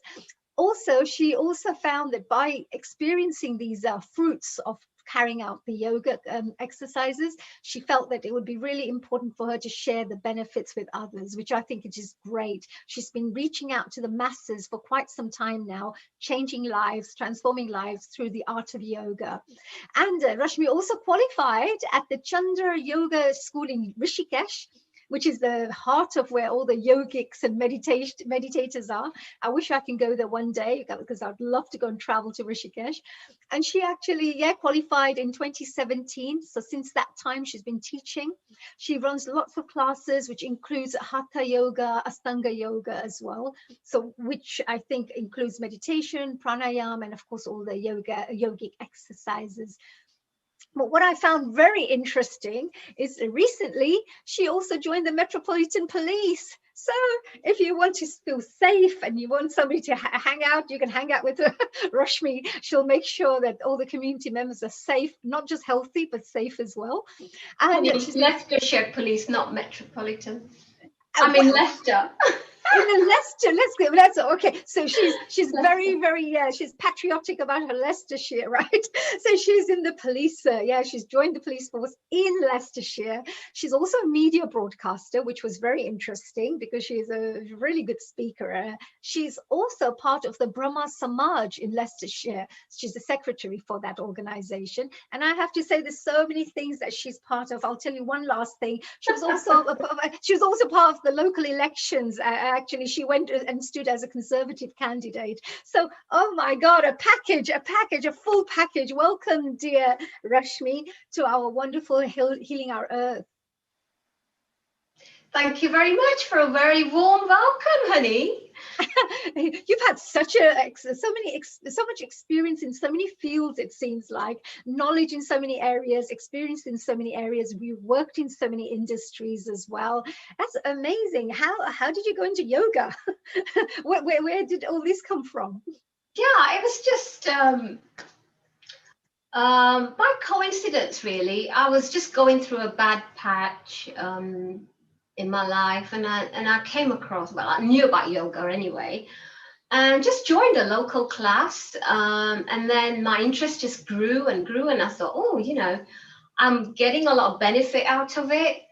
And I thought, right, you know, I've been practicing it now for a few years, so let me try and increase my knowledge and then learn. This is why I took the journey to Rishikesh. And the person that really inspired me was none other than Anil Kumar. So thank you. Wow. Neilji. Well, Neil inspires a lot of people, I have to say. Neil Kumar is, of course, our director, our producer, and he's the brain behind, you know, the creative originator of this fantastic idea.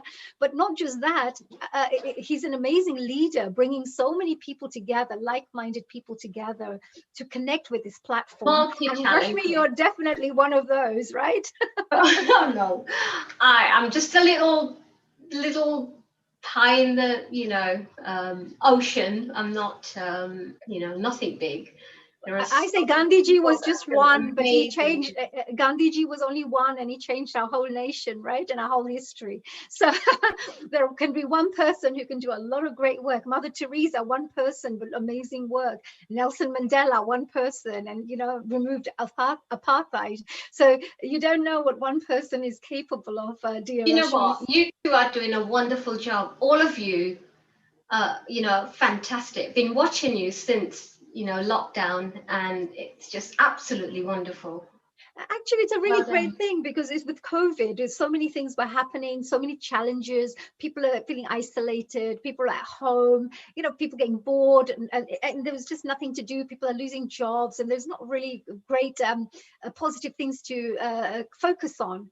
As soon as we brought in the Healing Our Earth, we were informing people, you know, entertaining them, inspiring them, and sharing, you know, such a great platform with other people. And that's why I'm also very proud and very, you know, honored to be part of the team, because I really feel that together as a team, collectively, we're doing something like a positive ripple in universe, you know, like a little positive ripple which has a ripple in the universe somewhere. So Rashmi, today you're going to be sharing some information about yoga. Now, you went to Rishikesh, went and trained, and then since then you've been teaching people about yoga. Well, what are you going to be running through today for us? Well, I'm going to show you a bit of meditation. It'll be a bit of a taster session, because my classes are normally about an hour, just over an hour. And today, obviously, we're restricted due to the time, so I'll just give you a bit of a taster of meditation, Hatha Yoga, Ashtanga Yoga. Oh, brilliant. Wonderful. Well, please go ahead. I mean, there's 20 minutes, all yours. Okay, so thank you please very go much. ahead and do whatever you wish to do. I'm So- going to try and practice some myself as well while I'm watching you. Okay, sit back and enjoy, and thank you. Okay, so let's start off by chanting Om 3 times. So sitting comfortably, back straight. You could be sitting on a chair or on the floor, it doesn't matter. Chanting Om all together, so take a deep breath in. Om.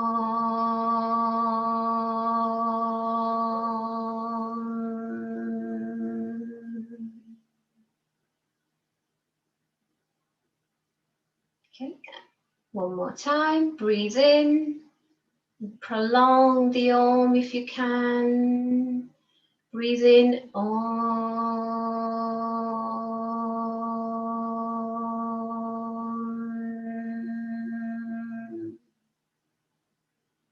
It's known to be the universal sound of the earth, the sun. Sorry, the vibrations of the sun make the sound of Om. So it's been proven scientifically. Okay, so now we're going to start with meditation. So if you keep your eyes closed, try and relax your mind, relax your whole body. Try not to get distracted by anything around you. If you hear anything, any noises, any disturbances, just let them come and release.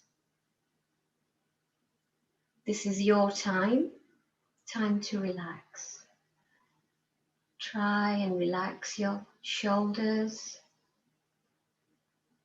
Sitting in a comfortable position, perhaps in Gyan Mudra, which we've just learnt about mudras by Kumudji. Or you can sit with your hands in your palms.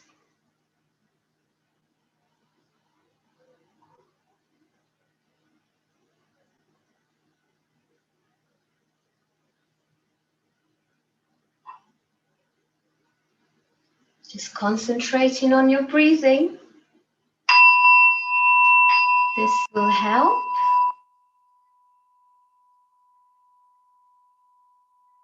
This is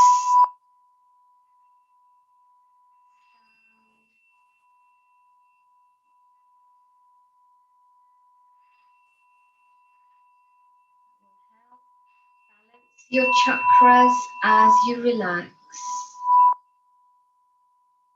So the higher the frequency, the deeper relaxation. It tries to balance your chakras, 7 chakras that we have.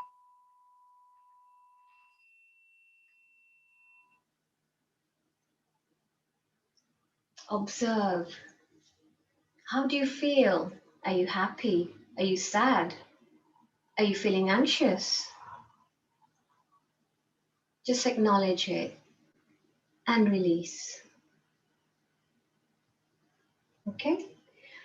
Slowly open your eyes and we're going to go into some breathing techniques.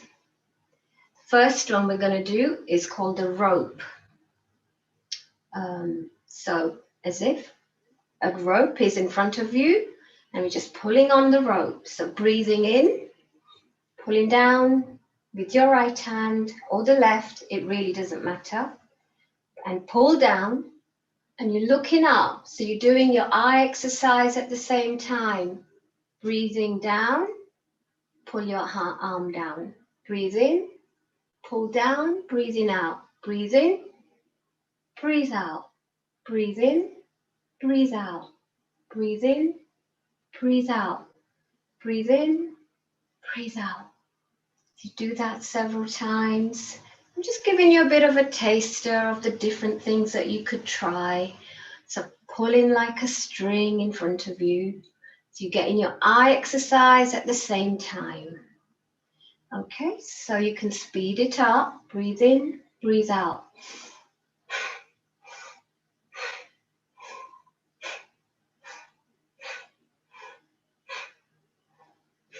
Okay, so the next one we're going to try is Bhamri. So it's the B, that's another breathing technique. So block your ears and your fingers over your eyes and you're going to just hum like a bee. So breathe in.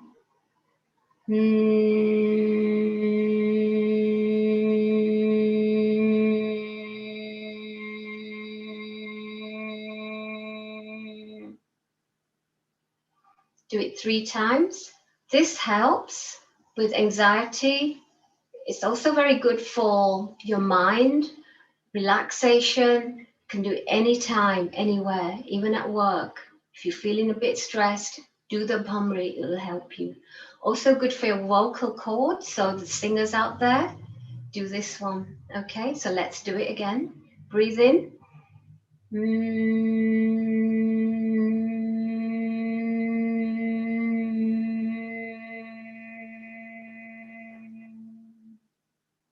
And one more time, breathe in.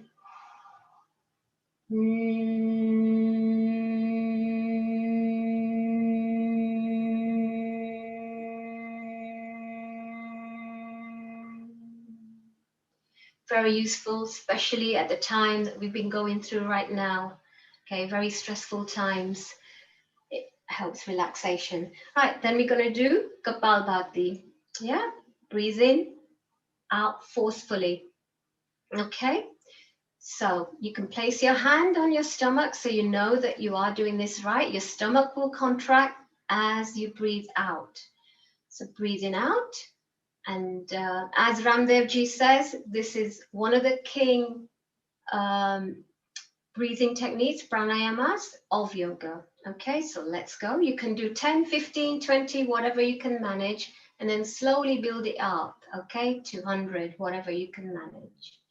So let's go. So breathing out.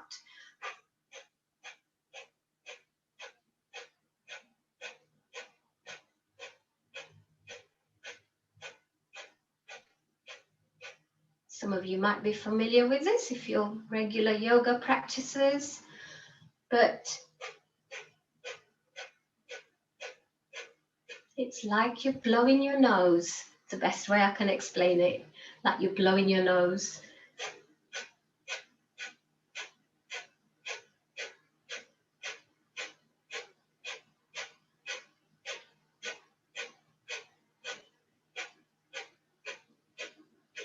Few more.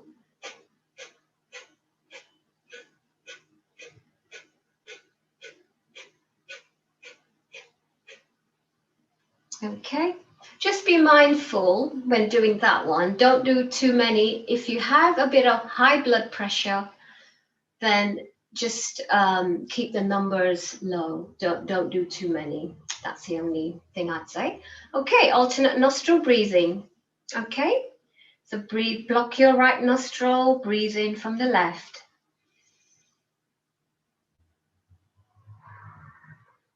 Block your left nostril, breathe out from the right. In from the right, out from the left. To increase the concentration, you could put your two first fingers, index fingers, on your third eye. Breathing out. Breathe in from the right and breathe out from the left. You may even want to hold your breath between inhale and exhale. So let's try that. Breathe in and hold for the count of 3, 2, 1. Exhale through the right. Inhale. Hold it for 3, 2, 1. And exhale through the left. Okay, so just finish that round.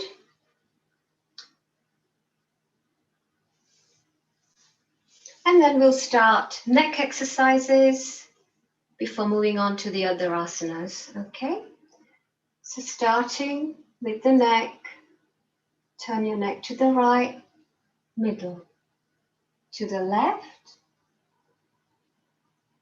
middle, to the right. Overlooking your shoulders, just go as far as you can manage. Don't overdo it. You know what your limitations are, okay?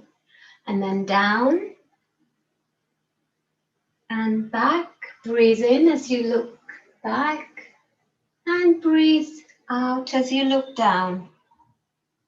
So breathe in and breathe out very gently. One more. Breathe in and breathe out. Okay, we're going to rotate our neck clockwise a couple of times, very slowly.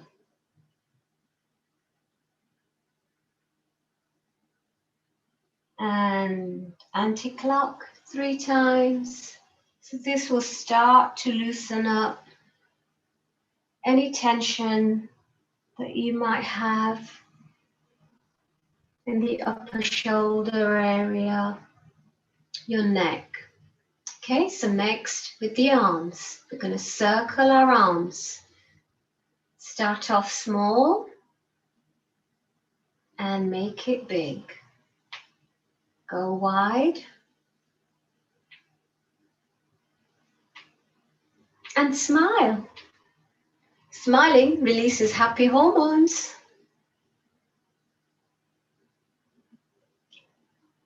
Okay, so a few times going round in circles. Okay, and then take your left arm back. And we're going to grab it with the right. I'm going to just turn so you can see. You don't have to touch your arm. Your hands, if they don't touch, don't worry, just go as far as you can manage. So your arm should be straight, your elbow pointing up. So feel that nice stretch there in your triceps. Swap it round. It also helps get rid of the flabbiness in our arms. A common problem, right?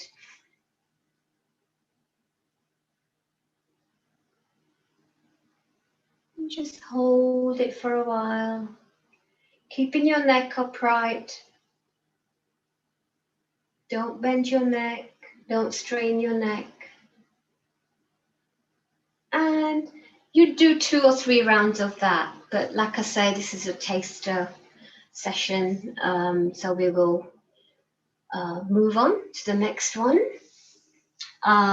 Okay, so then we're going to do flex and bend. So this is very good for those that have arthritis. It's a prevention of arthritis in your hands. So flex and bend, flex and bend, flex and bend. And circle, make a fist and rotate your wrist round clockwise. And then the other way. So in yoga, as you know, we have to balance everything. What we do one side, we have to do the other side. Okay, so this is very good for preventing arthritis in your hands. So then bend your hand from the wrist and feel that stretch all the way up. And the other hand.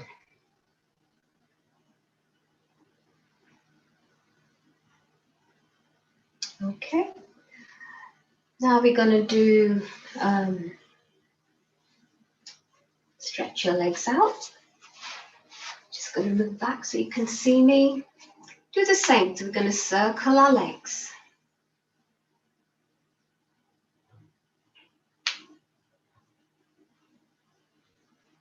Any bones cracking?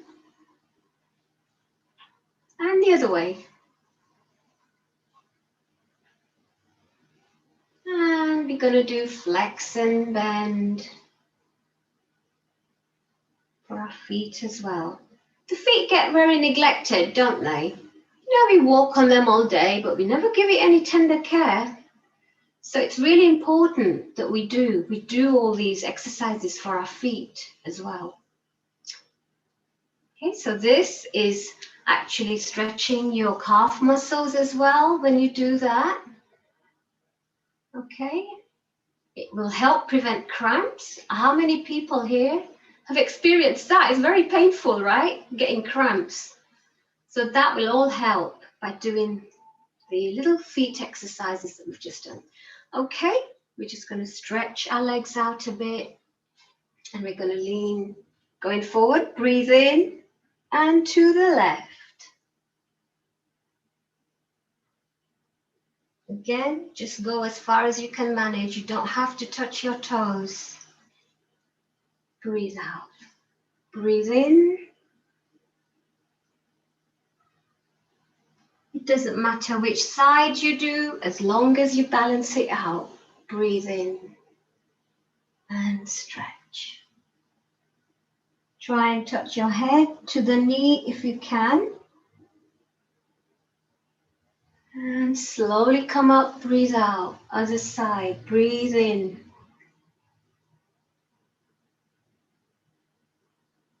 Feel that stretch. Breathe out. Okay, so do that a few times, and then we're going to do the twist. So you can do the simple version, or if you want to be challenged, you can bend that leg. Okay, make sure that foot is close to your stomach as possible and it's flat. And we twist to the right, pushing that knee the other direction to the left.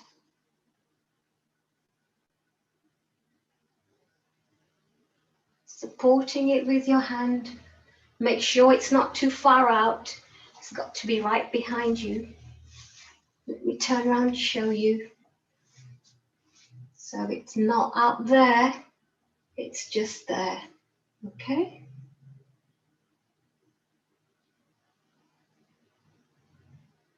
You look over your shoulder and feel that twist in your belly. It's good for your back as well. You do the same on the other side and hold.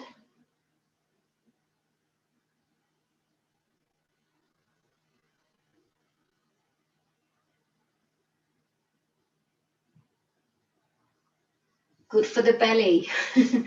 Okay.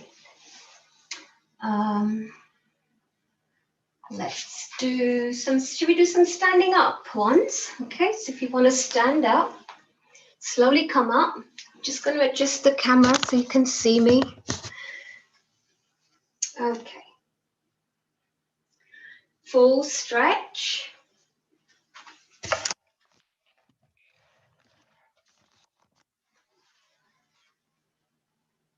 Breathe in.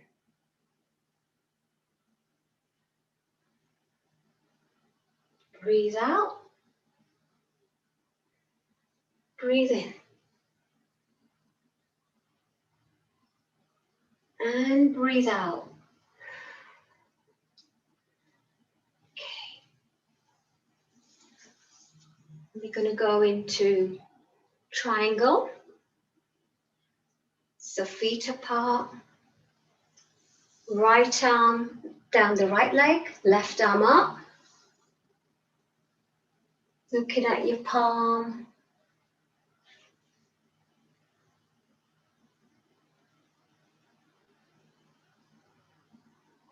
And swap it round, slowly come up. Make sure you're not leaning forward or backwards. So just check with yourself, you're not leaning forward or back. And you're looking up to your palm. And slowly come back up. And breathe out. Okay, just give that back a bit of a stretch. We're going to drop our arms through our legs and swing. Swing them through. Release that tension from the back.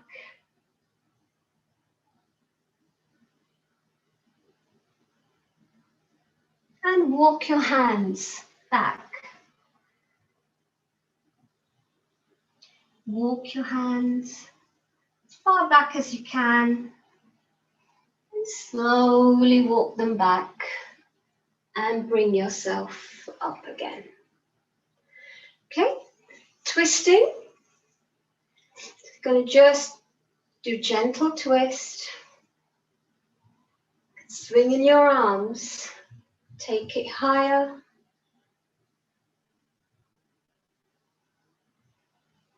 And then low again.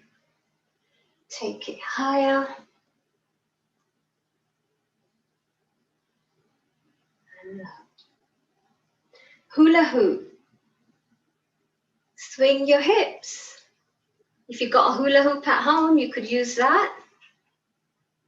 Remember doing that in your school? Okay, and the other way.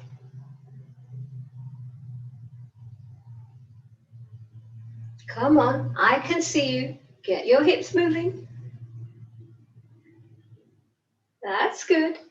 Okay, Right. Going to do a bit of reflexology. So walking on our toes. So just on the spot, wherever you are, just heel and toe, heel, toe, heel, toe. If you've got a hard surface, it's better. I suppose you could walk around as well, wherever you are. Just so that helps a bit of reflexology because you're pressing on the pressure points on your feet. And then if you add the claps in, because that helps your pressure points on your hands.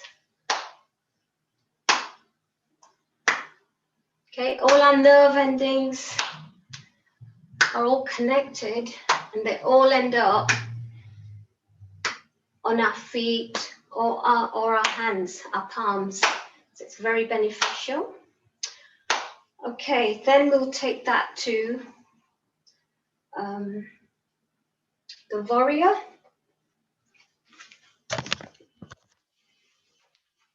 Warrior 1. So feet apart. Make sure your heels are aligned.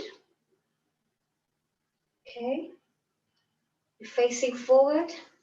Make your foot like in a right angle. Making sure your knee doesn't go over your toes. Make your body square. So you're facing the front. Take your arms up, straight along against your ears.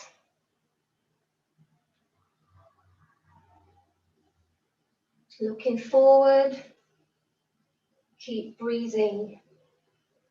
See if you can go down. But again, watch your back when you do that. Okay? So you know what you can manage. Just go as far as you can manage, okay? And slowly come back up. Other side. Make sure your heels are aligned. Turn your body round. Make sure it's square, facing forward. Your knee is at a right angle, but not over your toes. Hands up against your ears.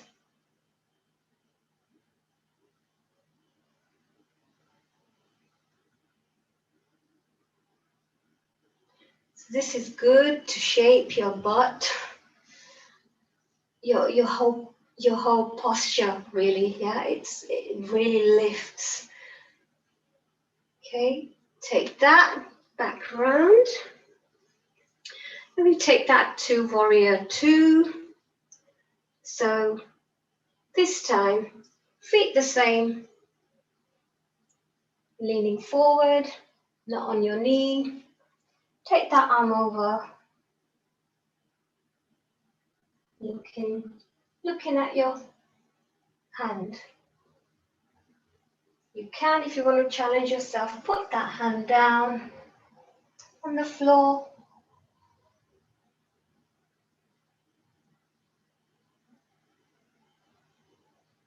Slowly come up. Take that arm back, raising the other arm up. So your right hand goes up, the left hand is at the back.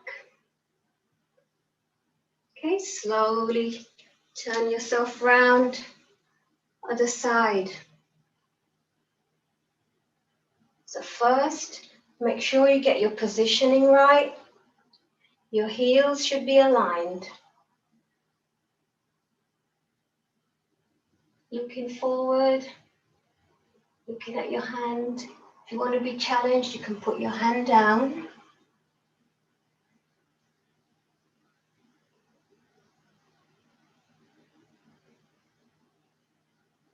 And then we slowly come up, take that arm back. The other arm goes up.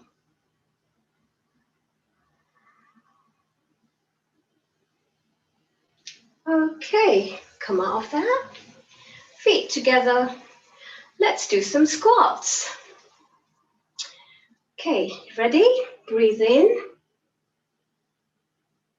Again, be careful Just go as far as you can manage. I will show you both the easy and the hard versions. And slowly come up. By the way, when you're doing this, make sure you don't bounce, because that's bad for your knees. So I've seen people that do this. Don't do that. Okay, for those who want to be challenged, go a bit further down and push those knees out. Remember, you don't have to do this. You can come back up. Just carry on doing the first version and then raise your hands up.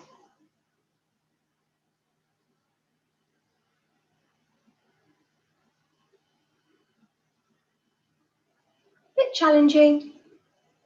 And then slowly come up. No pain, no gain. Okay, should we do Sun Salutation? Rashmi, we have about 5 minutes left. Okay. So yeah, anything that you'd like to do to perhaps wind down the session would be great. Thank you. Thank you. Okay, so let's go into Sun Salutation quickly.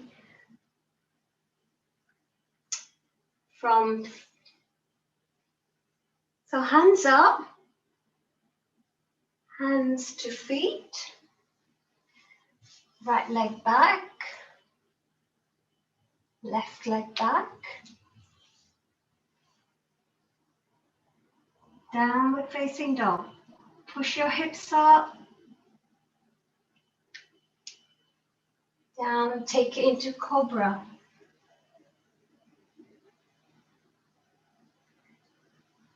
Looking over your shoulder. Don't have to, you can stay down here as well. Slowly push yourself up. Downward facing dog. Try and keep your feet flat if you can. Bring your right leg forward and the left. Slowly uncurl. And do the same on the other side. You're going to balance it, right? Breathe in, breathe out. Breathe in, breathe out. Take it to downward facing dog. Push your hips up. So really good for your blood circulation. Come into cobra. You can stay down here or here. Looking over your shoulders.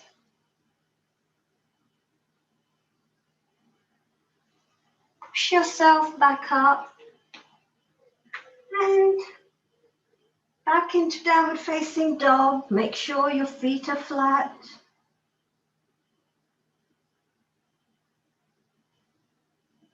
And left leg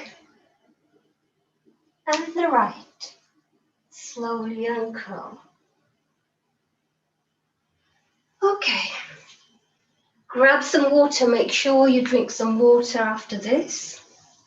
We're going to lie down. I'm just going to adjust the camera so you can see me. Okay. On your stomach. And just gentle kicks. Gentle kicks.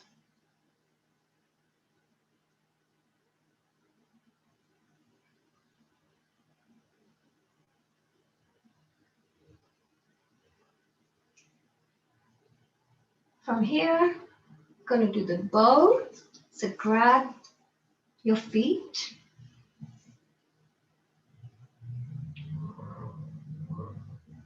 And rock. Now mind your back. Yeah, only if you can do it. You can stay here or you can rock.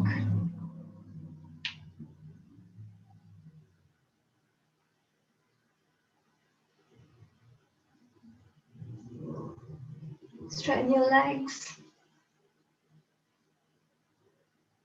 Okay, turn yourself around.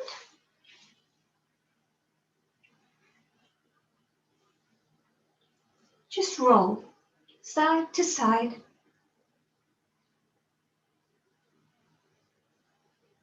Massaging your back, massaging your kidneys.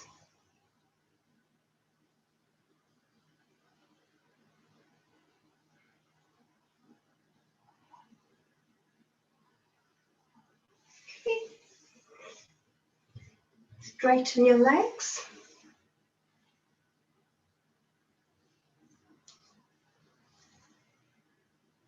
Going to circle. Circle your right leg 5 times.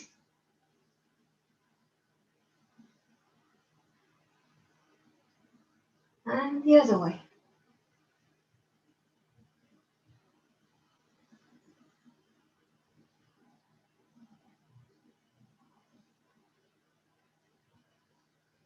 Swap it round.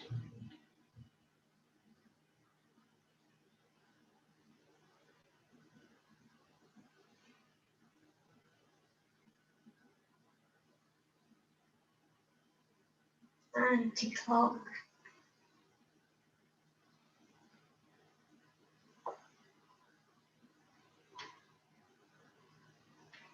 Okay. And then spinal twist.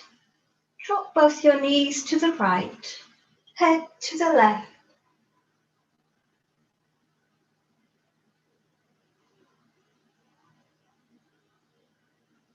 Keep breathing.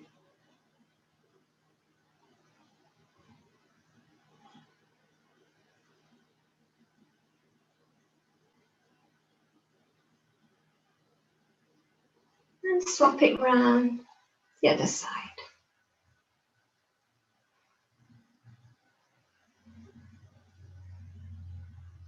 It's a lovely spinal twist.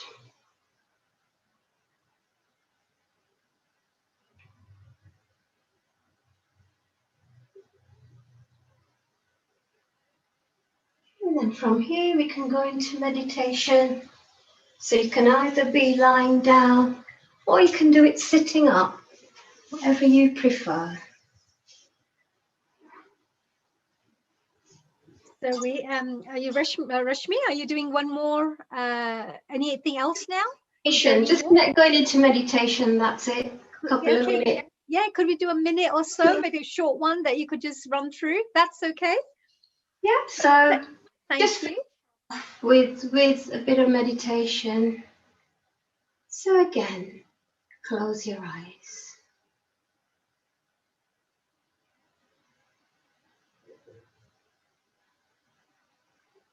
Relax your whole body from top to toe.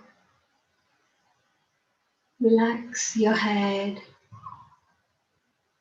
Relax your shoulders. Relax your thighs.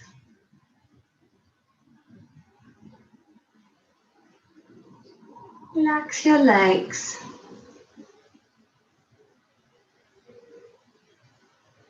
Relax your feet.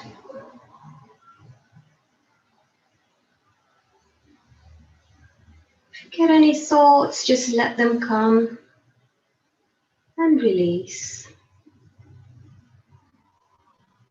Imagine you're lying down on a beach, the sun beaming down on you,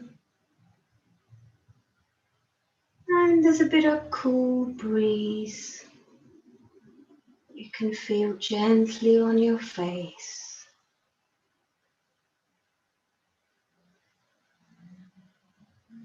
You're totally relaxed. You have nothing to worry about.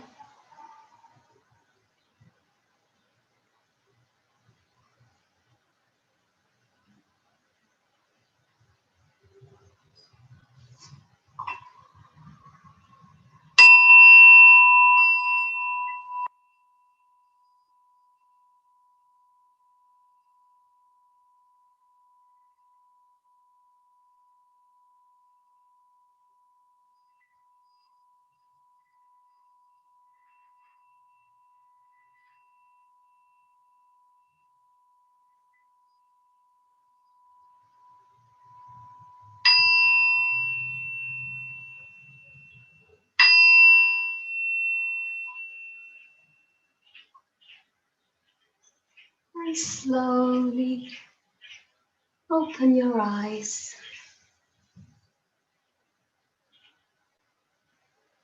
I'm just going to finish off with a facial stretch. So open wide. Ah. And your chin, bring it forward. Helps get rid of the flab on your neck. Scrub your hands.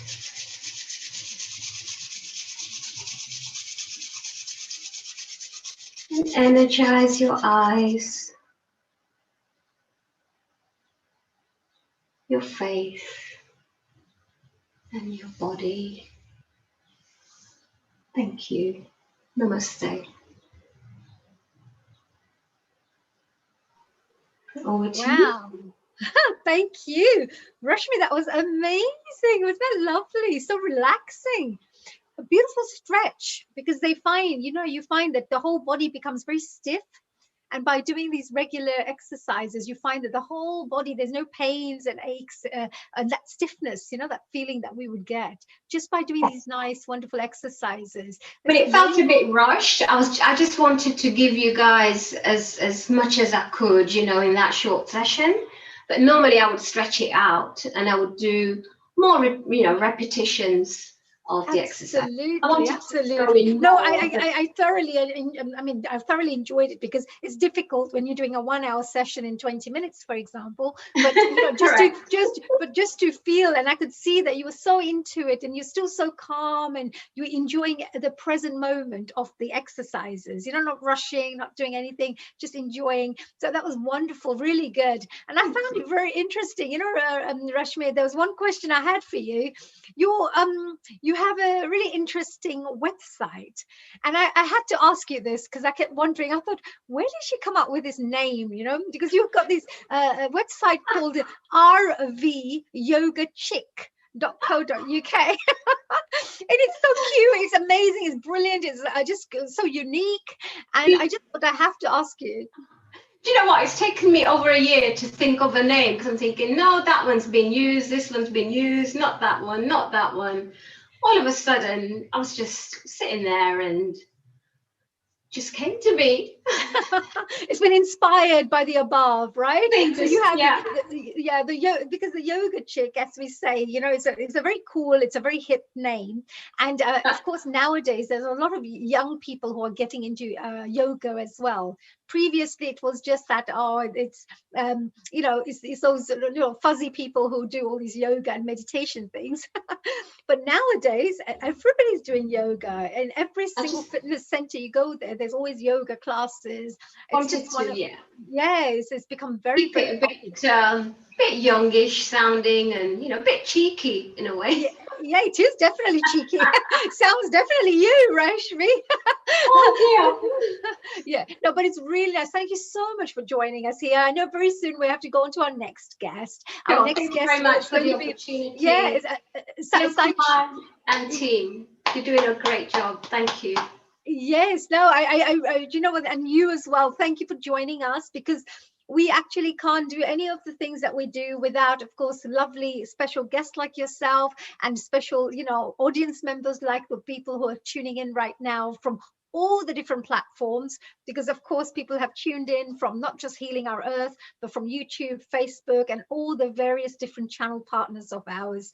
So if you're there, if you wish to please support us, please spread the word. Definitely. Share the links with everyone so more people can transform. And always here to help. Thank you very much. I hope you got something out of it. Oh, we loved it. It was fantastic. Thank you, Rashmi, and a real big global namaste to you. Enjoy your day. Thank you. Thank you very much. Namaste. Thank you. Namaste. So there you go. Wasn't she amazing? I told you, I promised you right from the beginning when we started this whole hosting there this afternoon, this event, I told you we have some really incredible guests who are going to be joining us today.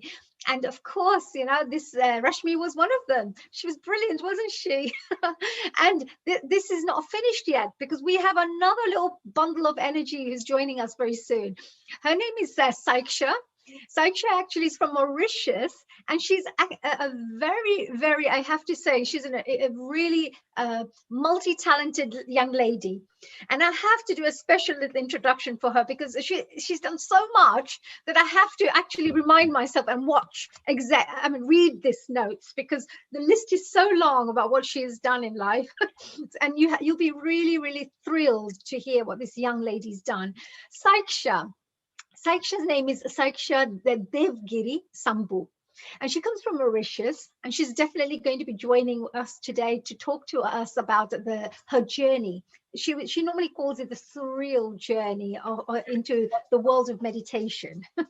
And she actually is a very unique personality, I have to say, because she specialized in psychological science.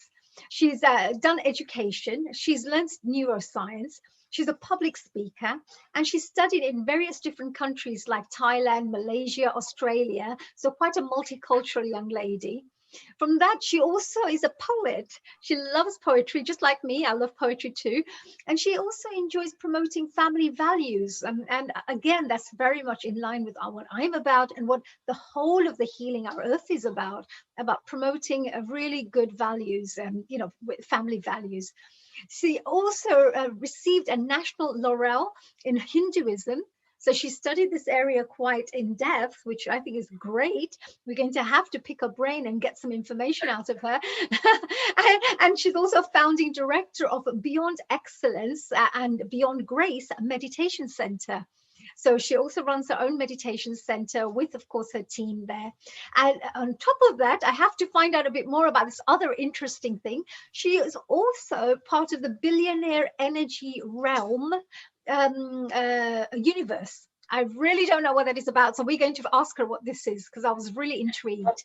Apart from that, she's an executive member of the Indian Ocean Center for Education in Human Values and a member of the United Nations Association. I think that's a really great thing. And she represents Mauritius in this particular organization. So I'd like to really say a very big welcome and a very warm welcome to this warm personality. Hello, Saiksha, are you here? Hello, Dr. Haniji. Thank you so much. I'm so humbled. Thank you for this wonderful and mesmerizing introduction. That's beyond me. It's all the blessings of my parents, my sisters and grandparents, and of God, so that I'm here today. And thank you so much, Global Healing Our Earth platform, for giving us this opportunity to bring together the world and to feel that connectivity amongst everybody here. So Dr. Haniji, I'm really glad that I'm meeting you today on this platform, and I have to say a few words about you. I know it will be really small, but you're beyond words to express. So you're a very beautiful, elegant, so inspiring and celestial personality. So we all love you, and we're really inspired by you. So all love you. You're too kind. Thank you so much, Saiksha. You know, they say beauty is in the eye of the beholder. So wherever you are, you see in other people. So I just want to say a big global namaste from Healing Our Earth to you, definitely. And you are a bundle of energy, but not just that. You have a full family, a very, very talented family who's been joining us in the past as well for various events.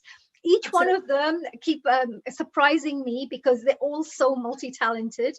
And today we're going to find out lots of things about yourself, as well as, of course, some of your guests who you have also invited to be part of this event. So Saiksha, before we start off, I know you've carried out this impressive amount of work in all these different areas, including education. And I'm somebody who's very passionate about that area too. But you've also won many awards. And one of them was called the Most Promising Indian African Woman Empowerment Award. That was very interesting. I read about that. And can you tell us a little bit about what was that about? Oh, yes, surely. So this is about the most influential woman in Mauritius. So there were the top 10 women who worked in the field of social work, in consultancy, training other women in entrepreneurship, and how to build up the women in Mauritius to drive to lead in the whole world. So that was it. And we all worked together with my sister Saivani. You must be knowing her, sure. Absolutely. She's so amazing. I love her to bits. She's just so, want to give her a big hug. She's just so nice. Yes. Lady. So she's also one who got that award amongst all the women who won that. Wow, well deserved, because she's doing such good work. And not just that, you know, having a good personality with it, a really kind person, a beautiful soul, and very, very intelligent, you know, with the work that she's doing. And then also transforming lives along her, you know, journey, which is great. I mean, I had another question actually before we have our wonderful friends on board here who are going to join us. You also implemented a community project, and this community project, it was an outreach project, and it's called the Renaissance to Transform. And again, you know, what impact did this particular project create? I mean, what was it? What was this project? Okay, that was a really beautiful and really intensive, specialized project with a holistic, sustainable, integrated, inclusive approach in a village. Like in Montagne Blanche, that was in Mauritius. It's called Renaissance to Transform, and we were doing that at national level in Mauritius. So we, with the members in my group, we went to the village and we performed about 8 to 9 sessions there with the children, with the adults, with the youth, with the people there, and delivering many sessions, like sustainable sessions, how to strengthen themselves at the physical, emotional, and mental level, psychological level. We helped them through the sessions. We had many stakeholders. We had resource persons who accompanied us to the sessions and trained the people in many fields. So that was also in line with SDG goals. That's why I'm part of the United Nations, and also to help the environment. So we worked a lot with the ministries, like the Minister of like education, science, and environment. So we help like in the education field, environment, like recycling and all this, like to help the eco-friendly world. That's amazing. So the community project was what, to educate people, or for their well-being, or to educate them for work, and what area was it helping the community in?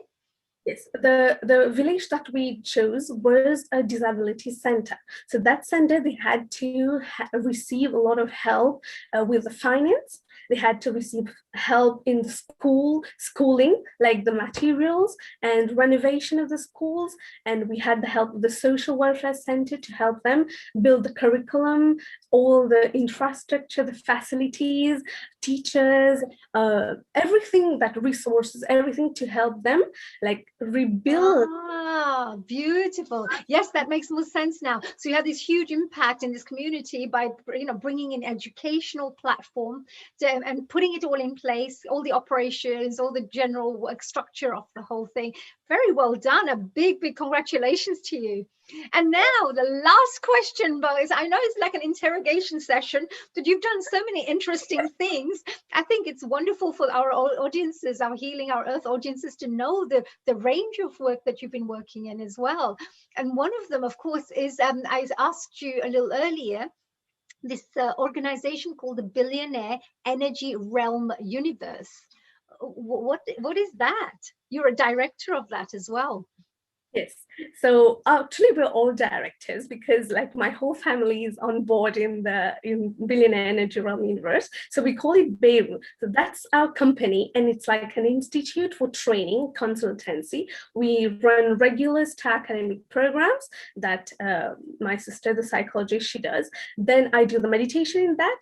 It englobes all our programs. I run the Billionaire course. So this is a manifestation, materialization course, so a technique how to rebuild the routine of life, how to start from the beginning till we achieve like success or victory in each and every goal that we have in life, like our dreams. So we take the person step by step through the Billionaire Energy course, and then we help them throughout the program to achieve that. Then the meditation is obviously in the program, and we have like all the other, we have the school, the pre-primary and the primary school, that's also in Beirut. So we run like a plethora of activities.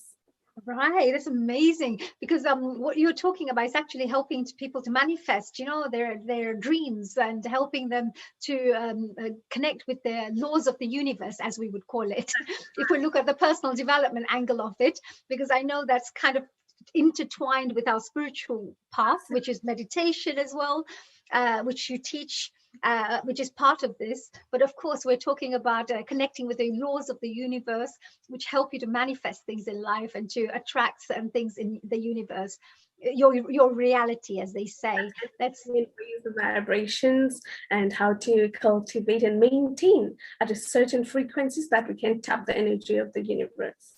Yes, absolutely. This is a really, I'm very interested in this area because I've been studying this for many years. So I found this very interesting, and I think it's wonderful that anybody out there may be interested to find out more. Of course, I'm sure Saiksha, if you have any website details, you could share right at the end so that people can come in and find out more about what the kind of work you do.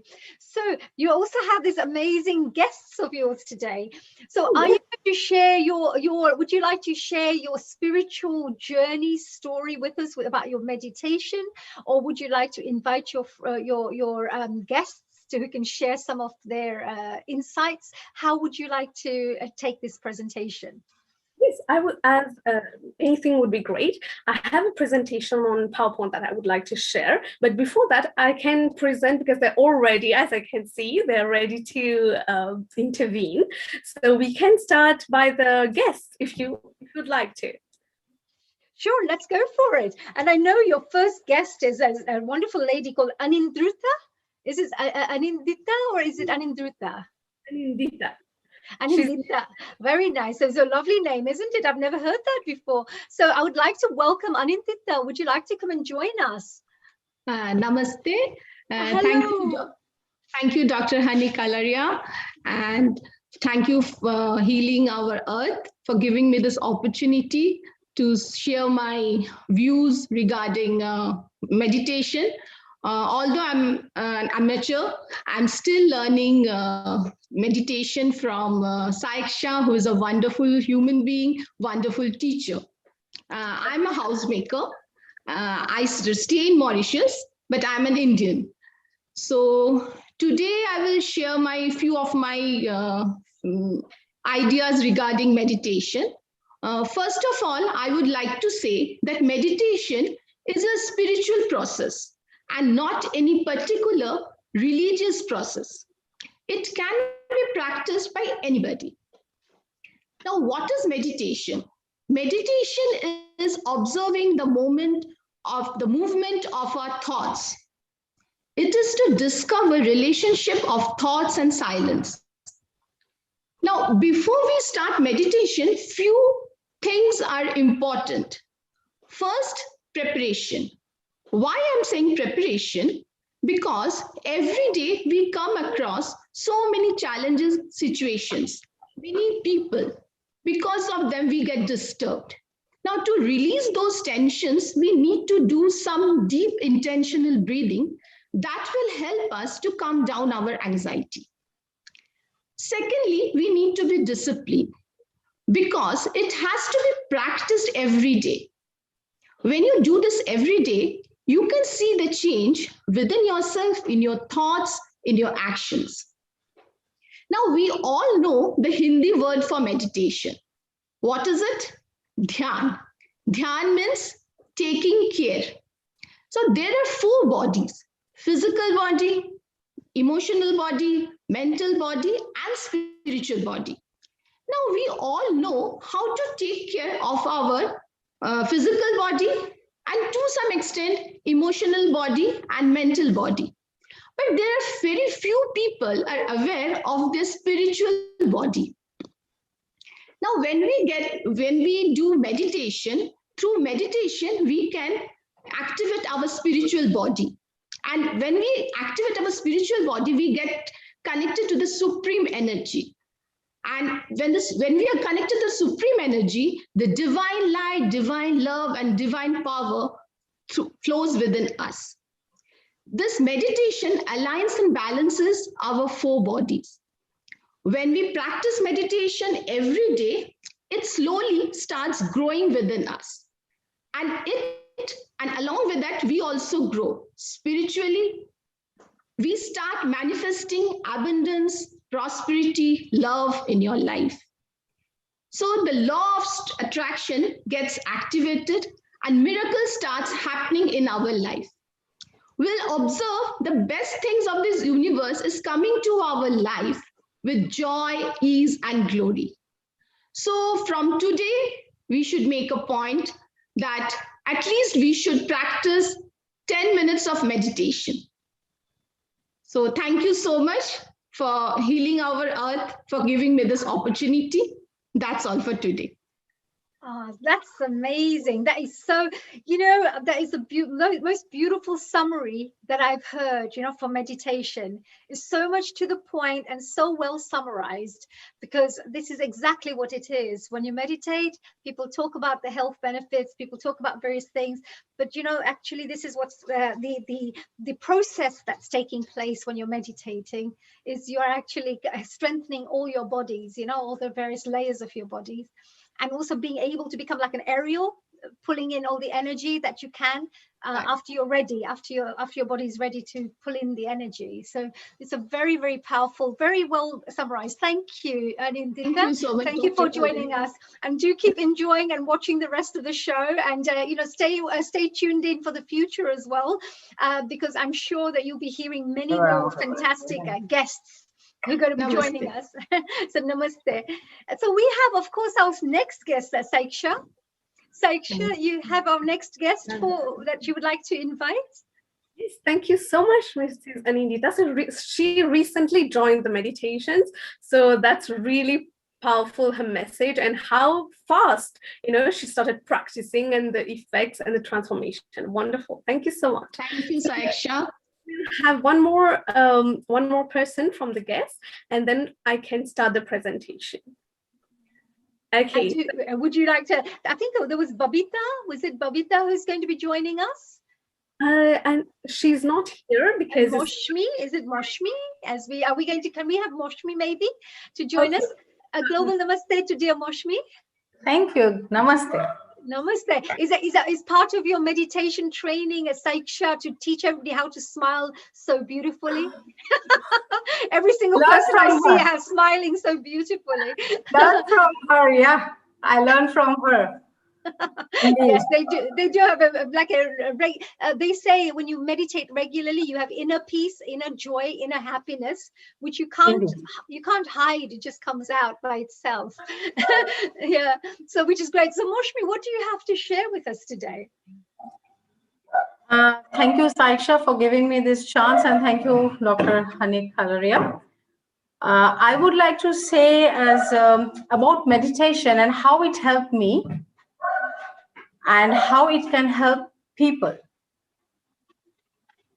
Before I start saying about meditation, I would like to say how it helped me. I would like to say a few words about meditation, all my own feelings.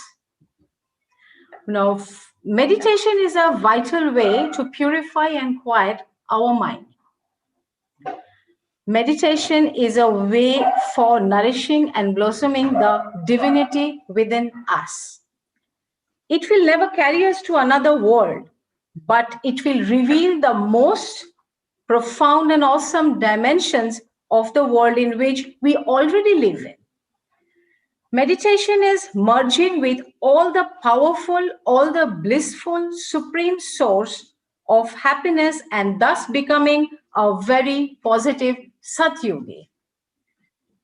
Now, doing meditation, yes, I have brought my mind at home. I should say meditation is the tongue of the soul and language of our spirit. Now, doing this meditation, I realized that goal of meditation is not control of my thoughts. Rather, it stopped letting them controlling me. Now, and mind, it has released the control over the thought in my mind. And I should say mind is something that can be transformed. Now, transformation of mind can be done through meditation. Yes, it can be done through meditation. According to me, the essence or the best meditation is gentle awareness. Now, this gentle awareness, which comes from purification, and again, purification comes from meditation. Everywhere I go, I still meditate, and I have time to meditate. I'm talking to you, but I am meditating inside. Actually, according to me, I personally feel whatever I do 24 hours is also a meditation. I do it devotionally, I do it sincerely. Meditation has taught me to find happiness in everything I do. And my competition is only with me. If today I am here, tomorrow I should be here. Day after I should be here. The whole competition is only with me. Yes, meditation has taught me to deal with life as it is. To be satisfied, to be happy. It has taught me a very important thing, that accept yourself the way you are. Then only you can accept people around. Else you will start finding faults with everybody. It has taught me to respect me first so that I can respect others. Meditation has taught me to love me first so that I can unconditionally love everybody. Yes, it has taught me that whatever brings satisfaction with whatever you have. I have learned, it took time. I have learned from doing meditation. Yes, I accept today myself as I am.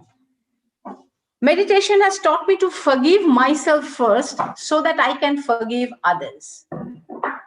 It has taught me that you should forgive, because you have to, if you don't forgive, you cannot proceed in your life.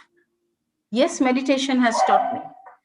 When I'm talking about forgiveness, I would like to say a small incident. Somebody asked me that at this age of your life, do you have to forgive anybody? I say no. I have nobody to forgive, because I have forgiven myself. I have forgiven everybody so that my life becomes easy, happy. Doing meditation, I would say I have felt and understood that when we pray, we talk to God. But when we meditate, God talks to us. And when God talks to us, it is silent. To understand that language, our mind has to be so calm, so calm. Silence talks. To understand Him, to feel Him, we need to calm our mind, because if our mind is here and here and here, no, sorry, then we can't.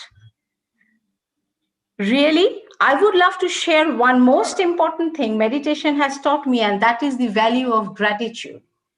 Gratitude, it turns what we have into enough and more. It turns denial into acceptance. It turns meal into feast and a house into a home.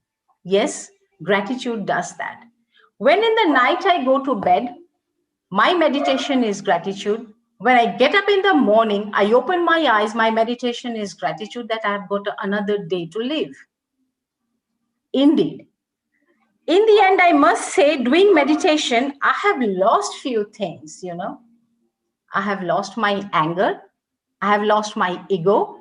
I have lost my depression. I have lost my anxiety. And I'm really, really happy that I have lost all of them. Meditation, when I was told by Saiksha that how meditation will help people, you see, actually, we suffer. Why? We suffer because due to our disconnection with the inner soul. Everything is here. God is also here. So, and this connection is made only by meditation. So I would request that everyone should do meditation, but yes, As I said, Dr. Honey, Saiksha, 24 hours what I do is meditation for me. But there's two types of meditation. One is meditation, and one is what I do 24 hours is also a meditation. When I go to my garden to pluck flowers to do puja, in the morning, the moment I go to the plants, I say good morning. It's beautiful that you have come so that I can offer to Ma. And I thank you. Do come tomorrow so that I can again offer you to Ma. And I tell you, they listen, they come. The moment I go and stand, I say good morning, they listen. And I tell you the fact, I have seen them, they do slant towards you. Yes, they do. When you talk to the plants, they listen. Even if you're upset, you talk to the plants, they listen. I have learned everything of this from meditation.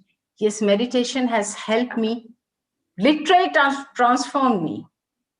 I would request everybody to do this. Thank you so much, Moshmi. Thank you so much. This was such a wonderful, again, what you mentioned about the meditation. I understand that again, because I've been on a journey of meditation myself. And when I started, I thought I don't have time for this. But when I started, I've never stopped since then. And I always find the time because it's so beneficial for you. And and I like to share that with others as well, just like Saiksha's doing and her whole family doing this. And once you enjoy the gift of this, you always want to give it to other people too. Definitely. So it's a very good thing. Definitely. Yes.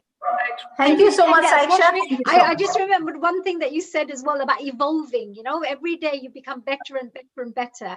You don't have to be perfect, but all you're doing is we're in this earth to evolve as human beings, and meditation helps you on that path to keep becoming a better human being, to being able to control your emotions better, to be able to control your mind and thoughts better, and be present. Like you said, 24 hours a day you meditate because you are actually giving everything 100% focus, 100% attention, and enjoying every moment rather than whatever I do. Whatever I do, that's meditation. 24 hours I'm doing meditation. Absolutely. Very nice. Moshmi, thank you so much. You are an amazing woman. Thank you so much. Thank you so much. Really nice. Thank you, Saiksha. Thank you, Dr. Hani. Thank you so much. No, thank you to you. And thanks for sharing this. I'm sure that you've inspired many of our viewers out there who are listening right now. So, sometimes you may speak, but like we say, Goddess Saraswati speaks through people to give knowledge to others. And that knowledge could actually transform people's lives in a very positive way. So thank you. Have a lovely day. Stay tuned and continue enjoying our Healing Our Earth. And from the whole of the team here at the Healing Our Earth, thank you very much. I'm honored. I'm really honored that I got a chance. Thank you. Great, wonderful. And now we've got, of course, our next friend, dear Saiksha. And we got our Saiksha, you've got a really amazing group of people that you've been working with. And you also, along your journey, have been really transforming lives through meditation of so many people's lives. I'm so proud of you, actually, from my side. I just wanted to say well done and congratulations. It's the highest gift. Beautiful energy that pull them to you. It's your gift and blissful energy. It's the energy. Yeah, it's Healing Our Earth also is this energy. I find is a certain frequency we are all resonating in, and we are connecting with other people who are kind of like-minded people in this frequency, as we say. So we don't so very true. Now I know you've got another guest of yours, Ritesh. Is that right? Coming up, so Mr. Ritesh is going to share with us his beautiful message, and he's from the Mauritius Broadcasting Corporation. So he's a person from the media, and he's the best person to tell us what is happening in the world, and he's always tuned in with all the news. So now we're going to hear from himself what he's going to share about meditation and yoga. So the floor is open. Thank you, Mr.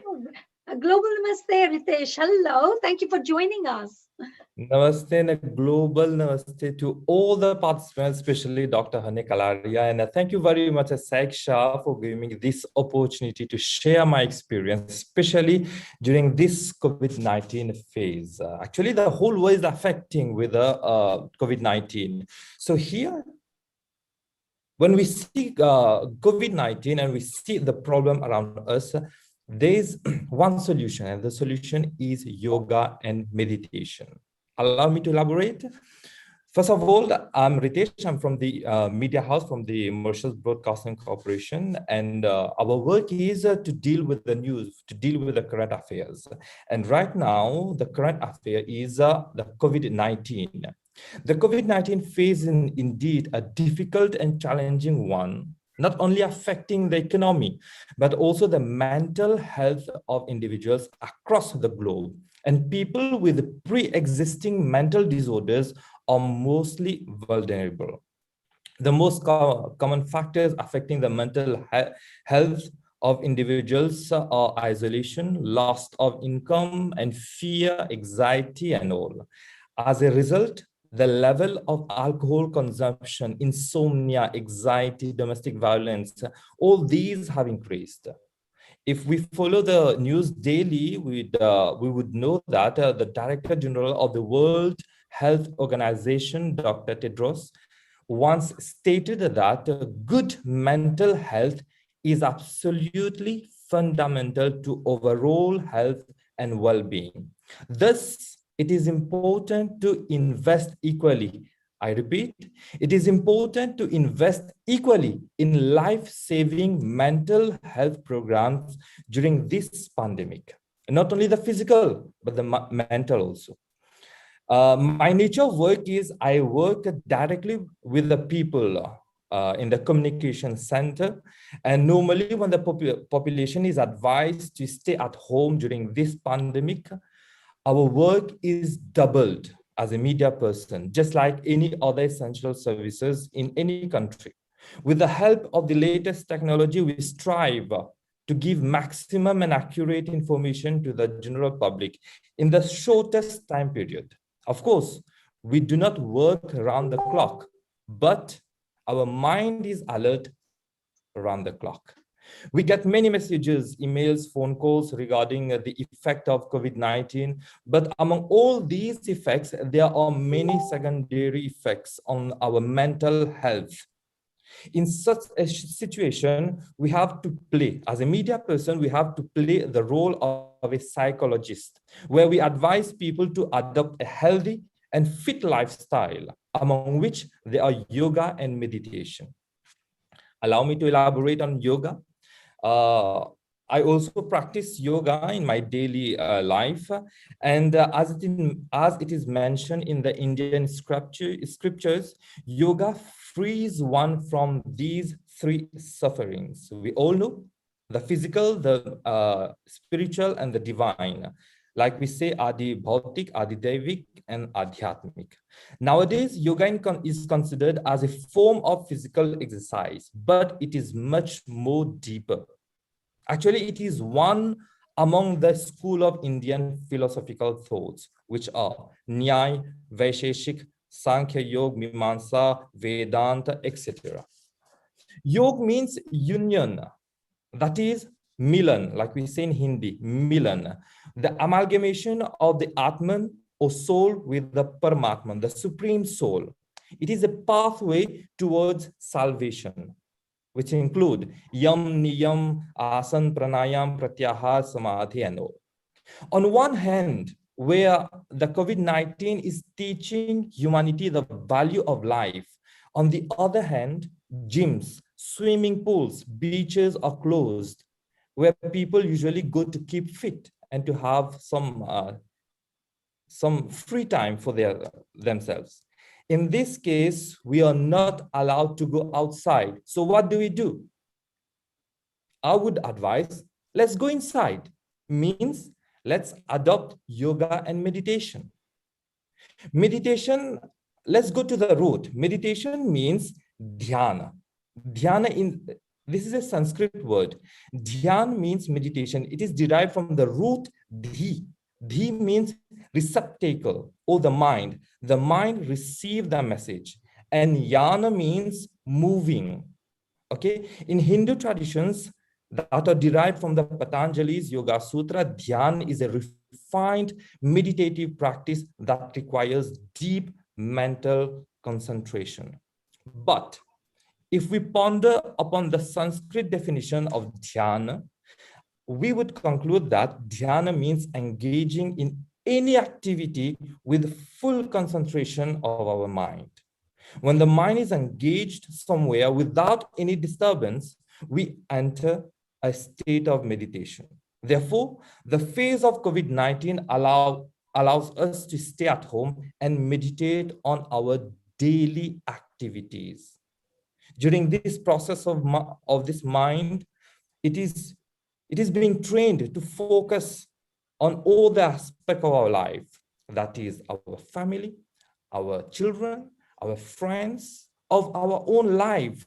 We can see that all our incomplete works will be completed if we focus, if we concentrate on these activities. Yoga and meditation are considered as stress reduction techniques, especially during this COVID-19. If we would say, for example, when we do pranayam, we are actually breathing. But here, the breathing techniques are different. During pranayam, we hear our heartbeats.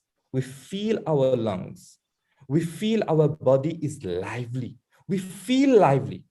This process brings positivity in our life, positivity towards life, positivity towards every problem, positivity towards the COVID-19 pandemic. In fact, we are becoming more spiritual than material. And in this spiritual world, the mind is automatically calm. The technique doesn't require any specific background, no swimming pool, no a pitch. You just sit in any comfortable position and breathe. During this process, we concentrate on our breath. Therefore, to avoid the secondary effects of the COVID-19, that is the stress, anxiety, yoga, meditation is very important. We are all aware that coronavirus is an invisible enemy for the humanity. But on the other side of the coin, this is showing us that this is actually guiding us towards a more spiritual approach towards life. Nowadays, yoga teachers and gurus are moving from real class to virtual class, like we are doing right now. But we just need a free flow of our size with a yoga mat, and here we go. Yoga and meditation for a better concentration. That's all from me. That is really, really good. I mean, you come from a media background, Ritesh. My background is also public relations and also been involved in the media industry for a long time, radio, as a radio presenter, TV presenter, etc. So I absolutely love the fact that you use the platform of media to convey these powerful messages, to educate the public, to give them the information, to also perhaps, change perception of the public as well, and help to steer them in the right direction, using the platform of the media in a positive way. So I really congratulate you for doing that. I think it's Thank you very much, Doctor. Thank you. Yeah, and also the fact that you've been doing meditation with Saiksha, and you mentioned as well how it's the soul and the Paramatma, the soul connecting with the higher source. The meditation actually is a very powerful way, like you mentioned, to help us do that. So if we wanted more peace in this world, if we want a bit more harmony in the world, unity in this world, that if each person meditates, that everybody will be peaceful. Everybody will not be selfish or not be, greedy or so. They'll be more full of love and more full of understanding and compassion. So it's a very, very beautiful thing that you have shared. Thank you very much, Ritesh, for joining us. Thank you very much, Saiksha. Thank you, Dr. Han. Yeah, keep the great work up, and we look forward to reading more articles in your media channel. Sure, sure. Thank you.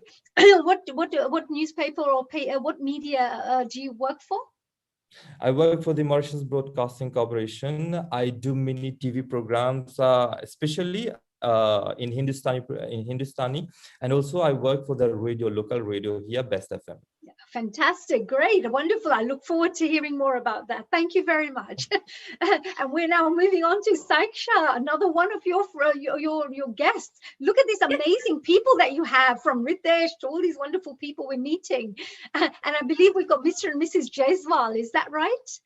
Yes, so wonderful. So I would like to share, before calling Mr. Jaiswal, like our very like sublime journey with Mr. Ritesh sir. So he was the person, like the wonderful godsend person who flashed us on TV, because he's from MBC, and gave us that stellar like effect. So became like stars. Meditation was like really emphasized on TV thanks to Ritesh sir. So very thankful. Well done, well done. I've been a firm believer of meditation for many years. Since 2001, I've been teaching people about meditation. So I love when people support like this, because you can bring this out to a wider community who can really benefit. You know, they can benefit once they know that this is there, this is available.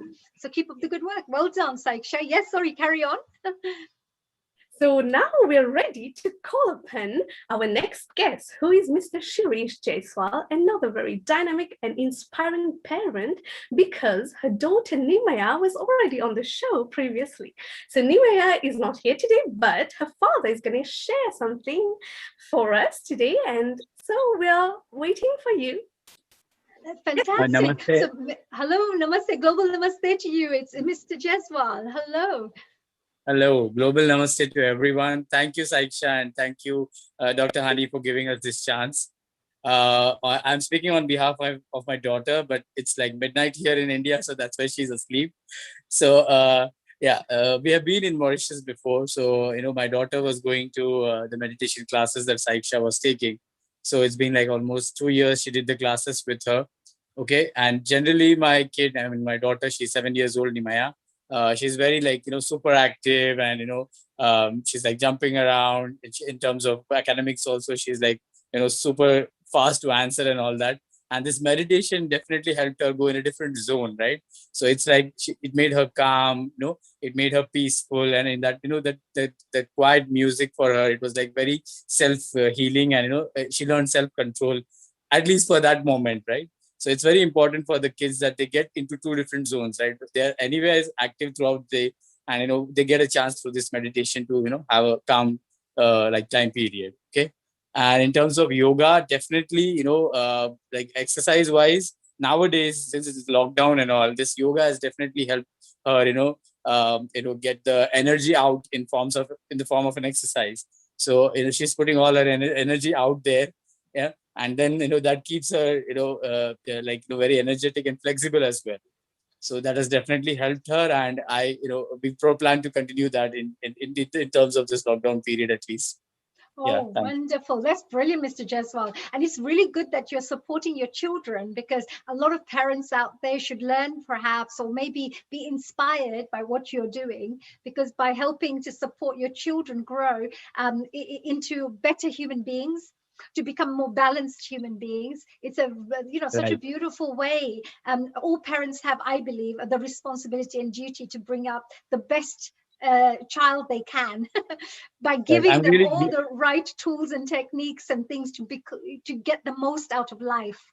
So by giving them this information and knowledge, I think it's a fantastic way to help children also do better in their studies, because their concentration levels become stronger, their memory improves, they become fitter and healthier, they become better human beings, because you don't have to tell them what's right and wrong, because inside them, the soul will tell them what is right and wrong.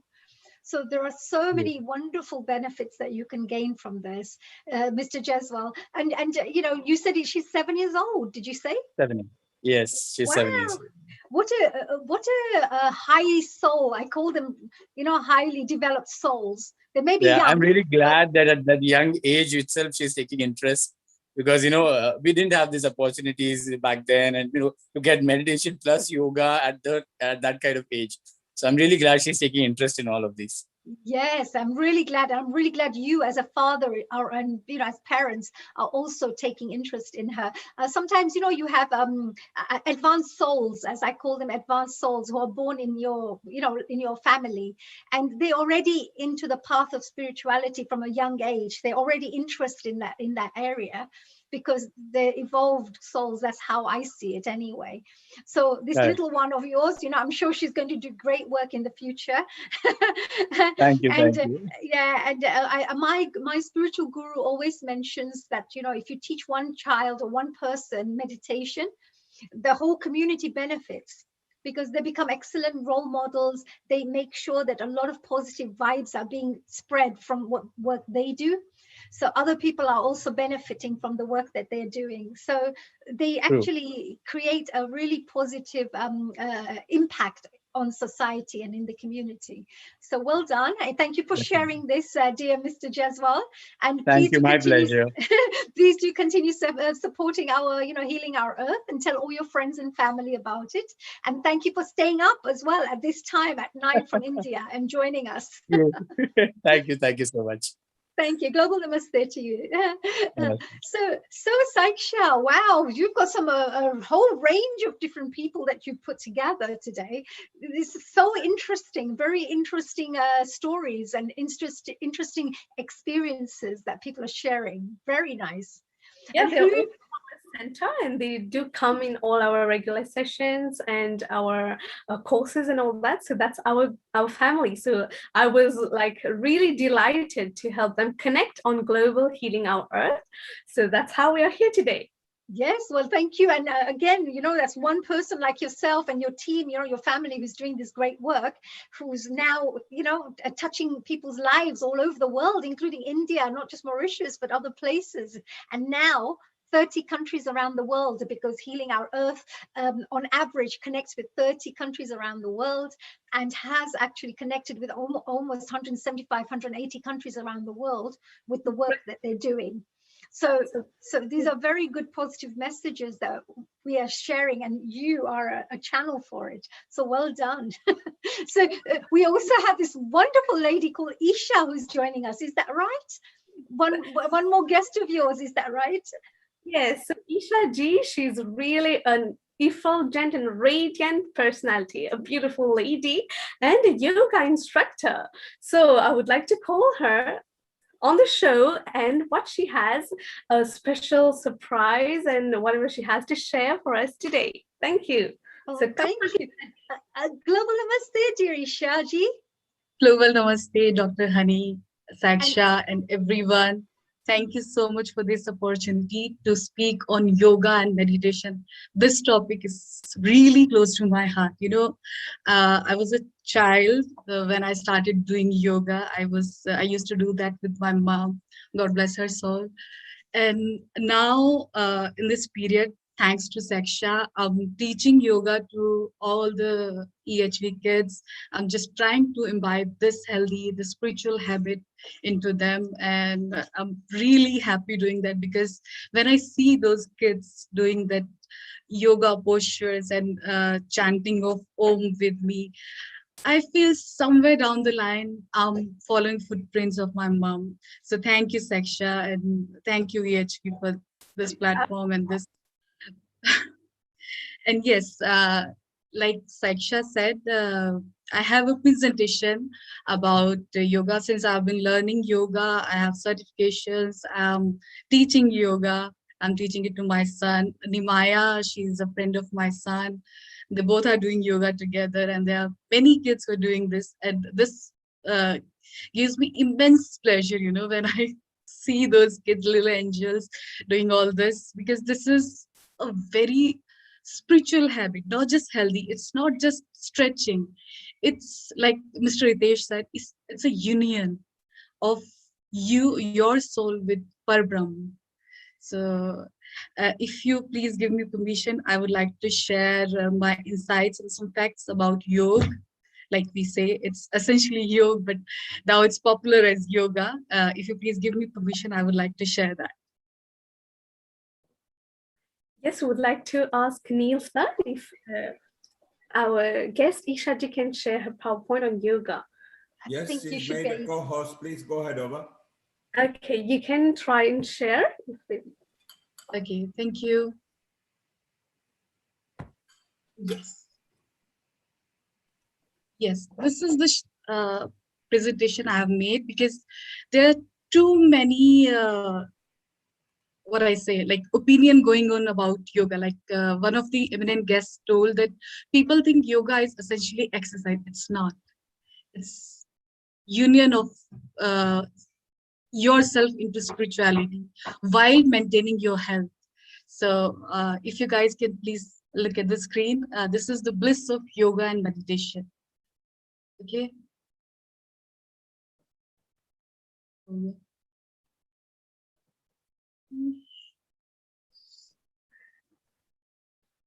Yes. Can you all see this? Yes. So essentially, yoga, it's originated from Veda, spiritual practice, like I told you. It's the oldest scripture of India. And Patanjali, sage Patanjali, he was the compiler of yoga science. He wrote Yoga Sutra that has 195 verses, and it has been divided into 4 different chapters. Okay, so this is not just like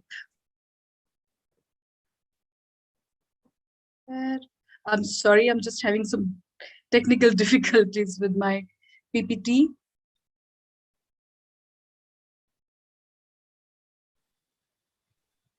You may just want to just keep pressing the arrows down. It'll Yeah, my screen froze actually.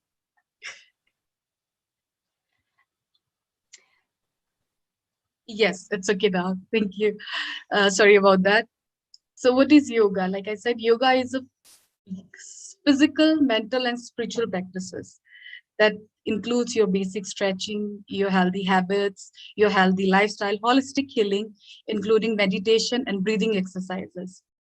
The purpose, the ultimate goal of yoga is moksha, liberation, through the exact definition with forms, philosophical and theological. It doesn't have to be religious. It doesn't have to be a Hindu practice only. Whosoever follows it, it will help you connect to the divine. There are 4 major kind of yoga, 5. Karma Yoga, Bhakti Yoga, Jnana Yoga, Raj Yoga, and Hatha Yoga. The Hatha Yoga is the one that is popular these days, where we do perform asanas and all the basic stretching.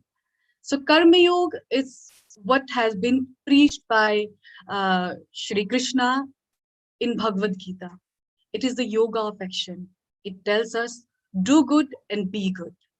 Do your job with complete dedication and do not expect anything in return. It's a selfless service that we are supposed to do to this society, to this world, to our community. Bhakti Yoga is the yoga of devotion. That is the spiritual aspect of yoga. Here one makes a strong bond with the God. Here, tears of joy out of compassion and ecstasy is experienced at the highest state. You know, you must have heard about Lord Chaitanya. He used to be so devoted into his divinity that whenever he used to pray, whenever he used to have his chanting, he used to cry. He used to cry because of his devotion. This is a very beautiful thing. Then we have Jnana Yoga. It's a yoga of true knowledge. It's not just about what I know, what I have learned educationally. It is the knowledge of what is and what is not, what is good, what is not good. I wouldn't say bad, but what is good and what is not good, what is moral and what is not immoral, what is not moral. Okay. This is this person when stop believing in a materialistic sense and it concentrates on reality in its being as a soul. That is when you can connect your Atma to Parabrahma. Then we have Hatha Yoga, the physical dimension of yoga, where we do all the stretches. Again, it's a union of your mind and your body. Whatever stretches you do, you perform with your body. But It helps you connect with your soul, with your inner voice. We have Ashtanga Yoga as a part of Hatha Yoga, where we have all these eightfold path, like we have in Buddhism, same way we have in yoga. It's yam, that is restraints towards bad, not good. Niyama is the observances. Asana, the body postures, the Hatha Yoga, essentially. Pranayam, the breathing exercises. Pratyahar, obstruction of senses. That we should contain our five senses. Dharana is concentration. Dhyan is meditation. Samadhi, it's when you realized, self-realization, when you realize that you are essentially a spiritual being. You're a part of universe and you're just exhibiting the aspects of a human body. Asana is the Sanskrit word for posture. We have meditative postures, relaxing postures, and cultural postures. Meditative postures, Saiksha is guru of that. She's the teacher for meditation, so she knows all this Padmasana and Siddhasana. Relaxing postures is when you are stressed out and you don't want to do anything other than just lie down, close your eyes, and breathe in and breathe out. These are relaxing postures like Shavasana and Makrasana. And then we have cultural postures that essentially works on well-being of your body, like Bhujangasana, Veerbhadrasana, Ushtrasana, Tarasana. Then we have pranayam, that is the regulation of breath. In this, we have different types. We have Ujjayi, Brahmari, Brastrika, Shitali, Anulom Vilom, where we breathe in, hold our breath to a certain extent and then release. But the variation of hold and inhale and exhale varies. And this has tremendous effect on our spiritual being and our health, and especially during this COVID times. This is, I would suggest it to everyone, please do pranayama. Then we have yoga techniques. This is, we have three essentially: Surya Namaskar, meditation, and pranayama. And Surya Namaskar is one practice that give you benefit from head to toe. It will give you spiritual benefits, it will give you health benefits, and it's a full form of cardio. You know, if you do even 10 Surya Namaskar in a day, your day is done. You don't need to do anything for your well-being in every aspect. So we have Surya Namaskar, like the name suggests, it's salutation of the sun.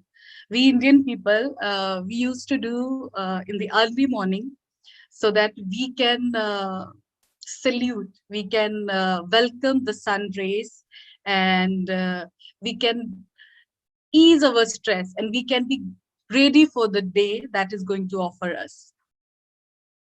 We have essentially 12 parts of Surya Namaskar, 6 in a flow, and the rest of the 6 are in the reverse position. Then we have meditation, dhyan. It's a state of mind wherein there are no censored thoughts.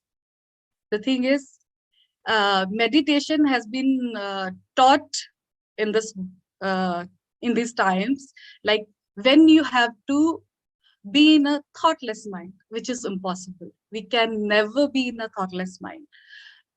Meditation is a practice, is a way of controlling your thoughts and not letting them control you. You are the controller of your thoughts. That is the meditation. Thoughts will come. When you will meditate, thoughts will come, but you wouldn't have to bound to them. You are supposed to feel anger, but don't bound yourself to anger. You will feel stress, but don't bound yourself to the stress. Let it come and let it go. Feel it and let it go. Then we have pranayama. Like I said, it is breathing exercises in the different variation, different hold, different time, different positions, and it will give you the benefits of lifetime. Yoga is yoga. When it started, it was used to be a spiritual practice in India, but when it's get popular worldwide, it has become yoga. And now Western people, even Indians, us Indians in Mauritius, in everywhere in the world, now it is known as yoga. So there are the aspects of yoga. It will give you physical benefits, mental benefits, and spiritual benefits. It energizes, relaxes, strengthens, and best way to know how to breathe. You know, when I was teaching these kids yoga, the first thing I started them teaching is how to breathe. It's a very simple thing. We breathe without even our knowledge. You don't have to think like if I'm breathing correctly or not.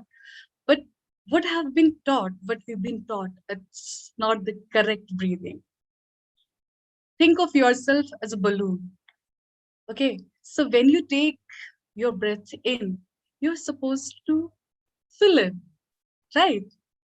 But this is what happened. We do exactly the opposite. When we breathe in, our stomach, it's sinking.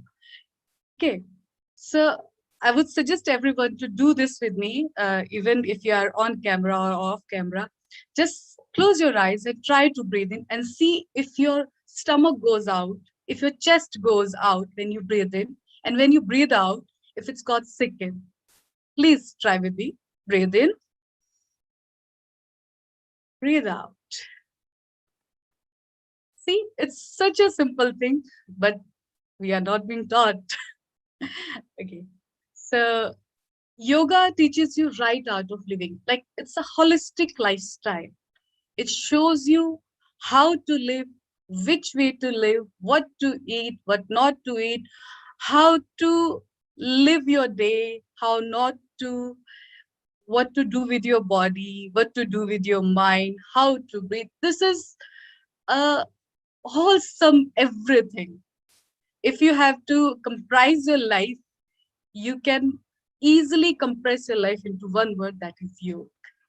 It gives you positive outlook. It gives you enthusiasm. It gives you great health. It gives you concentration, well-refined thoughts. Like what more can you ask? When you have yoga and meditation, you have everything. One who achieved the ultimate goal of yoga will surrender the body, mind, intellect, and ego entirely to the divine. And here it sums up our life. Because this is the essence of a life, that we should connect to the divine in any way, spiritually, intellectually, however, if you could hear your voice that the divine being has given you, that gives you the purpose of life.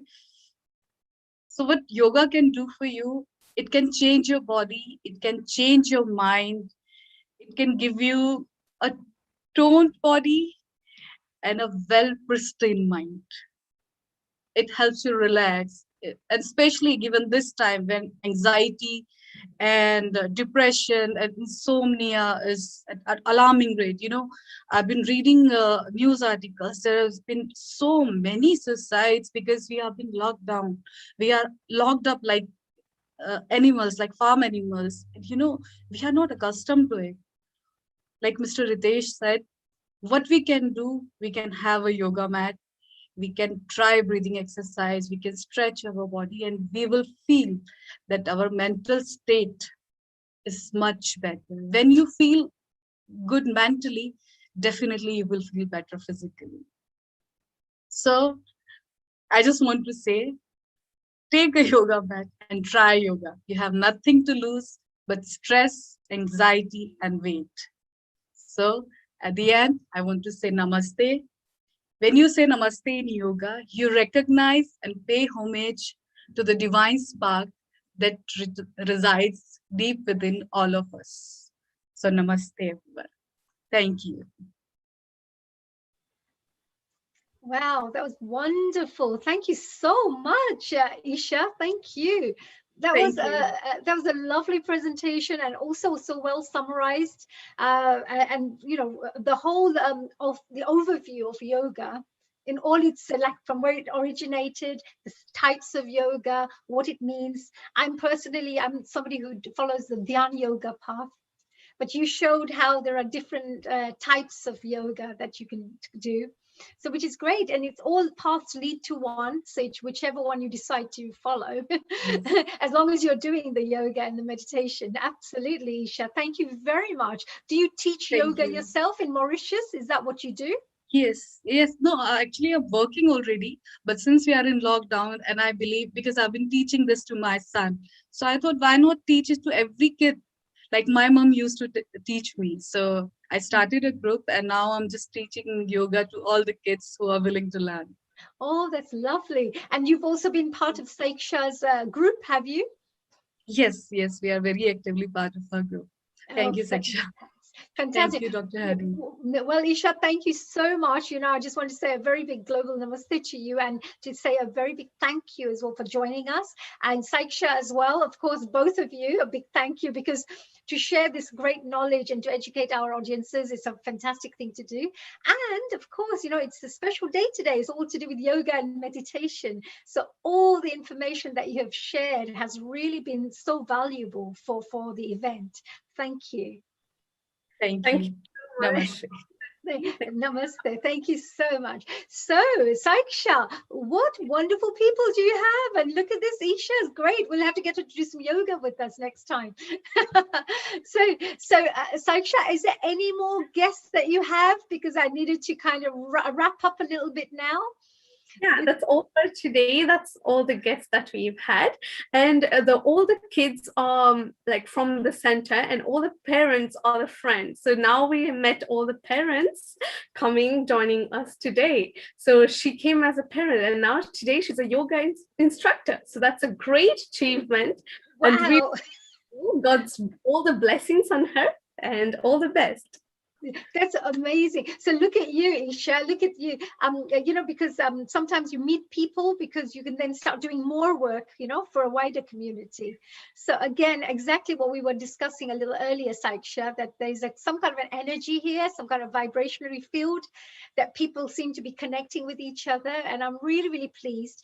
And they say that we are getting ready for a shift in the consciousness anyway. So in order for that shift to take place, we need more people to be, I would say, spiritually tuned in.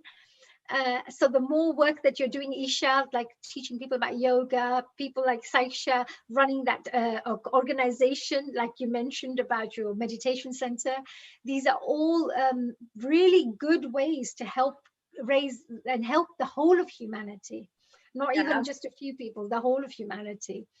Fantastic. So Saiksha, is there any last minute messages from you for coming along and joining us on this special Healing Our Earth event? Yes, so today we had all the sharings from our guests, and I feel really happy that I'm part of the team, and it's a glorious family. Okay, it's a wonderful period of time that we're on Earth, and we had that COVID as an excuse for us to meet the global family. Otherwise, we would have been in our normal routine and just the same relationships. But now we've opened up, expanded like our consciousness, and met so many people around the globe. So that's really like dignified and really wonderful. Absolutely, really. This is really true, because COVID, we connect it with something really negative, whereas there could be some, you know, depends on what decisions you make, you know, of how you want to live your life. So we, you know, like Mr. Neil Kumar decided, okay, look, let's utilize this to do something positive, and the rest of the team came on board, and you know, there's a whole team of us who really want to support and now we've got the audience members coming on board, being part of our family. So if you've enjoyed this, all of the people who are watching right now, and all our guests who've joined in today, you know, please do share. You know, I know that you're very, very active, Saiksha, on Facebook. You've become one of our Healing Our Earth editors as well. So, which is really a pleasure to have you as part of our team. You've got so many friends who are joining you, so we're very proud of you. You've been very active. And we're looking for more friends to join us out there, so to become an even stronger community and bigger family. Very soon, I'm sure we're going to have a bit of a party with our singing is going to go on with our dear Girishji, who's our in-house singer, who really we thoroughly enjoy every time he comes in to give us the pleasure of listening to these beautiful songs. But with that, I think I just wanted to share with the rest of our group here. And of course, Saiksha, you would also be one of these. Our aim really, of course, here, our mission statement, and you're one of our team members, is of course to inspire and motivate and promote happier, healthier, and peaceful, more harmonious global communities out there. And that's mainly by delivering multicultural and diverse online content. That's also by helping to enhance people's well-being, the whole of the international audiences out there, anyone who joins us online. And of course, to inform and educate, entertain, inspire. And this is our mission here. And everything that each one of you are doing is being part of that. So thank you. Like we're the chosen ones to carry on this mission of God on earth. Yeah. Yes, actually, I believe every single one of us has got something to contribute here in this world and to do good as well. Everybody has this goodness in them. Sometimes people, have to find that goodness within themselves. And sometimes, people have to show them that this is a really great way to bring out the best in you and to maximize each one of our true potential. But otherwise, I believe, each one of us are actually, pure divine souls. Unfortunately, sometimes through experiences and things we've gone through in life and the teachings and our atmosphere, we've learned other things or seen bad things has affected us and, put a kind of a veil over our soul. But the actual soul knows everything. It's pure, it's beautiful, it's holy, it's divine. And all we have to do is to awaken this soul and to perhaps clear up all the debris around it through practices such as meditation and yoga. So I hope the whole of our global family has enjoyed themselves. We're coming to our end of our program now. So I would love to perhaps finish off with a nice little prayer. Saiksha, would you like to join me for the special prayer? Sure, why not? Yes, and we normally finish off with a lovely Om Bhur Bhuva Swaha. And before we finish our own Om Bhur Bhuva Swaha, just want to quickly remind everybody that on 21st of April, we have Ram Navami special. So please do come and join us for the Ram Navami special. It's at 7:30 in the evening. It's on a Wednesday to celebrate. We're going to have bhajans and kirtans, and it's going to be amazing. It's going to be actually a real funny evening. And then we also have our other event, which is Hanuman Jayanti special. That is, of course, to perhaps, build strength, energy during this COVID time, because Hanumanji is all about building strength and protection. So we're going to have a special event that's happening next week. Do come and join us. It's at the same time on the Sunday, and it's on the 25th of April. And finally, I think you may like this, Saiksha, because I know you're very creative as well yourself. And you sing a lot with your family. And I know Girish would love this because he's a creative person too. But we also have the World Dance Day, which is taking place on the 2nd of May. Yeah, between 2 and 7. And you mustn't miss this because you're going to love it. It's going to be, are you looking forward to that, Saiksha? Yes, absolutely, because we watch all the songs, like all the dance, even like Bollywood dancers, even the spiritual dance, I even choreographed with my kids. So that would be really fun. Yeah, that's really amazing day. And we also have international dance groups and experts coming along. So they're coming from all different parts of the world, from USA to Thailand to India to just a whole range of people who are coming together to celebrate International Dance Day. And again, a big thank you to Healing Our Earth team, who's helping the world for bringing such events for you. Thank you again to Neil Kumar as well, our producer and director, and the whole of the HOE, Healing Our Earth team, who's been working behind the scenes on a voluntary basis. And finally, do come in and tune in every Sunday on healingour-earth.com to find out more about all the various events we're holding. So let's finish off with a nice, wonderful little prarthana, a prayer. Honey, What a wonderful job you have done once again, and you involve so many people so wonderfully, so spiritually. We have got a live partner in Shanti part finish here, and Girish Jogia is ready with us. He will do a long, nice Shanti part for us. So please go ahead and over. Oh, Girishji, thank you so much. I am really looking forward to this wonderful Shanti Path. That will be great. Shanti Path for the rest of the viewers out there is, of course, praying for peace, peace for ourselves, peace for our communities, peace for the world, peace for the earth, is peace for everything. So, Girishji, please go ahead and finish off the wonderful event for us with our Shanti Path. Thank you. My humble pranam to you all and to my absolute beautiful divine family of healing our earth. My koti koti pranam to everyone and to the world. Thank you.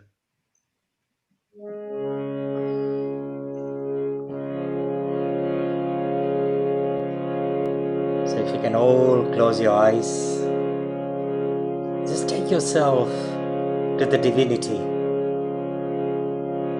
Get yourself connected and let the divine come within you and feel the presence.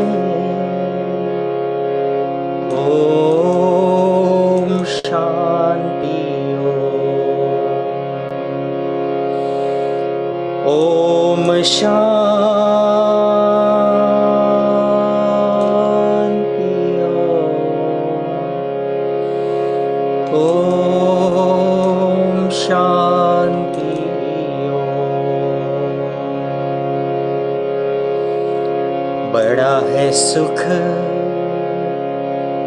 ये मंत्र मन हर Om Shanti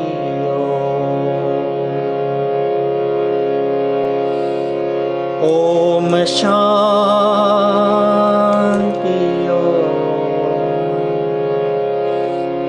Om Shanti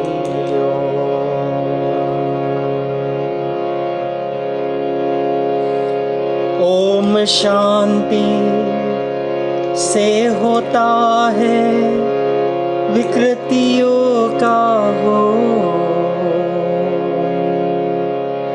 Om Shanti Om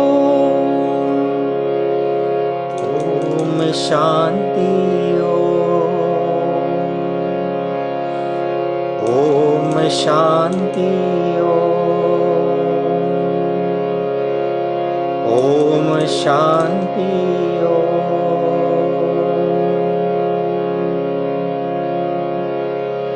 Om Shanti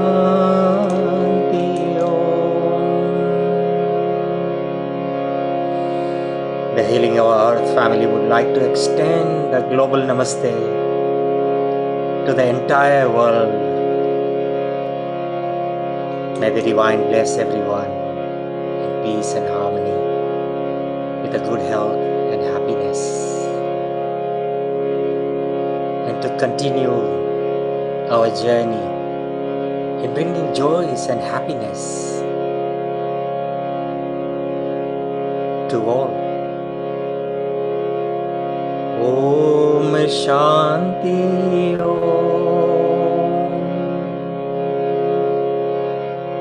Om Shanti Om Shanti Om Shanti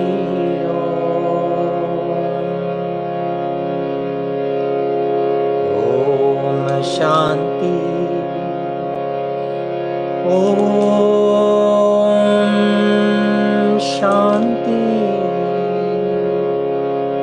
Om Shanti Om Shanti Om Shanti Om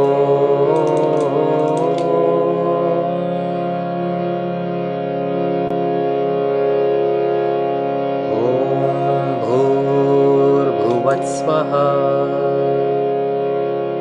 Tatsaviturvarenyam Bhargo Devasya Dhimahi Dhiyo Yo Prachodaya Om Bhuvasvaha Tatsaviturvarenyam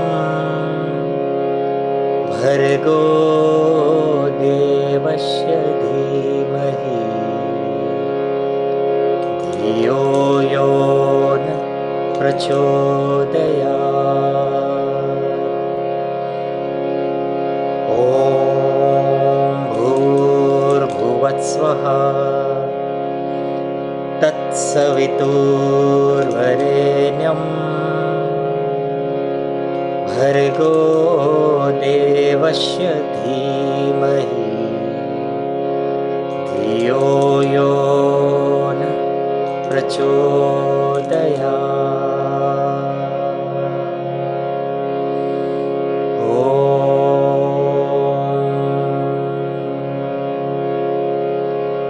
Shanti